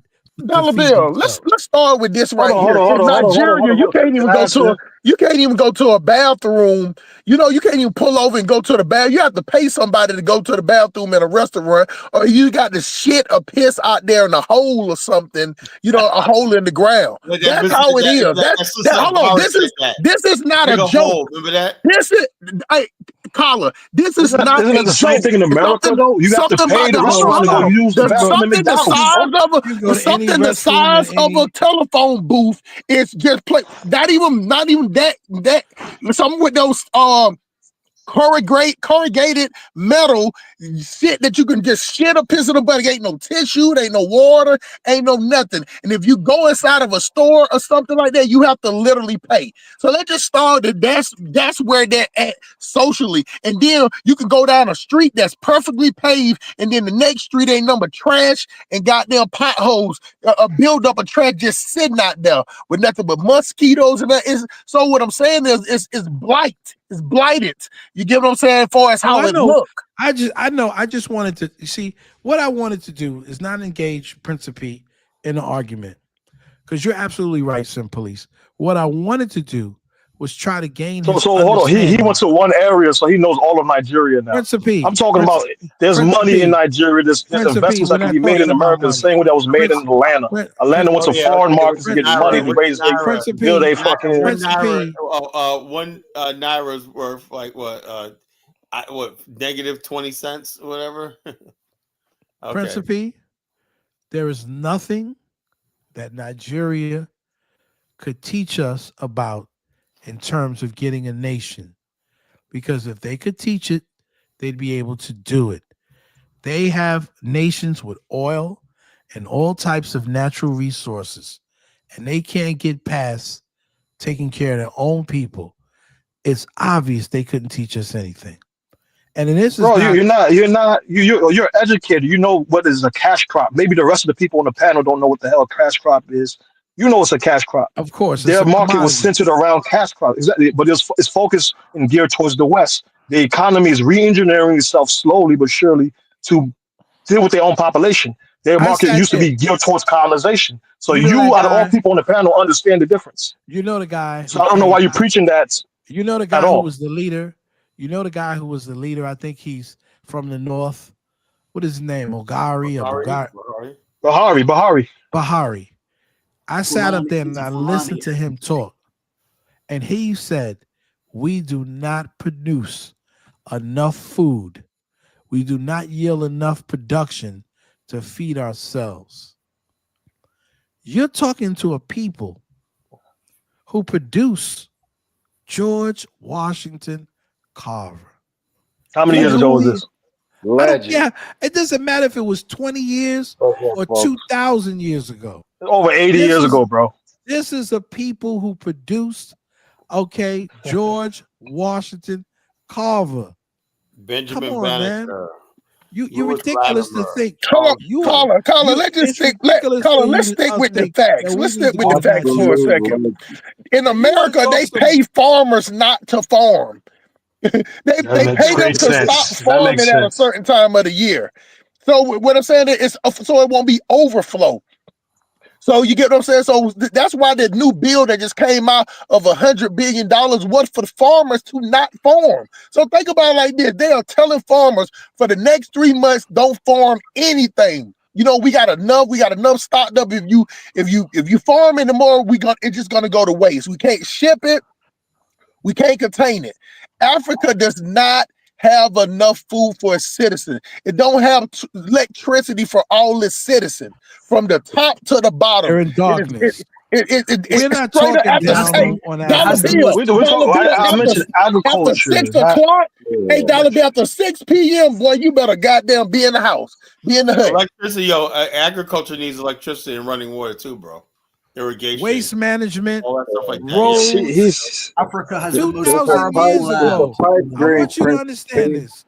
Ain't no Nigeria. Years ago. I don't expect Simply to know what a cash crop is. White people 2,000 years ago. How you don't expect me not to know what it is? Built aqueducts. Because if you did, you wouldn't say what you say, bro. It doesn't matter. Then you ain't listening to what Collar just said. In order for that to be profitable, you have to have electricity. You can build it for just a community, but it's not mass produced. That's the problem with the immigrant mind frame. You don't think of mass production. Bro, listen, you said what you said, so let me explain it to you. Go ahead. There's no mass production. You get what I'm saying? It doesn't matter if you can feed the village and the neighbor next door. If you can't mass produce it to the point that, like in America, you got one farmer that can produce enough food for a whole fucking city. A whole city. Do you get what I'm saying? So it doesn't But matter America about also a cash. imports. It doesn't matter about a cash crop if you don't have a way to get it, to ship it, to preserve it. You get what I'm saying? And to bring it to the market in a timely manner within 24 hours. It does not matter. The You know why America imports? The roses fucked up. You get what I'm saying? There's checkpoints every goddamn 30 miles. You got to pay people to get through the checkpoint. You get what I'm saying? And on top of that, the vehicles, they don't have updated vehicles like that. All of the vehicles that are automated is in the city. They're not in the area where the farm. You ought to, a dollar bill, you ought to see the farming equipment like that. If you saw those same things on the road in America, they would lock their ass up. They would pull them over and bring the tow truck. My only question is, where you think they're going to lead us, Prince and me? Where you think they're going to lead us? They want us to. They're more organized than you guys. They want us to. They're more organized. They don't have colleges, bro. We have got more over colleges. 200 million people, and you telling me they more organized? Where are they going? We have more colleges and universities than they have in the entire continent. And we are an oppressed, marginalized people. We've got more colleges and universities in America than they have in their entire continent. I want you to soak that in. Where could they possibly be leading? They were so organized, bruh. Nigeria would be the giant of Africa instead of lying and saying they the giant. They got a lot. Instead of actually building Nigeria, they go on with their propaganda. They've been doing this propaganda for a couple of decades now. You know, a young woman is not even safe. The potential, but it's just not there, man. They got 60 people in the classroom in college. 60 people and one microscope. Like 100 people. And so one thing I will say, when you get somebody who comes out of this and they're smart, then you've got geniuses, right? But you have geniuses that are working for white corporations and white people, not for the betterment of their people. That's what's called brain drain. There are a lot of very intelligent geniuses coming out of Africa, but they're not serving Africa. There's geniuses coming out of here, but I'm saying they're more organized. There's a lot of black individuals. They're not organized at all. They're not organized. Yes, they are, bro. At all. Yes, they are. They're more organized than here, man. No, they're not. They're more organized than here. They have AU conferences annually. When's the last time they had a conference among different black people here to organize the black people here on different things? I want you Come on, excuses, bro. Recipe. Excuses, man. You have to understand. We are 13, maybe 14% of the population in America. We've been enslaved, hung, beaten, castrated, put in jail, marginalized. Everything has been done to her. You're going to try to tell us, 14% of the population, how organized a continent is? It doesn't. I mean, you know. No. I'm comparing. I'm talking about you organizing in America. In America. You can't organize in America. Recipe. There's different black people here in America looking to you for leadership. You guys not organizing shit. We talking about Nigeria. Y'all want to talk shit about Nigeria. Nigeria's organizing ECOWAS. The AU meets every year. You telling me that's not organized? Tell me what's on. As bad as the HBCUs are, they're more organized than probably every country in Africa. And that's cap, bro. They were just protesting 3 years ago about the conditions of the HBCUs. And you know what? Even Deion Sanders was complaining about how they were stealing money in the HBCUs. And they're better than the conditions of the entire continent. No, because see what I'm saying? You just false equivalency. If we start pointing out the holes here, y'all get mad.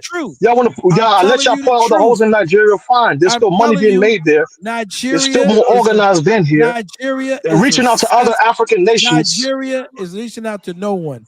They don't even want to join the other countries in terms of fair trade. You're not telling the truth. Which nations are that? Which nations are that? Nigeria. It's does just the not truth, want to. man. Nigeria does not want to because they think they're so big that they don't have to work with the AU and the other countries who are trying to do fair trade. Nigeria is not part of that. So how could you say Nigeria's that? not part of the AU. Nigeria's part of the AU. What are you talking about? No, they're Yes, not. they are, bro. No, they're not. When they talked about the free trade, Nigeria opted out. They said Nigeria said hell no. Because why? Because all these what world are you living? Hold on. You talking about ECOWAS? Hold on. That's not the AU. That's ECOWAS. I agree with Nigeria. Look, I agree with Nigeria. ECOWAS is the Eastern That was an ECOWAS. No. Nigeria said hell no. Hell no. Hold on. They banned Nigeria. ECOWAS is the Economic Community of West African Nations. Okay. Yeah, but they banned organization, not the East African. Okay. Nigeria is a part of ECOWAS and the African Union. They're not working. You choppy, Elvis. You choppy. Trade zone. They're not working with the African Union. When ECOWAS tried to yes, they are, bro. That was an ECOWAS. Go ahead. Sorry. They said that most of under the guise of Pan-Africanism, it looked like Nigeria was hate Pan, but no. Nigeria was saying all you guys, these francophone countries, want to flood our countries with their goods and whatnot from France and Vietnam and everybody else. Import exactly. And so they basically like, no, what are we going to gain from this opening our market there? Ghana at the time went to the United States and tried to get Nigeria sanctioned for blocking this trade zone. They were trying to. Only people that got benefit from that trade zone of ECOWAS was the Europeans, who basically. Bahari pivots against free trade agreements. Nigeria this isn't the took first time from Macron. Yeah, that's fine. I mean, if it doesn't serve his interest, if it doesn't serve his country's best interest, he can. There was importing food from Asia and trying to flood Nigeria. That's going to suffocate the farmers in Nigeria. So that's fine. Bahari says he refused to sign a free trade deal. Last month at the summit in Rwanda capital of Kigali, Nigeria was one of 10 countries not to agree with the African Continental Free Trade Agreement, AFCTA. That's it. Except Nigeria is a part of it, but they didn't agree with that. agreement. They refused that part of the agreement. It didn't serve their best interest, so they wanted it to be ratified, and it was. But they're part of the free trade agreement. 55 African Union members. 55 people. 55 delegations. Nigeria is one of 10 countries who refused to sign the African free trade, which is the biggest issue. That Africa, if they had trade throughout Africa, they could solve 90% of their problems. They refuse to do it. You know why? As they should. They should. Yeah, not entirely true. I mean, you can. It was important rights from. Yeah, it was important rights from Asia, though. Sovereignty is a bad thing for the continent, but these sovereign countries, they have a fiduciary responsibilities to their citizens to serve their best interests economically. Elvis, your opinion, Elvis, to Black African Americans, right, have the right to one day have that same privilege of sovereignty and protect their people as. Of course, I'm not against the card. I mean, should we be looking to Nigeria? At Zorian's show today. They all up in it. I mean, they did a whole show. That's what I wanted to ask you about. Like, what's up with the show? He did say he was going to do a show about it. I guess he did a show. Yeah, he did. I came in there and that Philip Lindsay, he's a little fucking traitor. IC3 is a traitor. Oh my gosh, Kyler. I'm sure Philip is an analytical guy, bro. I'm sure he was asking the questions that we all ask. He's never been to the continent, right? He knows nothing about dealing with you Africans or whatnot. He just talks all this babble or whatnot. We do like this Mazungos. It sounds so corny when he says Mazungos. The bottom line is he knows nothing about the African mind. You just want to be the king of all Black Americans when it comes to Africa. I am. Philip travels to the Caribbean. I basically am. Like, I mean, the funny thing is you actually believe that, Carla. You actually believe that. That's the funny thing. Leaving that nigga essence in your hair. Why don't you come up, Aunt Nam? Come on. Mary John's mad at me. So I said about Philip, but it's traitor, not trader. You know, he basically said the Afghanistan is a bad idea, man. I'm sorry. Why? Man. What was his rationale behind saying it? He hasn't basically before David Hick got on. It's because he's not educated, on it. He's very educated. This man is a lawyer, Kyler. What are you talking about? Don't haven't studied Africa long enough to make that decision. Don't know Africa. I'm saying I've interacted with Philip Lindsay before, right? You got to tell me things down, man. You repeat. He's analytical, right? And I think hold up, Elvis. Elvis. This is not me. There's an echo. I think Kyler has an echo. This is not my mic. Well, let's straighten it out because I want people to hear you clearly. That's all. You see, you talking, you got an echo, right? Nah, your mic is crackling. No, it's not you, Elvis. It's you, Elvis. When you came on, that's what I'm trying to explain. We all want to hear you, Elvis. I'm not trying to filibuster you. I just want to make sure that people can hear you. That's all. All right, how's my mic bro. now? Relax, bro. And you hear me? Yeah, we can hear you now. Do your thing, man. Okay. Do your thing. Like I was saying, Carla, with Philip, right? He's analytical, the way he approaches, these topics. And I think as a learned man, as a lawyer, somebody who's, studied law, he was, again, I haven't seen it. So I'm only saying he was probably asking the questions like I asked, other people would ask. No, in terms of how feasible this is, in terms of how he concluded, right? Look, when you listen to Hustle Smart, right? This guy's brilliant. You can tell he listens to me all the time, right? And he could check out inconsistencies and everything like that. If you ask Hustle Smart or somebody like that who's open and honest, right? He said, yeah, I see a pattern of consistency what Colin says. And I believe in what's my acronym, Elvis? LARP, right? What's logical, achievable, reasonable, and practical, right? The only thing right now, there's two things people are not gonna like when I say this, right? If you become a MAGA, right? We talked about this dollar bill today. What do you got to become a MAGA dollar bill, right? You got to forget about slavery. You know what I'm saying? That's what they're offering you. A chance to forget about slavery, become like Shaq, Kevin Hart, and Snoop Dogg, and all them, so that say for shizzle and nizzle, and be the good time black guy drinking a beer and whatnot, just go along with the get along and whatnot. They're offering you that in America, right? That's all, They don't want. What I'm saying, Carla, what did he say? What did he say that was? What did he say that was contrary to your Afghanistan? And say eventually we need a nation of our own, right? What he's basically saying is that without even knowing anything about Africa, right? That he said we should trade with Africa. I'll say this was God. He's supposed to be a lawyer, right? When a lawyer, when you do Elvis, we take a lawyer, right? The judge asks you, are you represented by counsel, right? What is that? Why is that so important, right? Because if you go into law and make the wrong decision and everything, the law says you have to have proper counsel to have a trial legally, right? If you're going out there in the trials of life, right, or dealing with countries and everything like that, your government is like your counsel, your law, your counsel. You know what I'm saying?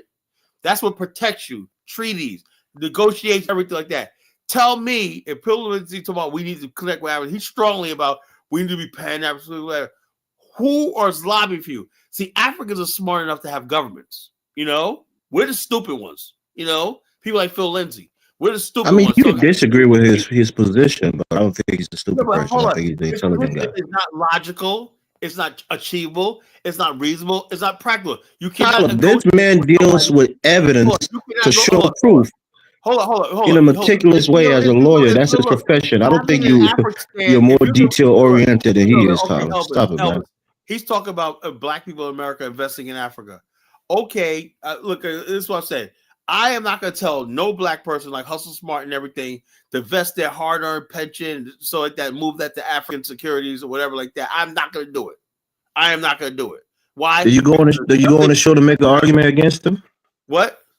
Did you go on the show to make an argument against him? I got on. He ran off when I got there. He ran when I got there. I went on there. No, I mean, it's not that big of a deal. He has a different perspective. It doesn't mean that he hates you. He's a lawyer, right? He's against you.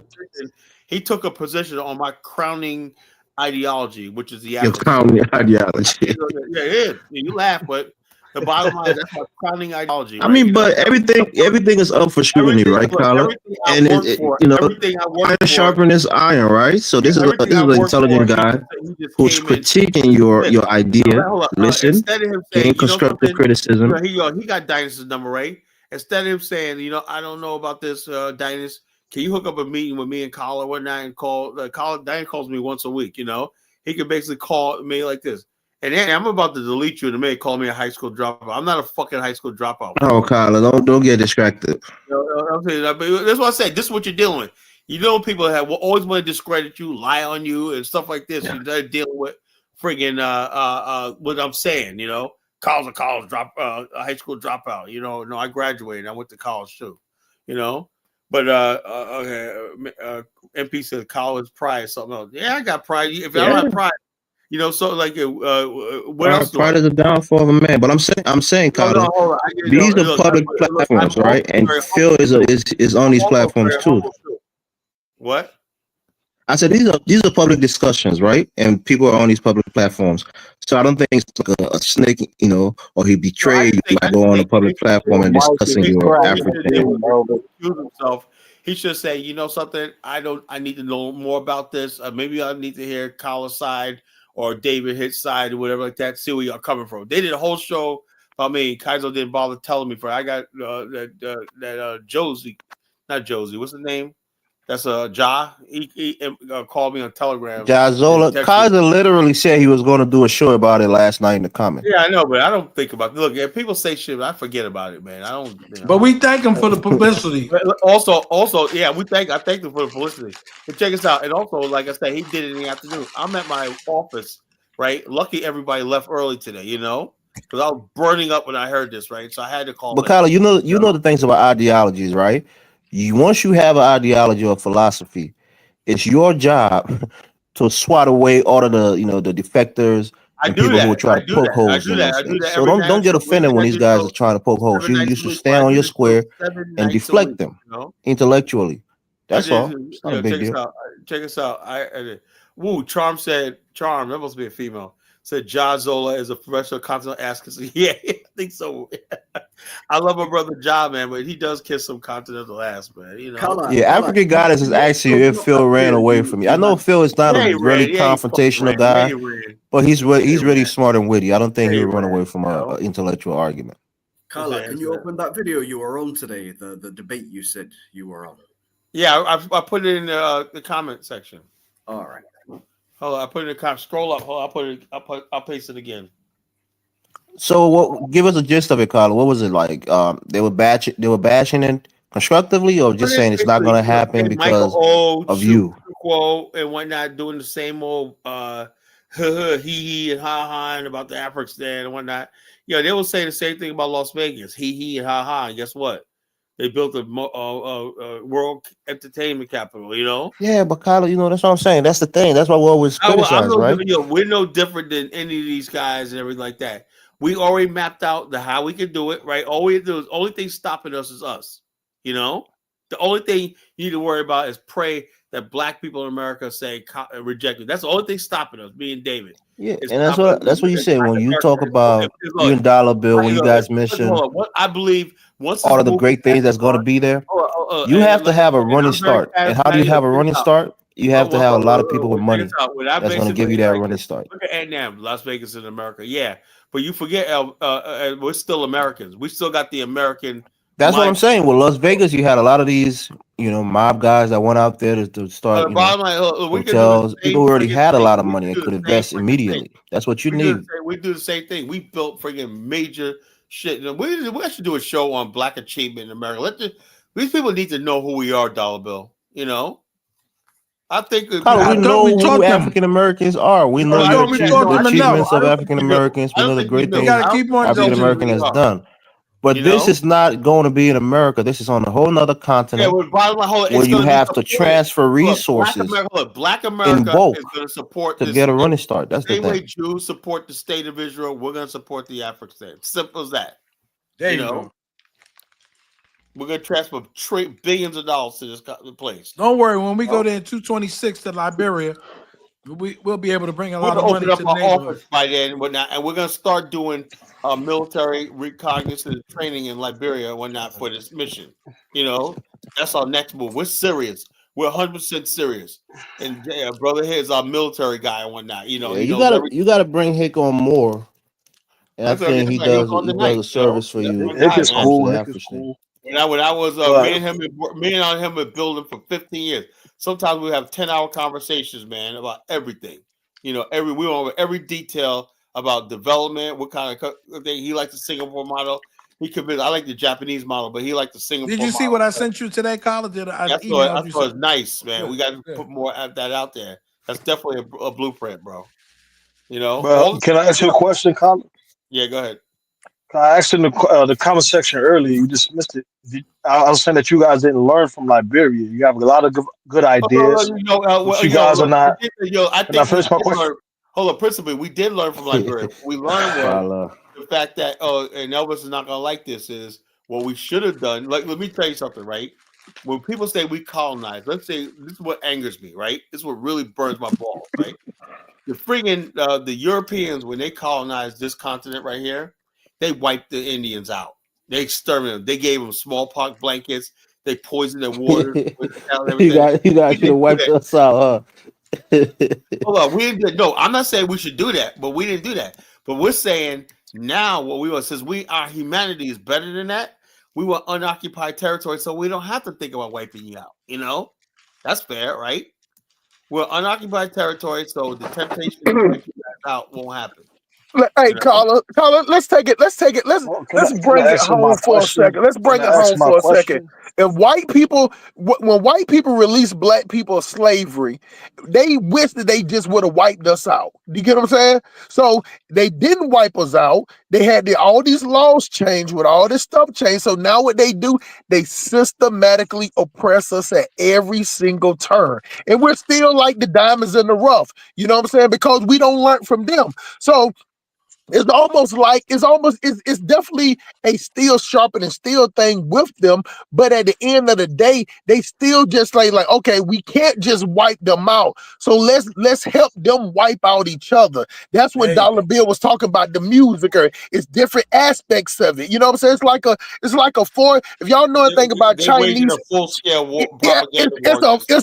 It's all sides of it. You get what I'm saying? So you don't see it. So therefore, but people that have the hindsight, we can feel that pressure, even though you got brothers like Colin that's doing good, Dollar Bill that's doing good, me doing good, but I still see the pressure. I still where it's going. I see so many black people that are lost. But the one thing that's not helpful to you, what you say, Colin, is that when people come up here and ask you questions, they want to win and the where and the how immediately.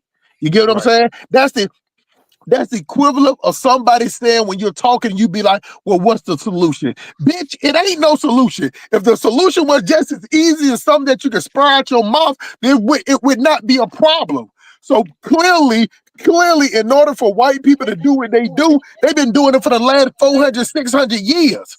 You get what I'm saying? So why in the hell would you come up here and ask a black man a question to the point like he can give you that answer to something that's trying to uplift his people out in a matter of just black and white? That's the part that makes me come up here every time when they do that. In some type of way, you sit up there and try to answer it. You get what I'm saying? And then that's what make it throw you off on your spiel, my brother. But go ahead and continue, Colin. Yeah, you're right. And so, like I said, the bottom line is, and then people like I told Dollar Bill today, people like, where's it gonna be at? Where's it? Why? So you can basically try to say, look, the bottom line, it's a needs to know basis. The important part is not where it's gonna be at. The fact that we have to establish, do we want it? We got to get that petition, electronic petition side. We're gonna need an all-out campaign. We have to put up money and everything to basically pay for advertisement and stuff like that to get that petition to millions of people to get like 2 million signatures. Once we got that, they can't ignore us. You got 2 million signatures. So we walk into our constitutional convention and whatnot, You know it ain't what gonna take is? 400 years, bro. It's gonna take less than that. But the Princip asked his question, Carla.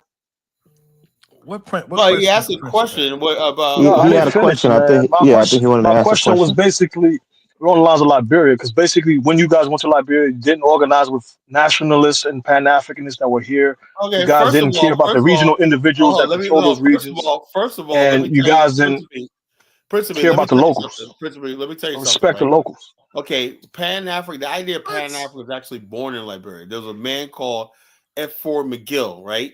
Of the McGill clan. He founded a company called the Chesapeake Liberia Trading Company. He was the first black doctor in America, right? And he basically was educated. He was a teacher of Edward Wilmot Blyden, known as the father of Pan-Africans, right? And so the bottom line is they called it back then Pan-Negroism. It was based on race. In other words, basically, Pan-Africanism at that time was called Pan-Negroism. That means if you're a Negro, right, we're one people. It means we try to get to convince the natives to see themselves as a Negro or black, as opposed to a crewman, a bossa man, and stuff like that. You're black because that's how the world sees us, and that's how we go. That's just a Pan-African. It's a black identity. But the African, for the most part, does not want that. You know, he want to hold on to his tribe, his tribal identity. And when tribal identity brings conflict with other black people, when you have a black identity, you only conflict with white people. See how we did? That's why Liberia's constitution is written that only black people can own land in the country. That's Pan-Negroism. You know what I'm saying? So why would I give that up? The only constitution. Well, you gotta go with respect for the locals. Do you understand what I just said? Not with this local stuff. I do, man. because hold on. Haitian, hold on, relax. Hold on. Because you guys, hold on. You go into a nation that's surrounded by other nations. You gotta use your common sense. You act like a big kid, bro. In the Haitian constitution, the same law exists. The same law existed too in our constitution. So I understand exactly what you're talking about. Why millions of you guys? You have to respect every tribe. In Haiti, you have to. Why so many Haitians in the Dominican Republic if that's the case? And why is the richest man in Haiti a Jewish dude? He's not even black. It's something called Syrian Lebanese, which is Syrians and Lebanese that came in the 1800s and 1900s. They're on every island, included in America. Yeah, like I but said, I'll answer my question. Y'all go and try to attack Haiti, but hey, let's be real. Carla, it's simple as this, man. My question is simple. You can go over there and take over any country in Africa, and you won't get no pushback unless you black. Let's just go ahead and just let's go ahead and just put the meat on the grill. So name if you're Italian, you know what I'm saying? They will bow down to your feet. But if you talking about black people, you got to respect every tribe. You got to go to all the natives. You got to kiss all the chief feet. You get what I'm saying? Nobody's saying that, bro. But if you're another race of people, you know what I'm saying? They will dance for you and praise you at the airport. You get what I'm saying? Simple as that.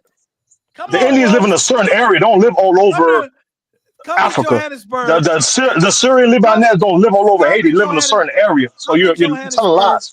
And we will allow. And right, and mostly these people don't have political power. They have economic power, they usually don't but usually they have to pay tokens to these corrupt government officials to have that economic power. When they own all the wealth, what are you talking about? They need political power. They're crazy as hell, man. You said who owns all the wealth and where? See, that's the part they don't understand. The people that with the money, it's the same way in the United States. It's the billionaires and the lobbyists that create the politicians. What the fuck you think it happened to in a fucking Deadpool ass place like Liberia or Sierra Leone? The people that makes the money pushes, because you got to have the money. You got to have the money to produce something. Just because you're a public figure doesn't mean shit. It's just like the person that got that lady in that one town where she's the mayor, the governor, and everything, but she's the only citizen. Then the place don't mean shit. It takes money to produce anything. So it don't matter if quote unquote they don't have political power. Somebody gave Commandment 150 billion, and it wasn't politicians. Like that what I be telling you, Carla. The mindset of them, bruh, is off, bruh, because they haven't lived. See, I understand some of them have lived in the United States for 30, 40 years, but they ain't been here. They don't have that DNA, that thing that's in their DNA from 400 years of being here to just, we hear something and we see something and we dissect it immediately. We know it's bullshit. They don't see that as bullshit. You get what I'm saying? They see that as shit. The white man is the power. that a Hold lot on, of these hold on. That's countries, cap, man. Hold on. Dollar. I spoke to you before, right? About what? And I told you about the Noirist movement of Haiti, right? And I told you that it was about raising and increasing the middle class, and to deal with Right. and actually have an actual Pan-Africanist movement, you need a stronger middle class. So what is this police talking about? Hey, What is this you guy know what talking the about? difference? we You know can't what the have a difference middle between class Haiti and a pile of dog when shit? Absolutely nothing. you Let me tell you the difference. you Let me tell you the cannot difference. It's you. It's you. listen. All right, guys, A let's titty get back on. Well, flopping niggas. That's it's Let's you. get It's about let's you. I get went back on pick up That's the focus. difference between the flopping Let's get shit back and on Haiti. Is you. focus. penny. I went pick Tyler, up you a gotta penny Raggedy off ass the put nigga. ground everybody down and for said me. it. I know. Haitians don't even want to be in Haiti. Tyler, you gotta put All right. everybody down for But me. we slowly Because fixing it up. We're acknowledging our problems. You Yeah, ain't. slowly. You scared. You Yeah, gotta walk You around said with that Dollar Bill. You yapper. said he got to just pull You them gotta walk down. around with a yapper. You Everybody, scared. keep on You slow scared, dancing. bro. Then You scared to go to the gas station. You scared to go keep to the going. bathroom. You scared Keep to go to going. the Walmart in the Keep first dancing world country, slowly. bro. You Keep scared, bro. Let's keep talk dancing facts. You slowly. scared. You gotta walk around with a yapper in the first Principe. world. Why is that? Yo, Why is Principe, that? hold on. Yo, Principe, hold Huh? on a second. Hold on. I'm gonna You bring gotta walk everybody. around with a yapper. You say you walk around with a yapper everywhere you go. Why No, is I that in the don't. first world Look, No, I'm country? gonna bring hold In on. the Who everybody first told you world down. that? country. Who told you You that? brag Bring about that. everybody down and then bring everybody back up. I'll bring everybody down, bring everybody back up. And What? hold temperature's too Abraham, high right bring now. everybody down, Let's and bring bring that everybody temperature back up down. one at a time. We gotta have order. People tell me about this. Got order. All right. Okay, Dollar Bill, you had a question. Go ahead. You got the floor. No, I just basically said what we need to do, guys, and I'm a person who's participated in it, and I'm trying to be more kinder and gentler. We just need to have rules of engagement, right? And for a while, I understand the frustration that we feel when we want to get our point out, right? And a lot of times, people's egos get intertwined with what they have to say. But just try to respect one another. Let's not call each other names, and talk to each other with a clear thought and a clear mind, and stop insulting. If you do, okay, then Kala's going to have to take you down, because And this is the let me say this. Genesis I show. want to talk to Principe first, right? Yes, sir. Like my point I'm trying to make to him is like he keeps saying and I'm trying to tell him, dude, we've been there and done that, and we're trying to say the type of show was sick and tired of being sick and tired, right? It's not just white people, we're sick and tired of other Negroes too, Yeah. we're sick and tired of everything. Look, everybody's walking away with something in the world, right? Haiti, you can say we could call Haiti a shithole. That's why I disagree with my brother Hustle Smart. It's definitely a shithole, right? But it's their shithole. I would love to have a shithole of my own that I can say, that's my shithole. That's my shithole. So I'm not gonna begrudge somebody that got a shithole. At least they got one. We're the ones that basically, after everything, after 400 years and everything like that, you think about it, you had an independence movement and all that in America. Yeah, and these Negroes, you had a revolution in Liberia in 1980 and whatnot. These Negroes walked away with a republic our ancestors built, Yes. Haitians still there. You got the Nigerians, they're fucking up, but they're still there. Ghanaians are making moves and whatnot, got $1 billion of our money. And see what Antnam says? The ghetto is your shithole. See what I'm saying? They always ghettoize us. Yeah. See, the whole problem is they want to discredit people, right? And act as if because somebody's a lawyer or somebody's a doctor, it's just ridiculous and stupid. Okay, because all it means is that a person can craft an argument. Does it mean that they're correct? No. Right. I used to love to engage in conversations with lawyers, because I wanted to be one when I was a kid. So I like to eat them up, and I always represent myself. And I haven't met a lawyer yet that could beat me. But the whole conversation is that why wouldn't you want to have your own? Right. Why would every man want to be a man in his own land? Why? Exactly. Why not? White people. So it's like Butch Lewis said. So the white guys get to have all the fun. Yeah, Richard Lewis. He said, "Why should the white guys have all the fun?" And he was dead like 3 years later. They think 3 that years this later, is the manifest destiny. 53 years old, and Yeah. pretty with not an ounce of fat on his body. How he end up dead? They firebombed his house. Do you know he moved to the richest part in Long Island? Reginald Lewis. He's the first black billionaire. Reginald Butch Lewis. They used to call him Butch. they firebombed his house. See, the whole idea is this is what's going on with the mind, right? Right. And you see, the mind is saying we know what it's like to be oppressed, and we know what oppression is in America. And what we're saying is, this is our right, our birthright, to get a place of our own, where we can govern our own. We're not coming in. We want a place where nobody's living. It could be in the desert somewhere, just like Las Vegas. And I'm like we this. got a plan for the desert. Brother Head is, I don't at this point. I don't give a damn if it's landlocked. I'll take it, man, you know. Yeah, I heard him say that the other day. He wanted to be close to the river. Like that's gonna be hard. That's gonna be a hard. Yeah, that would be a hard sell right there, Colin. You have to start, you know what I'm saying? You have to build it up. But this is the thing though. The difference is, Colin, what the reason why they hate your message so much is because even their countries, yes, I call it a shithole, exactly what it is. But the thing about it is, the problem that we have about it is that you're running from it. You get what I'm saying? Like, we don't have our own shit. You get what I'm saying? Like, as Black America, we was in Afghanistan, we ain't finna run from it. We gonna stay there and try to get it together. And the last thing that it ain't nothing that I heard you talk about where you're gonna let another race of people gonna come in there and run shit. Nope. And that's what's happening into all these countries. Every country that, not every country in Africa, but 90% of all the countries in Africa, even Haiti, even goddamn Jamaica, that is another group of people, other than the indigenous people there, is running it. Do you get what I'm saying? That's the problem. Henry said, "Give me liberty." Man, that's ridiculous. Give me a spectator. liberty, come on now. Please say that one more time, Carla. People are spectators in their own country. Spectators. And you know what's the past side about this? A lot of them be spectators from another country. You know, I see give me be liberty. Like, they be in Siberia talking about how great that country is, while everybody else robbing the shit blind. Right. Our country's great. When you in Siberia, motherfucker, you sitting in the cold, freezing your nuts off, talking about how great your whole shithole is. That's why the Russians refused to lie down.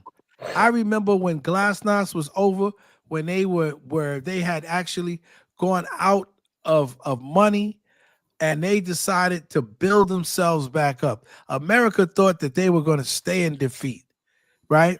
Moscow, they rejuvenated themselves, and they believed in themselves. I love Russia, man. I'm sorry. And see, so when I say that, and okay, Baruti will say, "Oh, you're talking about you know, you make it." No, Black people have to have self-determination. We got to have some nuts. And I don't think women check this out. are going to listen to it. That song, The Vulgar Boatman, if you really study it, it's about the Vulgar Boatman. See, in America, we have tugboats. You know, tugboats tug the ships in. Yeah. On shore. And on the Volga River, right? The Russians that brought the goods in to shore and everything like that carried ships, you know, because they didn't have any real docks or anything like that, were men. You know, they would strap ropes to them and they pull the ships, all that ships to the shore, you know. Those were called the Volga boatmen, you know. Yeah. Without them, Russia would have starved, you know. And so people don't understand that. So when he gets mad at me and he says, I love the brother, but he tried to shame me when he said, "Oh, you know, you don't want to sing, lift every boat, lift every voice, and sing." No, I want to say liberty. Yeah. I don't want to say. You know, I thought about the dollar bill. I thought about that, right? I said I want to change that to lift every sword and swing. Yeah. You know? Lift them up by their coat, and choke them in the neck, bro. Like everything about us is teaching us to be. Man, for the what does the national anthem say? What is the national anthem? To liberty, right? Yeah. No, what is that? What does the white national anthem say? Oh, that was the Star Spangled Banner. Well, yeah, it's really about the fight. The original version of it was like, we don't give the slave rest or refuge. Yeah. Hey, Dollar Bill, give that cotton picker a boot in his ass. Exactly. That's what the original was. They actually watered it down. That was a real America. White That people was They are want to off, use us. white people are off the chain, bro. You get what I'm saying? But think about it. Before you said that, Collar, you know what you should have did? You should have asked all the immigrants, did they even know that part? No, they don't know. No, that. they don't. They think they you know what it is? They think that if we go into some place, yep, we kiss everybody's behind, mm-hmm. we shake their hand. Ass. I'm sick and tired of being sick and tired. I'm not kissing nobody's ass or feet We no know more. they're gonna try to cut our throat. Listen, let me explain to y'all something right now. If white people say, "Hey man, we need to find all the black people," it'll be the African immigrants that'll be pointing us out. You get what I'm saying? Cause believe me, they want to get to where we're at. You get what I'm saying? So that's why when you see all these that's why you see all these platforms, just like Collar platform. Look in the audience. It's more African people in the audience than Americans. So that's why when he gets so many complaints and so many, it's from African immigrants. It ain't from Americans. Just think about that for a second, Collar. All your complaints on this show is coming from African immigrants. They don't 99%. They don't want us in Africa. They think I'm a threat to them or something. I don't know what exactly. The that's why. But listen, this is the last point, Dollar Bill. I swear, this is the last point. The funny part is, Collar, is that even Africans don't know how big Africa is. It's two United States can fit in Africa. No, 3, actually 4. Hey, I'm just trying to be nice, Collar. I'm trying to be nice and say 2. So therefore, if they gave up the something, a sum of 1,000 square meters, it would be nothing if you didn't tell them that they gave away 1,000 square meters of land. Acres, they wouldn't even know. I got one even better for you. We could probably start building the Africa. It'll be 2 years before they even know. Before they even know, what I'm saying is that they don't even have the infrastructure to produce on the own land that they have. You get what I'm saying? It's so not developed. It hasn't been explored. That's how big Africa is. So if you didn't tell them, they wouldn't even know. They wouldn't even have nothing to complain about. Yep, I'm gonna put the map of Africa up. Pull up. Please do.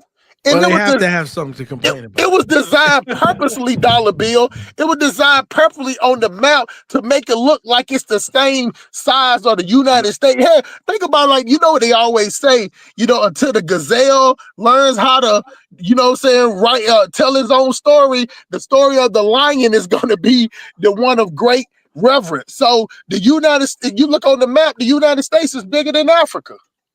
Listen. People design it that way to make people's mind think small. And but you need to be thinking big, bitch. You need to be thinking big, bitch. They don't want you to think big. And so they want the mind. You know what it is, basically? I think a lot of continental Africans are really angry because they spent a lot of time coming to America and to England. And they feel, why would we want to go to Africa when so many of them have already forgotten Africa? They just give their little money and remittances almost like white guilt. Let me just send these Negroes some money so they stop bothering me. Mm-hmm. That's what it is. They don't really want to be bothered with Africa. If I can send out a certain amount of money and these Negroes can leave me alone, I can live in America and be an African American. I don't have to worry about this BS. I can watch baseball, football, basketball, and act like nothing. I don't have no responsibilities to Africa. I've had Africans tell me that. See, you can send 20 or 40. All it would take is $20 or $40. $20 or $40 a week. I've had Africans tell me when you going back home. Can you guys see that? Yes. Look, can you guys see my cursor right here? Yeah, I can. Okay, all right. This right here. Bring it up big, Carlos. I don't know. It won't let me go bigger. Okay. It's a view image. I don't know that one that the brother showed yesterday, how he fit China and India that map and was America good. and all those places, right? Australia, Germany. From here, from Nigeria, let's say to Angola. This is an ideal area right here, northern Angola. on the Congo River right here. Nigeria, this right here, that's almost 3,000 miles, right? Why is somebody from Nigeria like Mike Olawale caring about what we do down here? Why would he care? You know, they can't even reach this. I'm gonna tell you area, why. You know why? Because he knows that everybody from all over, just like when you had Liberia popping, everybody from West Africa is going to try to run over there. Yep. That's why he knows. He knows it. Dollar Bill, it's just like when you have people that know how to talk. Say, for instance, you walk in a room amongst guys and they talking all stupid and crazy, and then you come in there and speak, and then people start paying attention to the way you speak. In America, the other black guys would be like, okay, we need to stop being stupid. Like, you know, we need to change the way we talking. But in Africa, it's almost like it has to be envy. It has to be envy because of the point that they're used to living the way they're living. So therefore, you're gonna take a people that's gonna come over there that's gonna be at least 80 years ahead. Think about it like this: 80 years ahead in thought process. Most of us, even that claim we religious, we ain't religious like they are. You get what I'm saying? No like way. You know what I'm saying? We ain't that level. Believe me, they in there playing like they catching Holy Ghost and falling out and healing people from jumping out of wheelchairs. They on that level of religion. You know what I'm saying? The pastor's climbing all up in the Raptors, coming down on wires and shit, and you know what I'm saying, got Ogun juice, and you know what I'm saying, spitting on people, laying on top of people. They barbaric with the religion. We're not like, we're just the type of people that, hey, we might pray on our food, we might forget to pray, but we might say we believe in God, but we're not with the theatrics. They're with the theatrics. So you got a group of people that's gonna come there, that's gonna change the facts. So of course, even the women in Africa, you get what I'm saying, even though they with all that tribalism shit, they don't like being even Black Americans have a softer spot for women than African men have for their own women. You get what I'm saying? Like we like for a woman to cook and clean, but that ain't all she got to do. You get what I'm saying? Like, we like for her to dress up and look sexy and go out. You get what I'm saying? Matter of fact, let me tell you this, Dollar Bill, because it's something that I know for a fact. Even Black American men don't care if their woman has a dildo. An African man would damn near beat an African chick to death if they find out she got a dildo. They would consider that disrespectful. Right. Like she's cheating on her. Like you're cheating on her. You get what I'm saying? So what I'm saying is that from us living up under the oppressor, our minds have evolved. You get what I'm saying? We have been bred, you know, from the slave plantation. We the best of the best slave. You get what I'm saying? Well, they don't. I understand what you're saying. But the thing is, what am I listening to, man? They are afraid. Can I say something? You listening to the truth? That's what you listening to. The difference is, but Sip, I ain't gonna insult you. I'm gonna be honest. You don't seek to wife the woman, so you don't care. If a man is seeking to wife a woman, what do you mean I don't seek the wife from him? You said you play and you sit them back. That's what you said last time. Am I correct? Do you know how long? Do you know how many times I done been married, bro? Yeah, but again, no. I'm asking you the same way you asked me a question. I'm asking you a question. Do you know how many times I've been married? You said two times or three times. Believe me, and I'm ready to get married a third or fourth times when I find the right one. Okay, I'll take it back. See, but at the end of the day, I'll take it back. I apologize. But let me say something.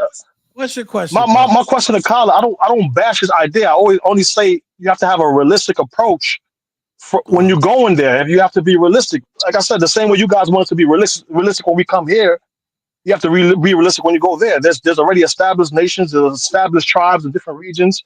You're going to have to have some kind of coordination. That's why Liberia. Let me interrupt you right there. Hold on, let me interrupt right there. First of all, since we were never included in that design, all these borders are illegitimate to me. You know. Yep. That's one thing, right? Second thing is, all right. Second thing is, we don't recognize any claim to any land. Only God makes land. The land was there millions of years ago. Did the so-called governments there have it millions of years ago? No, they recently came. The tribes were. So the bottom is this. So the bottom is, so why should Iraq, who gives anybody authority over territory, even the United States? The people that come here, before they have people think like that, right? They'll say, oh, people own land, but they don't respect the United States sovereignty. A lot of people in this country illegally because they don't respect the man. But yet when it comes to their little shithole, you gotta respect our sovereignty and it's our land and all stuff like this. But they're free to come to every other country in the West, unhindered by laws, anything like that. And they say nobody. They have T-shirts going around talking about no human beings illegal, all stuff like that, nonsense. Now, but when it comes to their land, you go to their land, suddenly, oh, this is sacred tribal land. Our ancestors' souls are here, and all this kind of bullshit. But Principe, let me tell you something. I'm sick and tired of being sick and tired. I'm sick and tired of listening to African bullshit. I listened to it for many years, and it got me nothing. I wasted years. I could be further in my career and life if I wasn't fucking with Pan Africans all these years. I think I wasted a lot of time. We call it Afro-babble. The African babble. Afro-babble. I don't recognize. If we don't have a look, if we don't have a land, then that is my price. That is my price. If we don't have any sort of talk of Pan African unity, my price is my own land. That's my price. If they can't meet my price, then we got nothing to talk about. That's the way it has to be. So when somebody, Philip Lindsay, gets up there and says, "Oh, that's unreasonable, that's impossible," I feel like smacking some of these dudes, man. These little pansy asses. Let me tell you something. He's being practical, man. He's being practical. He's an apologist. He's being a pansy. He's an apologist. Look, this is what I'm talking about. In the real world, right? Real world, guys like me and Dollar Bill, Hustle Smart, we run shit. People. We walk in the room. There's a certain amount of respect. People, somebody looking at me, you're gonna give me respect. You're careful with your words and everything. That's how the world's supposed to work. And then with that responsibility, we have a responsibility not to be bullies, not to pick on people and stuff like that. What you have right now is because of the internet, you got guys who should be in the corner minding their business right now, making a decision. That's not your lane. You're not a leader of people. You're not a person somebody will look to as leadership and inspiration. So why are you talking on that level? Who is Philip Lindsay? He's not a guy that basically, when it comes down to, like, I took a whole group of people to Liberia. Their lives were in my hands. But you understand, Principe? I had 20 people's lives in my hands, literally. We're going to the up country and everything like that. That shit was on me and Bhavani. Something went wrong, that would have been me. Yeah, but a good leader have to sometimes have to listen, man. You went to Liberia one time. That was like a hobby thing that you did. You as a profession, you lead by example. No, you're muffled. You could be a leader in Mike, way, but try to prepare yourself. On a commercial paid tour, stayed in 4 hotels and whatnot. Elvis, you muffled. Don't try to be dismissive of that. That was the first tour ever done in I'm not organized. But why did you do it, Elvis? But Carla, I'm not dismissing that. Did you bring anybody to Liberia? That's that shit I be talking about. My point to Carla. Hold on 1 second. Are you guys getting me clearly? Yeah, we can hear you clearly now. That's what I be talking about, Dollar Bill. All right. Did you bring like you're saying, Carla, when you compare yourself to Phil Lindsay, right? That's what I'm saying.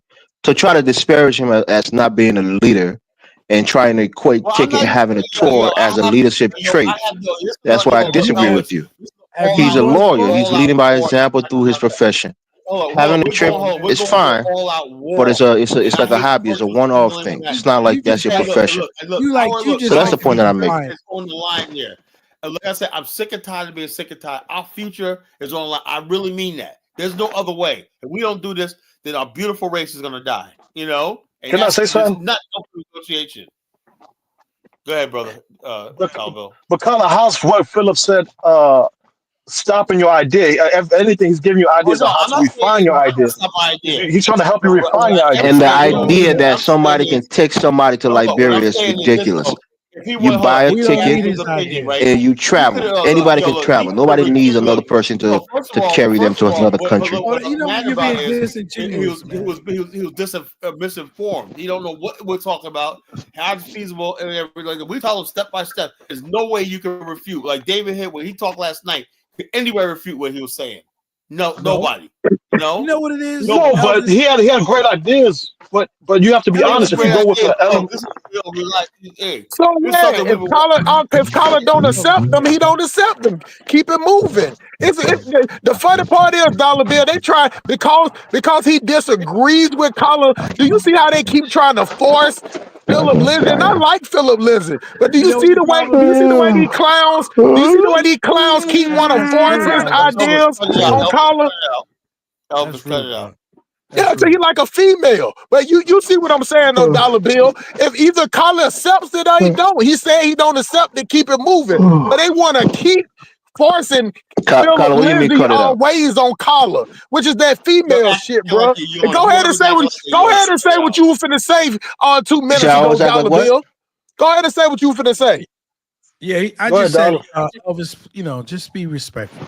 Yeah. I see you on other shows. You don't act like that. He definitely don't. What are you talking about? Yelling, yarning and stuff. People can hear you. Okay. I'm tired, bro. All right, but just mute yourself. Just mute yourself. Dollar Bill, can I ask you a question? Sure, man. Go ahead. My friend, let me let you finish your statement. I'll ask you after. No. I'm gonna stop. I'm gonna answer your question. Yes, go ahead. Because do you see what we're doing up here as against the overall idea, or do you see it as a brother's keeper challenging the idea for it to refine, so you can go in there with a valid perspective, a stronger stance? You guys are misinformed. You guys are being misinformed because you don't understand where we're coming from. And a person that's misinformed cannot be objective. That's just the Kyler, this is the one thing that you do all the time, Kyler. And we call it out, whether it's me or Jonathan. You try to compare yourself with people who are actual leaders and people who are who have actually did something. Like when you say that Martin Luther King was not your leader, or Malcolm X was not a leader, you're smarter than those people. I mean, come on, Kyler. We will always push back on things like that. And even your contemporaries like Phil Lindsay, who was an actual, lawyer and doing something. What is it? And you just talk. I mean, come on, man. Hey, Dollar Bill, you know the funny part? Dollar Bill, he don't even practice law anymore. Discourage this man that's not being smart. Do you know that, Colin? As being a traitor. He attacked Phil Lindsay, right? I've never heard Phil attack anyone personally. He would attack your ideas do you know and make an analytical my point friend, because he's my friend. to combat any kind of argument you're making. Lindsay. But he's not the kind of person that would attack anybody personally. Lindsay So I think will tell you that he doesn't practice law calling him anymore. dumb or try to attack him personally. We like Phil. We think he's an asset to this community. So don't attack him. He's a smart brother. That's fine. Give him respect. You want respect, give other people respect. That's all it is. Period. He doesn't even practice it. If he doesn't attack people, he certainly shouldn't be a lawyer. He's right? Hey, Dollar. I mean, Dollar Bill. It's just like a retired. He never attacks anybody personally. Police officer. He will argue with you. Officer. He doesn't disagree with your points, but he'll never attack you personally. He doesn't practice no type of law. He hasn't practiced it in years. One at a time. That's a personal attack, and I don't think Colin should do that. That's my point. But you're not Colin's content. You don't tell a grown man how to think. I have an opinion, bro. Boy, shut your ass up. I have an opinion. If Colin's talking something about somebody, I can say something. Colin can say something to me. He said it to me multiple times. Nobody asked for your opinion, boy. Okay, hold up. Let me say this for the record, right? Okay, it's in the context of them on the show, Kazorian laughing, giggling, ha ha ha, blah, blah, blah, blah, call my name out and stuff like this, right? And then I figure if he's a lawyer and an honorable man, he should have said, look, I have nothing against Kala or whatever like that. And his idea, what I should do is talk to him more about it and get more information, but I'm not going to give an opinion. He basically gave an opinion. So that tells me that's a personal attack against me. Wow. How so? Ridiculous thing to say. Yes. Somebody giving an opinion on your ideas is a personal attack against you, Kyler. No. Did he call you any name? Did he jump to ad hominems? Come on, man. In the context of the show. You're a grown man. You can't be thinking like that, bro. And I know this guy's like this. You got Mike Olawale talking shit about me and whatnot. You got to stop all the people. Yeah, Mike will attack you personally. I don't agree with what Mike does, but still didn't do that. I don't know. I don't know what Mike. Why are you protecting Phil? Why are you doing that? Why are Because you he's saying Phil? something that No, that don't Phil be agree with respectful. Carla. That's the only reason. That's the only I don't reason. understand. I really this part, That's Elvis. the I only don't. reason. I That's the only truly reason why. don't Dollar That's understand. the only reason why they do that. It's the same way with that chick we're from on these Righteous. They platforms, right? only bring her We up argue because she ideas. disagrees with You know, Carla. we disagree with each other on talking points, on ideologies. That's fine, right? Mhm. But to say somebody is a race traitor because he disagree with your idea or he questions, your plans for your African No, stand, he didn't that's out of question. pocket. I He said he was said traded to he me. he He was traded said to the cause, the African he stand said cause. that it's not going to work. That's not the same as being objective. That's not the same as saying that I don't agree with you. It's you're condemning something that somebody's put in their life work in. And so you're doing that, like he said, without even a trial. You're not saying, I sat down with Carla and I discussed certain things with him, and I just felt, Carla, it's impractical for you to do. I don't think it's going to work. That's not the same as you getting on the show. Like I told Kyla, right? If a guy says it's not going to work, we have people on this panel or in the chat right now who've had some, objection to Kyla's plan. Some people say, don't go back But on the why? continent. The African, hold on. Don't go back on the continent. The Africans are going to Well, attack you. nobody don't want to hear that shit, Don't man. engage with the The Africans. They don't 98% of want the you there. people in the chat are So African if immigrants. Philip says something Come on, that man. it's not That's going to that shit. work for That's whatever that reason, disingenuous shit I be it's on talking about, Kyla Carla. to go out there and make a point and rebuff what he's Nobody saying. don't give a damn what You old know, ass Philip so to Lindsay got come to here say. and try to Keep disparage doing him your among thing, us, Carla. it's not a good look. That's what I'm I saying. got on there to confront him, but he I'll dropped never off go when on I the got up there. platform and tell anybody Kyla is this or Kyla is that. I disagree with Kyla, but I'll never go behind his back on the platform and try to disparage But you. the other That's not guy who I am. Well, did, that's and what he that's why You he did. know That's called that. him what a he did. He didn't traitor. think I was gonna come up He there. disparaged you, Kyla, or he disparaged your ideas. He did both. His ideas to him. Hey, No, ideas, they don't ideas are understand. abstract. They're not a They person. don't even understand, bro. Just basic They're not a human person. shit, bro. That's just It's like not a His me, Dollar person. ideas Bill. are If That's the I say, difference. man, your job, you're horrible at your job, and I say, well, Dollar Bill, did I say you was your job? Come on, bro. It's the same thing. You're talking about the person. They don't He's even talking get it. about the person. They don't even get it. If Kala is putting his neck out, and see, you don't realize that. They don't get it, bro. I think some of you people truly don't realize it. Like Yeah. I'm almost retired. Kala's still in business, right? So he's putting his neck out saying certain things that he don't have to say, right? I can say them all day because what they're gonna do to me, except try to push me to retirement, which I'm going in that direction anyway. So they would just have to sweeten the pot. You understand? And got to pay me for the rest of my life. So he's putting his reputation out and he's putting himself out there, trying to let people know this is what I truly believe because I love my people. See, the other guy, he has nothing invested in it. So for him to come Nothing out and to invested. laugh and make jokes about it and to say certain things, you could just say, oh, it's my opinion. I don't think, but it's no, to definitively say it's not working and laugh about it and joke about it like it's a game. Okay. That becomes an issue. Dollar Bill, what do they say about opinions, bro? It's like an Everybody asshole. Yep. Everybody got one. And if a person that's always sit up here and got an opinion about something, that correlates into their asshole by definition. What? Go ahead. Prince, you Like gotta they don't understand. listen, don't bring nothing to the table but of opinion. And the opinion is always contrary to the message. See, you can bring an opinion if you're trying to help it, or you're trying to put like a extra vine to it to add to it to make it grow. But if all the opinions, think about it like this, caller. If all of the opinions are against your idea, then who is for you? That means that all of the opinions are against you. And I ain't heard caller not one time say, I want all dissenting opinions. But that's what you get, though. That's what you get I'm every trying to figure single out with night. Prince of P and even with Elvis. You know what I think? And this is my opinion. That you guys cannot vision a place that African Americans, okay, could have of their own. I don't think you guys think that we deserve anything of wrong. Why you say that? You know, Dollar Bill, Because to even make that statement is an insult. Because last night, literally, I said that. I literally said that I think that they should get the land. I said that literally. You did say that. But the other points that I disagree with, not even disagree, but I question. You know, I asked how are you gonna do this? How are you gonna do that? These are not things that I'm saying is impossible. I'm just saying, what is your plan to bring these things to fruition?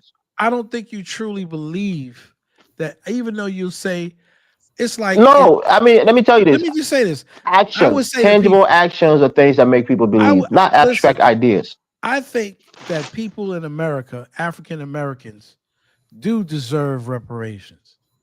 125%.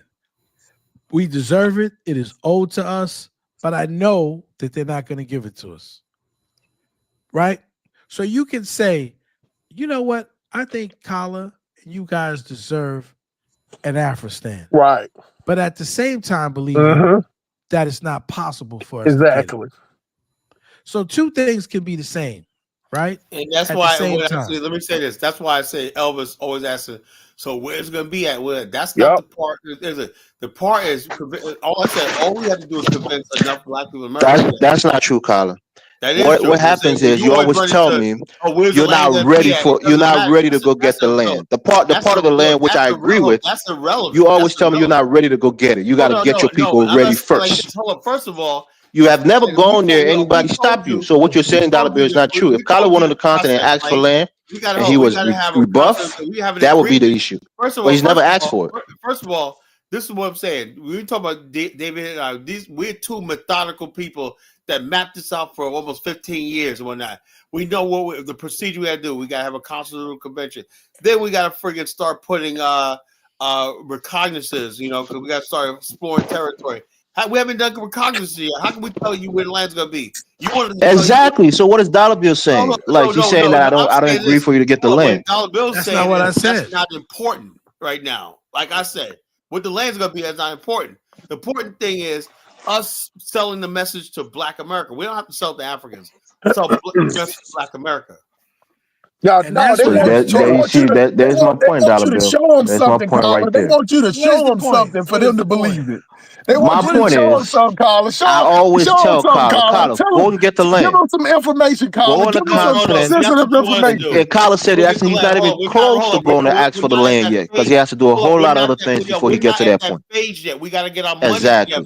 Oh, did you hear what Brother David Hitt said? And we got the people that could do this. We need to create an African American Development Fund, right? We could raise $150 billion a year. But Colin, are you and Hitt on the same wavelength? Because he said in 3 months' time, there's going to be action. There's going to be some movement. So what kind of movement are we going to see? Yeah, he's going to do his thing. Let me tell you how the BAI works, brother. Let me tell you in case you don't know, right? Individuals don't join the BAI. Or groups and organizations do. The ICC, his IAAC, his group, right, is like one of the flagship groups of the BAIO. I got the Call Nation, and everybody else got their own groups and whatnot. We're organization of organizations. So you guys are working independently of each other. We're independent organizations, but we come together. Oh, wow. Yeah, that's what I'm saying. So that's what the infrastructure is all about. They don't understand. They don't understand the intricate details of an umbrella with corporations up under it. But it's an umbrella. It's still, yeah. Carla, drop the link, please. The best thing to say about that is that if you ever watched the movie Captain America with Hydra, you get what I'm saying? To where each department works in a different way. You get what I'm saying? But it's still one goal. You get what I'm saying? Exactly. But there ain't nobody. But that's what it's on when they come from these countries where it's a one-man rule and it's a one-man popularity. You get what I'm saying? Absolute leader. Like I told you last night, I'm not the absolute leader of this movement. We got David Hitt. We got so many other people. It's like the multiverse and everything. Yep. You watch the comics, it's the multiverse. Yep. That's what can I say something? We call it the multiverse, the BAO multiverse. That's what we call it. Universe. Again, Thanos. He called me Thanos. Neither me or Elvis neither me or Elvis attacked the idea. We're helping you refine the idea. The idea of going back and you having your own. That's truly applaudable. Even when you come on here, I always applaud you for your mentality. I always push away some of the pessimism that you do have. I always tell you you can do a lot of things here or in Africa. I always tell you that. Yeah, we are going to do So things. I'm not against. We So need both. my We need both. I agree. I've been saying that from the beginning, though. I've been saying that from the beginning. I say I need blacks. Though, bro. Let me ask you a question. Yeah. Tell me one way. You said that you're not going against it, but tell me one way that you're refining his message. Tell me one way you're doing it. I said it yesterday. I said it today. I said you can't go back there with an over aggressive mentality. Talking about you're gonna gab gut. They have military over there, and then you're also technically American by passport. They could just report you to the ambassadors over there. So I'm telling you, go with the right framework of mind. Go with the spirit of reconciliation. You're stating telling me I'm against y'all. Hold on, Colin. One second. Yeah. What you're doing is you're stating the obvious.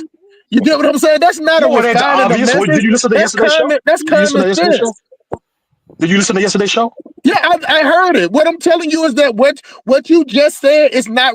Maybe you don't know the difference of refining. That's not refining. You just telling him to use common sense when he go. Be nice to the people. That's not refining.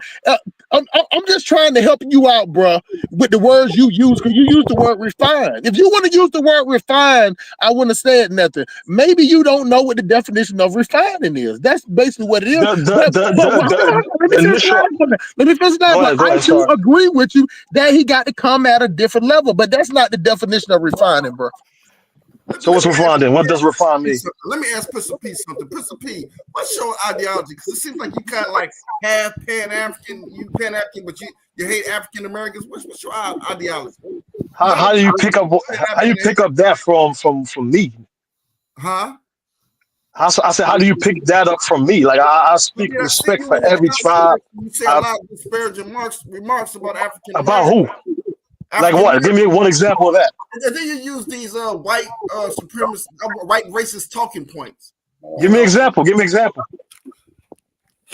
Well, you say African Americans complain too much. You see me whine. I see you saying that stuff in the comment section all the time. I do. I believe that. I believe I have a lot of way more power than you believe you do have, and you should utilize this power. How's that making you inferior?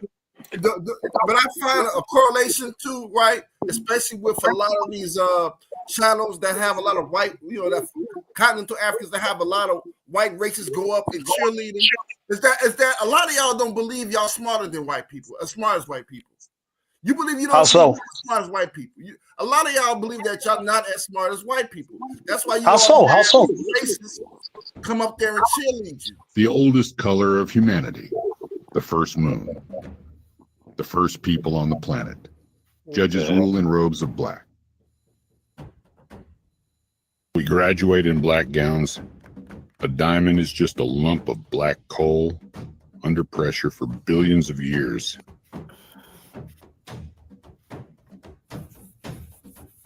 Oh, this dollar bill AI. We, the African, are black brilliance. Join African or black excellence counts.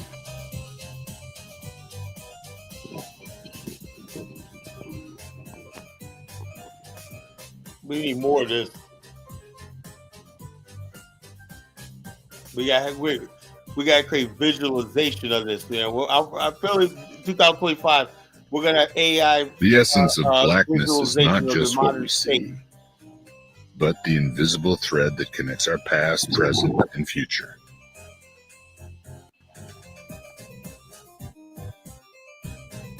All right. Archie from Haiti, Pistol P, what is Haiti doing right now? Is that complaining?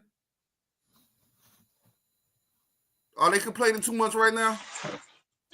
No, Haiti is actually looking for solutions with Africans and trying to network with CARICOM and other nations like Cuba and Venezuela to create a new movement for themselves. That's what I'm trying to say. We're not twiddling fingers. We're utilizing the power that we have to make change.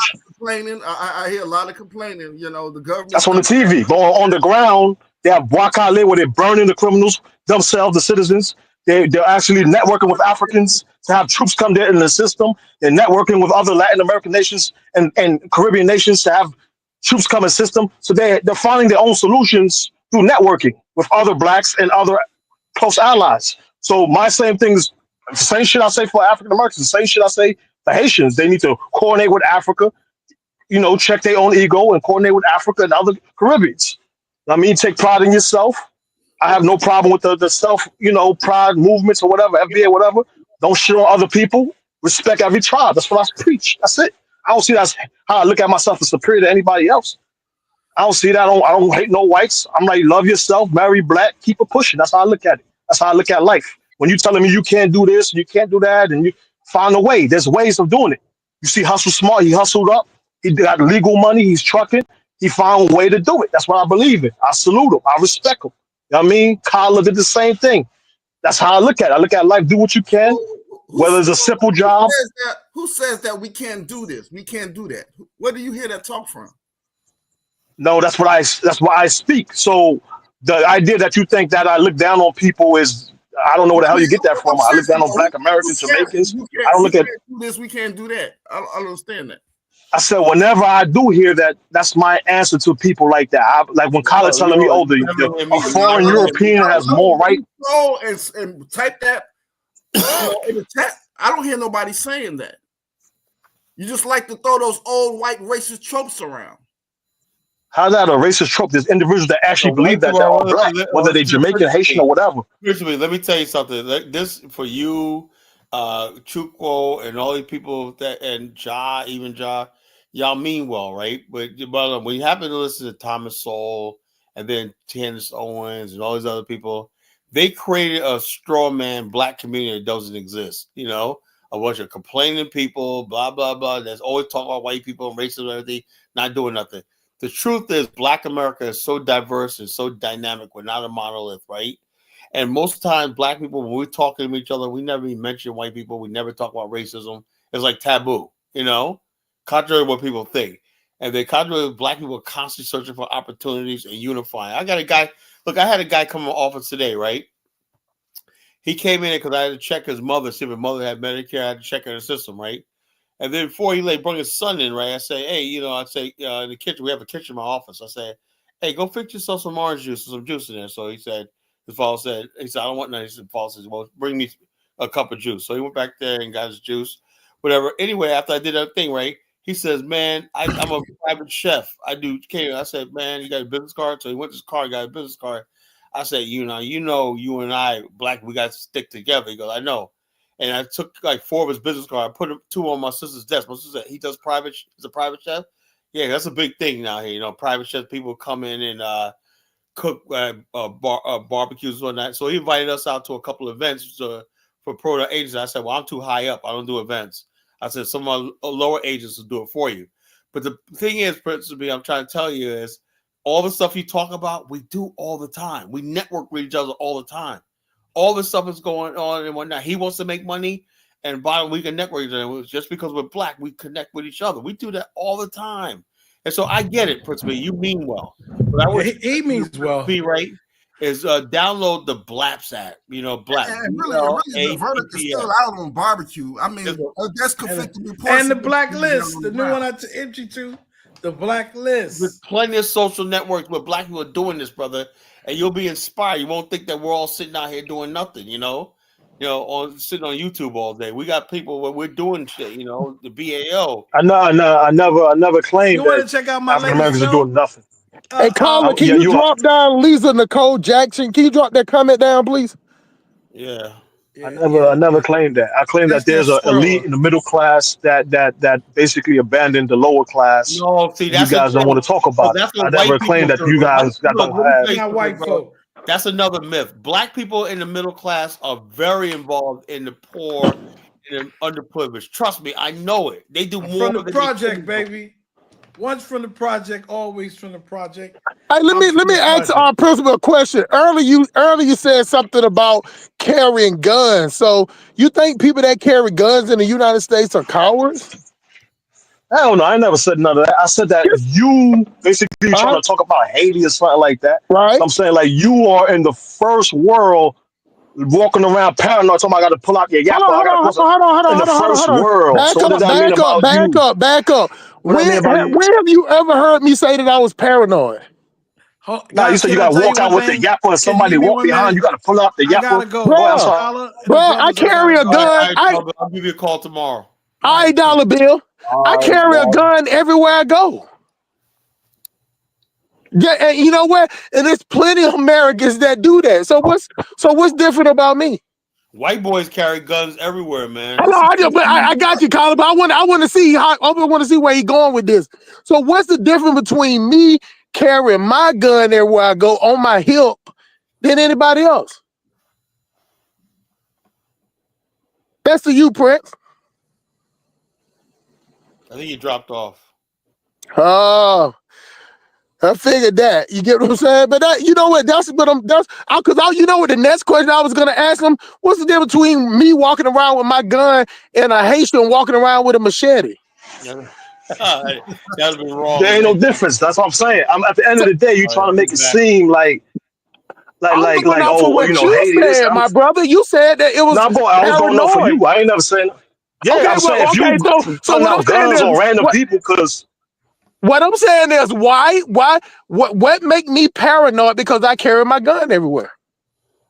Because you know, like I know, that there's a class of black individuals who don't give a shit about nobody that will rob and shoot right here in the first world.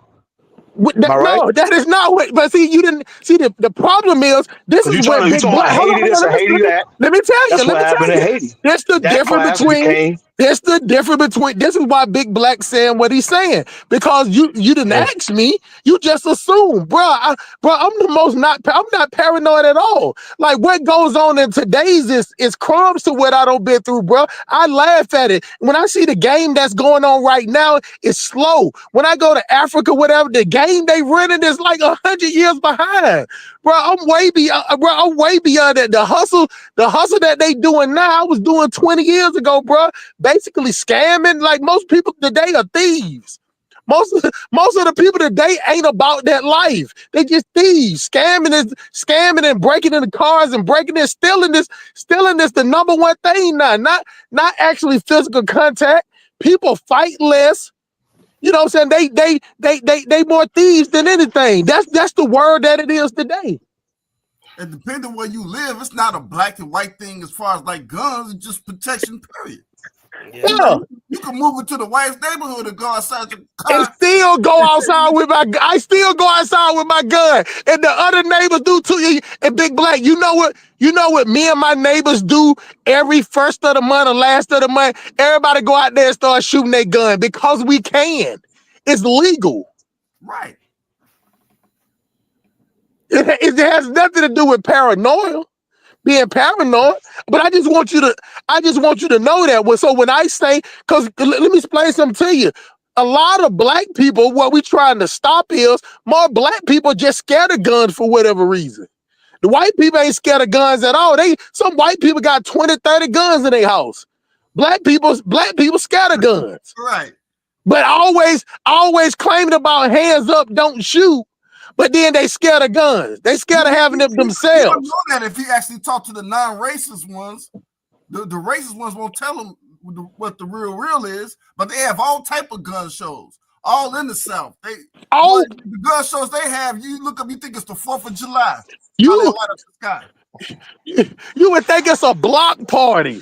You get what I'm saying? You got people out there in the parking lot. It was a joke / trolling on what I was. That's what I was saying, bro. Listen, the thing about it is we understand. We understand, but I'm just trying to tell you that that's the difference. But you know what I'm saying? It's just the way that the perception is. And so a lot of times with the perception that y'all make a perception off a talking point. You get what I'm saying? And then y'all just ride with that. Y'all ride with the talking point. You know what I'm saying? Just like the same way you said with me, I always keep my yapper. You know, I just call it a yapper. I'm one of the few black people that call it a yapper.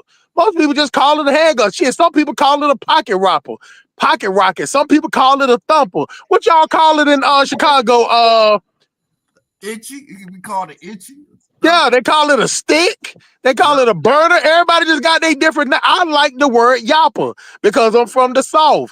You get what I'm saying? Up north, they call it a heater. They call it a burner. You know what I'm saying? Just burner Glock. The gat. Yeah, they just Blood got cat. different names. So for me, I just sensationalize it all the time. You get what I'm saying? But that's just the way it is. I Yeah, like but that I I'm was just from. trolling, man. I was just trolling, man. No, You I came out got my you. I country. I got tried you. to troll you. That I was it, got you. man. I understand, but I'm just, and people gonna watch this show, and I'm just trying to convince black people that look, we can't sit up here and be scared of guns because white people got them all. They buying them up. They ain't going in there and just buy one. They buying 2 or 3. They buying them for their kids. Take them out there and shoot and all that shit. Like we taking our kids to the playground. They do the same thing, but they still take that time to teach their kids how to shoot. Carla, do you know that, man? That I was listening to the Red Eye Radio one time, and I was sitting there like, look at these white people talking crazy. Then I heard this episode about, hey man, you know what? This little box right here, just in case something happened, this food then right you got here will survival last kids. for 3 years. Survival kids. Yeah, I bought a Survival survivor kit. Power. Paula. What happens if power goes out? They got all this stuff. Man, see, the bottom line is when you look at Black Station, everything is just foolishness and everything. Buffoonery. When you look at AM radio, whatnot, because I listen to a lot of AM radio all the time. White people are very, very organized. Guns, hunting, very resourceful. And so, like this. Anyway, fellas, it's been a good. Well, I want hustle smart. Okay, say I want you to address before we go. And John, y'all, I'm gonna leave this stuff on. Y'all want to stay on it because John probably got something to say. Your boy Kung Fu Fanta, he's that white guy that's married to a Kenyan guy. He made a comment about you go to Africa to trick. Why are these white guys in all business, man? Tell me. No, listen. They only hearing what people like Elvira, the Lion Liberian, said, or somebody else said. Because you know what? I was watching. Let me tell you about your enemy, Colin. Your enemy is somebody that will go over to somebody's channel that says something against you, call you a coward, and then sit up there and agree with them, and then come back on your channel to sit up here and talk about they got opinions and they being objective. You know what I'm saying? Because I went on, I listened to it for about 15 minutes when I was taking a shit, and she was on there talking about everything that came out her mouth was about me was something that Elvira, the Lion Liberia, said. Everything that was coming out her mouth was something that Elvira, the Lion Liberian, said about you. And you know who I saw in the comments when she was doing that? Elvira, the Lion Liberian. Then I see him back on your channel. Now he want to be objective and got all these opinions for you and questions. That's why I said Elvis is a smart kid, but because I can't take what he says seriously because he always goes against everybody that goes against me. So what does that say? Right over there, her comment section. Don't even say that, Colin. It's the truth, though, Elvis. That's not true. That's not everybody that goes against me. That's not true. What you want to do is let me hear them out. Let Colin give them. I'll criticize you, Colin. I know it's warranted, and I'll back you up when it's warranted. Elvis, you're free good, right? But I don't think you're fair because the bottom line is this: Philip Lindsay, like I told you, right? What he should have did was in the context of that show today, right? They know Kaido know that show was a knockout show we did last night, so he had to respond to it, And so he brought his usual, and that was the highest rated show he ever had. He had 30 people in there live, Hey, Carla, did you see what Kung Fu Fanta said that most Caucasians don't own a single gun? But that's a goddamn biggest lie. They are the most people live with guns. They sleep with they are the number one buyers of it. They are. I think Philip respects you. He probably have a difference of opinion, but Philip. Right, and that's what I was saying, Big Black. That's my point. Look, Colin, if you came up and said, if you came up and rebut what Philip said about your points, I respect that. But to attack him personally, I disagree with that. That's my point. All you have to do is tell him, look, Colin is. This is another thing I'm trying to establish, right? Before we keep talking about land and anything, I have to make it clear that I am 100% serious. This is not some fantasy stuff we just dreamed out last night. We put a lot of years into this. I put my reputation, my business, everything on the line for this. I really believe what I'm talking about. I've done all my homework for years, read thousands of books and everything. I know what I'm talking about. David Hitt knows what he's talking about. And I believe. And that's the sticking point right there, Colin. What I'm saying is this: if you know what you're talking about, and Philip says something that is off base, you can correct them. You can rebuff them. But then when I come up on Kaiser's show, instead of people ask me, "It's a stupid will Afghanistan allow what is it, gang bangings? That's what Chuko said. See, these are serious. These are serious. Ask me. I said so. I go, yo, will you guys separate the chaff from the wheat, Tyler? Philip is not a clown. Crack, you know, engaging with intellect. Stuff. Oh, first of not all, with ad hominems. People who talk like that, right? And basically like that. If you talk like that about Black America, right? Because we go our way to fucking try to uplift Africa all the time. When we even I don't no more, you know. But a lot of Black people in America, man, they don't like you talking about Africa at all. That's Black men. They're very protective of Africa and Africans, right?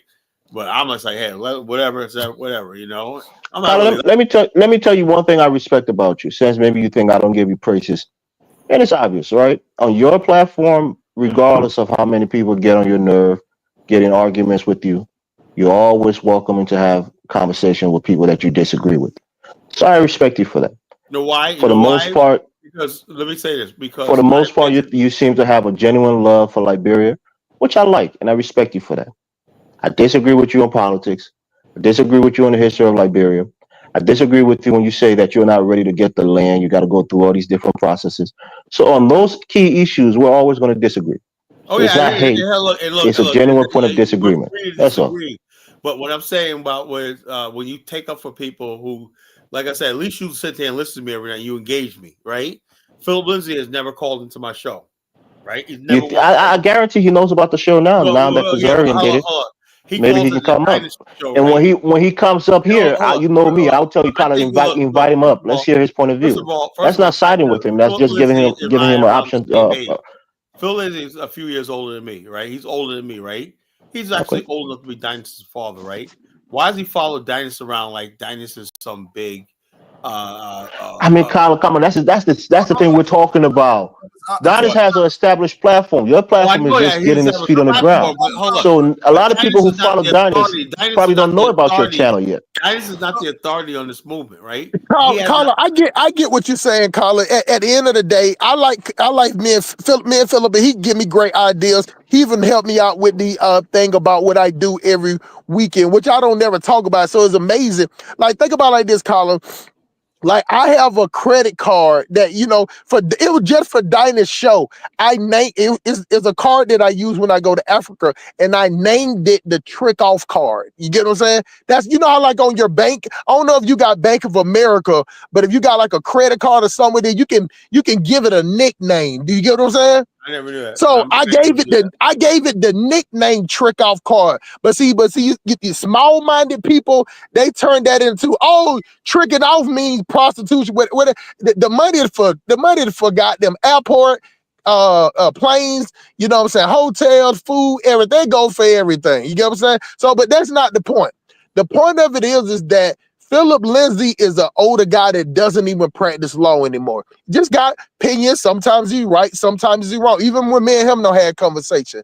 You get what I'm saying? But Philip Lindsay will be the first person to tell you that he doesn't practice law anymore. And on top of that, Dynas is not running no type of business where he even needs a lawyer. You get what I'm saying? If anybody needs a lawyer, Colin needs a lawyer. You know what I'm saying? Dynas' business is just kind of straight up. You give your money and you go to another country. There's no type of way. Ain't nobody suing Dynas or whatever. His business is in a whole nother country. You get what I'm saying? So I get what you're saying on that. So if Philip Lindsay, I'll be the first person to tell Philip that if he got any type of opinions about you and your show, you need to come on here and talk about it instead of saying what will or won't happen. You get what I'm saying? Before he had that conversation with you. That's the point of it is that Black American, we just don't do that shit. We ain't gonna sit up there and just talk about people that what it can't do and what won't do before we sit up there and have the conversation. Now I can sit up here and say, well, you know what, man, that's a far-fetched, but I'm not gonna sit up there and say won't happen, because at the end of the day, I understand history. I know for a fact that the 13 colonies, the first conversation was done in a nasty ass barn. You get what I'm saying? Among 6 guys. You get what I'm saying? They didn't know what they was going to build. When they wrote the Declaration of Independence. No, but Colin, that was way afterwards. That was way after. We're talking about the inception was in a dirty, stinking barn. They have no idea. The word Constitution, the word, you know what I'm saying? The amendments, that thought process didn't even come yet. You get what I'm saying? Yeah. That wasn't even there. They wasn't even educated. They started with the exception of a conversation, and then they started looking for people, generals, great speaker, and then that's how that's how it came together. But what they doing to you is that they want you to be the exception, the curator. You get what I'm saying? Everything. And that the only problem that I have with you is that you try to answer it. You get what I'm saying? As if you know all the answers. And there's no way you can know all the answers because it's an inception. It's going to take plenty of heads to make the idea come alive. You can't make this idea come alive by yourself. But you'll try to answer the questions as if you can. Logistics, right? How would you truck cement from this area to area? Come on, Kyle, tell me. Well, I have to get somebody who knows about construction. Exactly. That's not my field. You know, but they ask you the questions as if you have the answers. It's like Donald Trump. He gets a cabinet. The cabinet just carries out his policy. You know, and basically they're the experts. You know, but Kyla, this is why your leadership is important, right? Because the first thing is you have to understand what you need, and then seek people who have expertise in those things that you need. After listening to David Hitt last night, I'm gonna be honest with you. I want the truth. Does it sound like we're lacking anything that we don't need? We seem like we got it together. We talked about finance. We talked about every aspect of nation building. We know what we need. You know. Now, if somebody so do you have your financial advisor? Do you have your legal counsel? No, we got hold on. We got. Do you have your health? We got a prototype of what type of we're gonna do for a thing. Next step phase is when we get really organized. Right, we start recruiting people that can actually do it. We know what we need. Right. So that's that, and those are our criticisms. So you have to agree those things are fair. After all these years, you would think that you would have these people with these kind of expertise to advise you on how to move forward. We're not reinventing the wheel. All we're doing is copying systems that already work. You know, Singapore and everything, a national corporation. You know, all these things we could do right from filing in Las Vegas. You know, we could do the average net corporation could be started right here in the United States. You know. And build up. We could build this thing, the infrastructure right here, the financial stuff right here in America before we even land on the ground. Have you trademarked the name Afristan? Have you done anything with it? That's coming. That's coming. Man, I got to trademark. I would say this, Colin. Part of the hatred is part of the disagreement, right? It's just pretty much pure hatred, and then the other part. Speak on it, Big Black. Huh? It is. I said speak on it. Envy and hatred. Speak on it. And then the other part is, I'm not gonna lie, they're thinking that they're looking at the history of Liberia, and now that they lie. They don't even know the history of Liberia. That's why I have a problem with Elvis. He goes around and lies about my ancestors in Liberia. You know, everything they say about Liberia, I tell them is a freaking lie. You know, even Kyle Fambula, she said we're trying to rewrite Liberia's history because there's so many lies out there.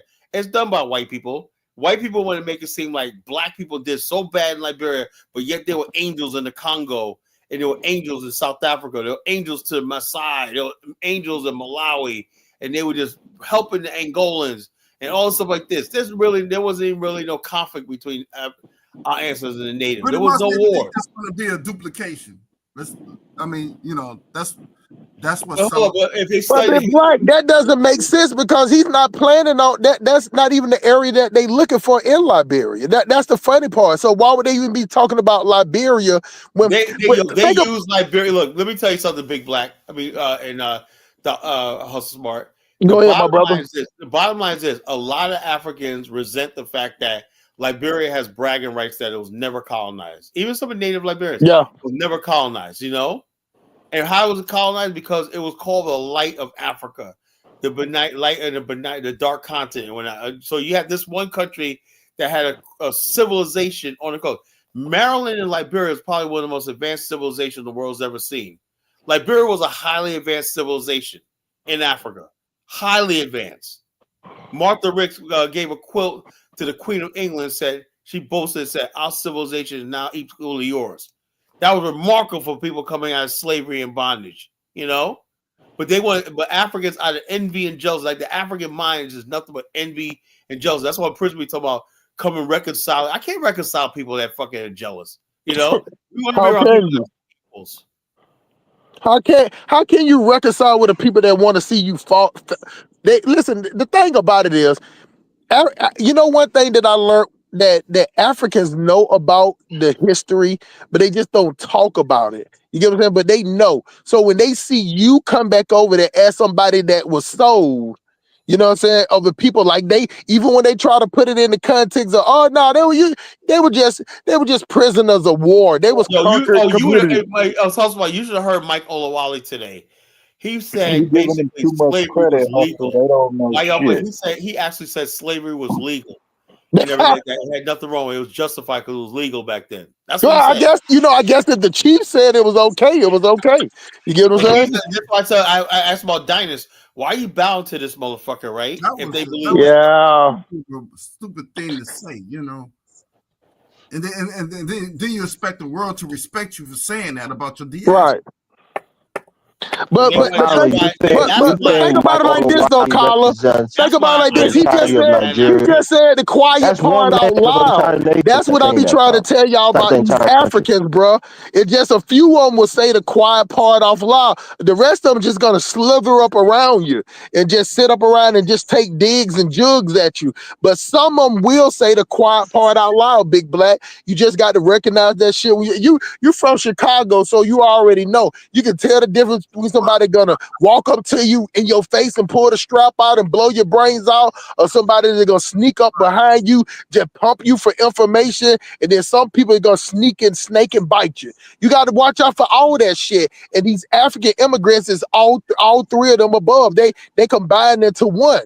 You get what I'm saying? But the ones that will say it out loud, I respect them more because at least you know where they coming from. But the thing about it is, all you gotta do is watch the people that surrounding them. Watch the people, just like how you called out the other brother that's in the chat saying things, whatever. He could try to prance it up and dress it up. It's just like if a black person is on a site that with a bunch of KKK, he could never live that down with us. You get it? We saw a black person on the KKK website. You know what I'm saying? Like, yeah, I was look, I've been seeing Africans on the most racist white sites agree with me. I'd be like, what the fuck, man? I seen it too. It's the same way that I see some of the African women that come on Dinah's channel, whatever, they be on the Cynthia G's and the Tasha TKOs and all the other channels. That evil land chick. Yep, they be right over there. Right over there. You get what I'm saying? Everybody's after the African American heterosexual all of them like that. A lot of it's like a colonized mentality over there. Some of them have that. You understand? I understand that, and then that is an uphill battle that we're fighting. You know, because I'm gonna say this right now with Kazo, even Kazo, you know, Kazo and Afrodamas, they don't think they're smart as white people. You can tell because they always keep some racist white people in the chat, and I'm saying racist. Yeah, why does Kazo and Afrodamas have these white guys hanging around? You know, because they're speaking the same lingo. They're speaking the same lingo. You get what I'm saying? Like, do you I don't know if you ever heard me, Big Black. I say this all the time when I go on certain people's shows that all white people got to do is don't call you a nigga. You know what I'm saying? And you'll sit up there and tell on other black people from it. All that white dude got to do is just give you a couple of extra hours. You know what I'm saying? Let you go on. Man. You said Negro at a job. He got all the good hours, the days off, and whatnot. Yep, you know? Give him days off. That's all you got. Just don't call him. Just don't call him a nigga, and he will work for you for 30 years. He will tell you about everybody, all the secrets. Have you heard this before? Oh, they good people. They good people. They good people. Yeah, man, that cool. You know what I'm saying? Every time I hear that shit, man, he cool with me. He cool with me. Big Black, do you understand that the white people have evolved? They teach their kids, look, if you just don't call them a nigga, they will work for you for 30, 40 years while you sit in that office doing nothing. And they will turn on each other for you because that is what we have going on. Hey, Big Black, let me tell you something. You know what the biggest, who called the tip line, the snitch hotline, whatever you want to call it, you know who the number one people call that on each other is black people. Wow. Who collects them $500. The most informants on the street right now are black people. Look what happened in Lil Durk. I should have known Ross Moist was an Oreo. he's one of, or he's another Luke Mangum of Oreo Haitians. You know, he said, "I'll have nothing but white people on my YouTube channel when I go live." That's what it is. The bottom line, all it is, he's probably gonna make a huge audience talking shit about Black America. You know, that's all you have to do nowadays. You know, just talk about Black America and whatnot, and you'll get all you need from earlier today. We were talking about Margaret Sanger. When we talk about what's going on with pretty much biological warfare, right? Depopulation, right? The depopulation going on in Africa. A lot of these people, and they know about it. Afrodamus knows about it, right? They don't care. Kazarian knows about these depopulation tactics that are going on in Africa. They lower their antennas and let these white races come on and talk about their brothers and sisters, which is this deplorable. You're supposed to be a protector, and they mad because I don't let people talk about Pookies and Ray Rays in my community. Even though I got my foot up their ass, but it's still my people, though. You know.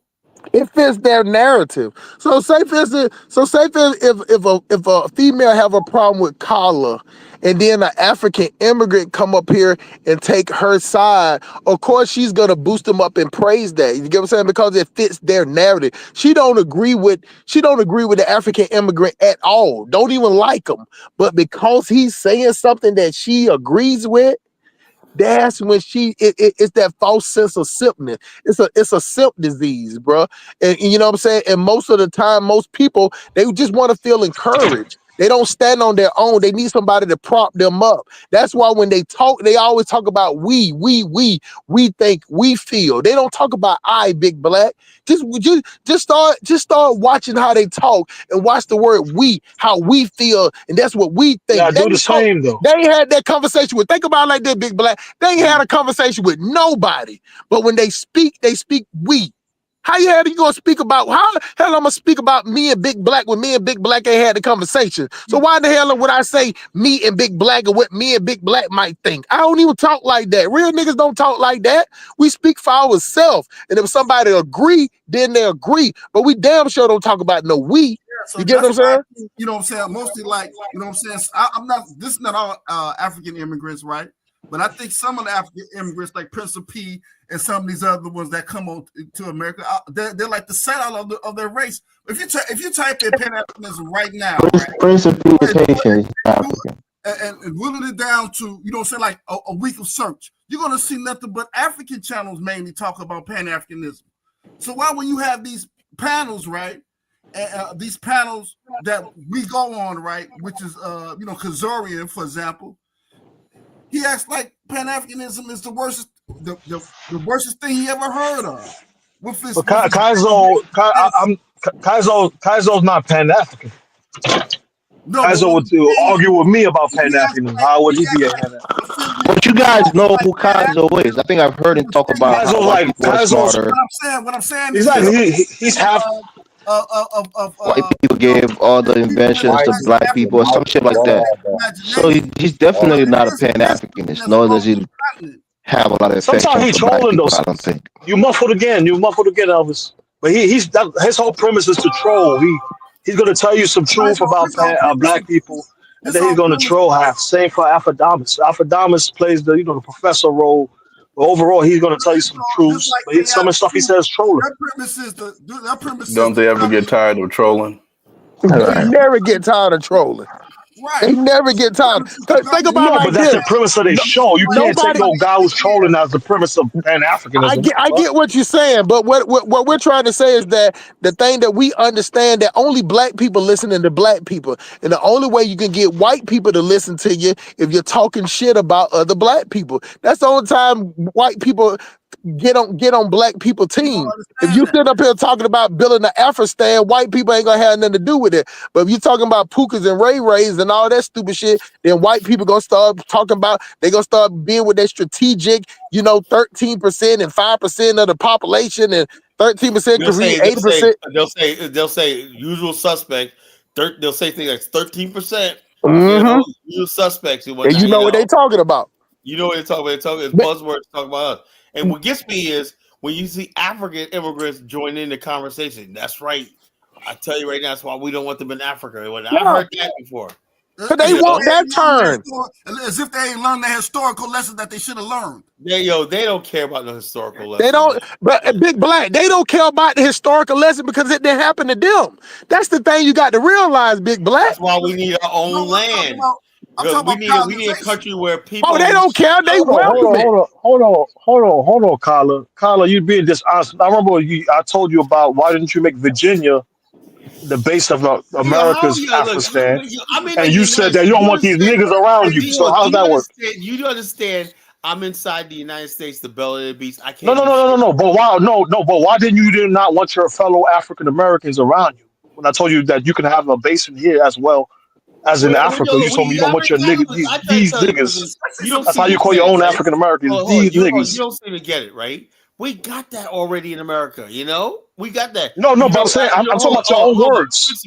Principe. Hey, caller, blog Chris. Hey, baller, come on, Chris W. Channing.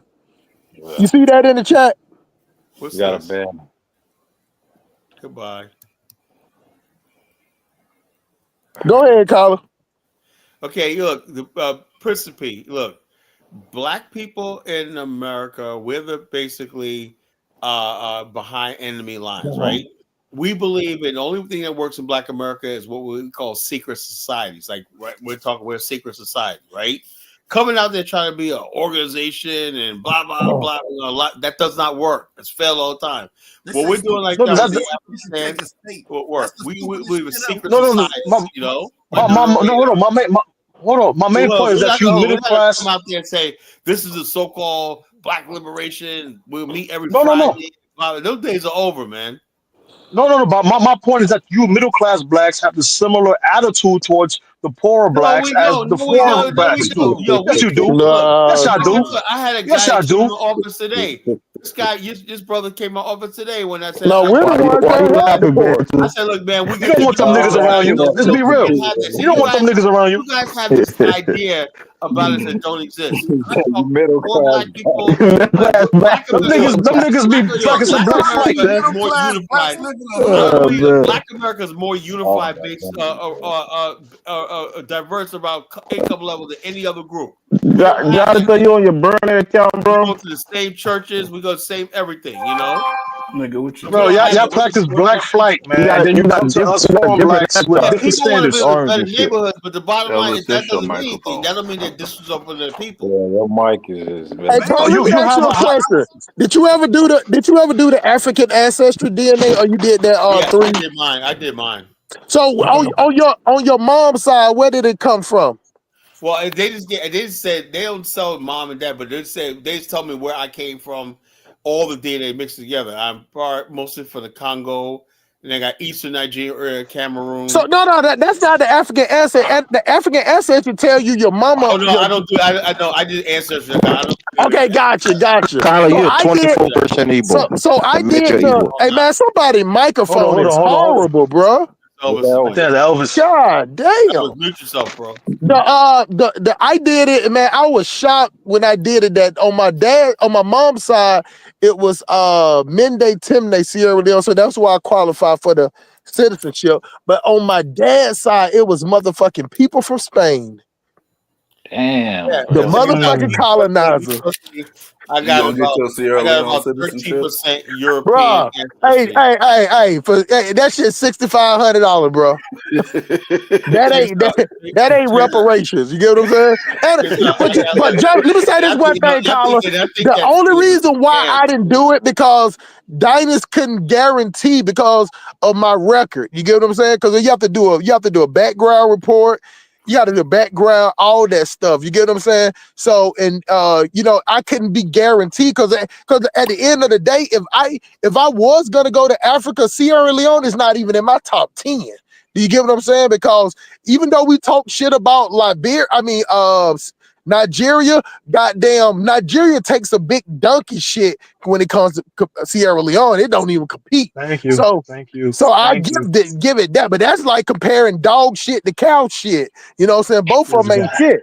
So, but what I'm saying is that Nigeria is better than Sierra Leone. So what I'm saying, Jonathan, that's the only way I would have went if it was like if my background, I had to get a GBI. GBI background check, and for what I did can never be erased from my record. No matter if I went to a lawyer right now and say, "Hey, I got $300,000 for you to get this removed, expunged, or even seal," he would tell me to just keep your money, because in the state of Georgia, I cannot get it removed. So therefore, it wouldn't be guaranteed. That's the only reason why I went and got it done. Okay. Yeah, me personally, I'm just like, like I said, I did my DNA, and I don't do the African ancestry DNA. That tribe shit's bullshit. You can, there's no DNA only by region. It's only by trace region. Right? I ain't got a Do you damn know? DNA Do you know after 400 years, there's also a trace DNA of African Americans in here in the Carolinas? That's remarkable, right? There's a DNA marker trace in the Carolinas. Black people, African Americans, right? That have that DNA, they'll tell you it's like this. Are you trying to say that black people already here, Colin? No, it was. Oh no! Look, let me tell you this.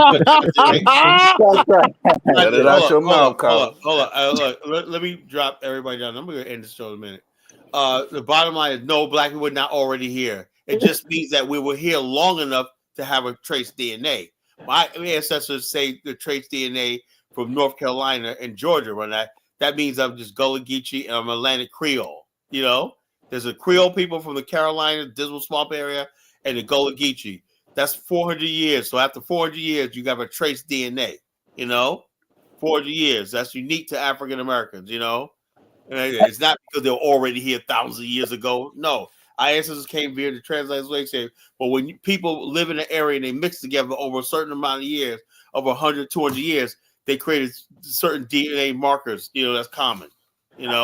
That's all that means. Hey, let me say something real quick, Carla. And let me tell you, any of y'all got this idea, because I wish that my DNA came back to Nigeria, but it didn't. But let me tell y'all the easiest DNA. Do answer. I bet you anything you got Nigerian ancestry. I'm gonna do it.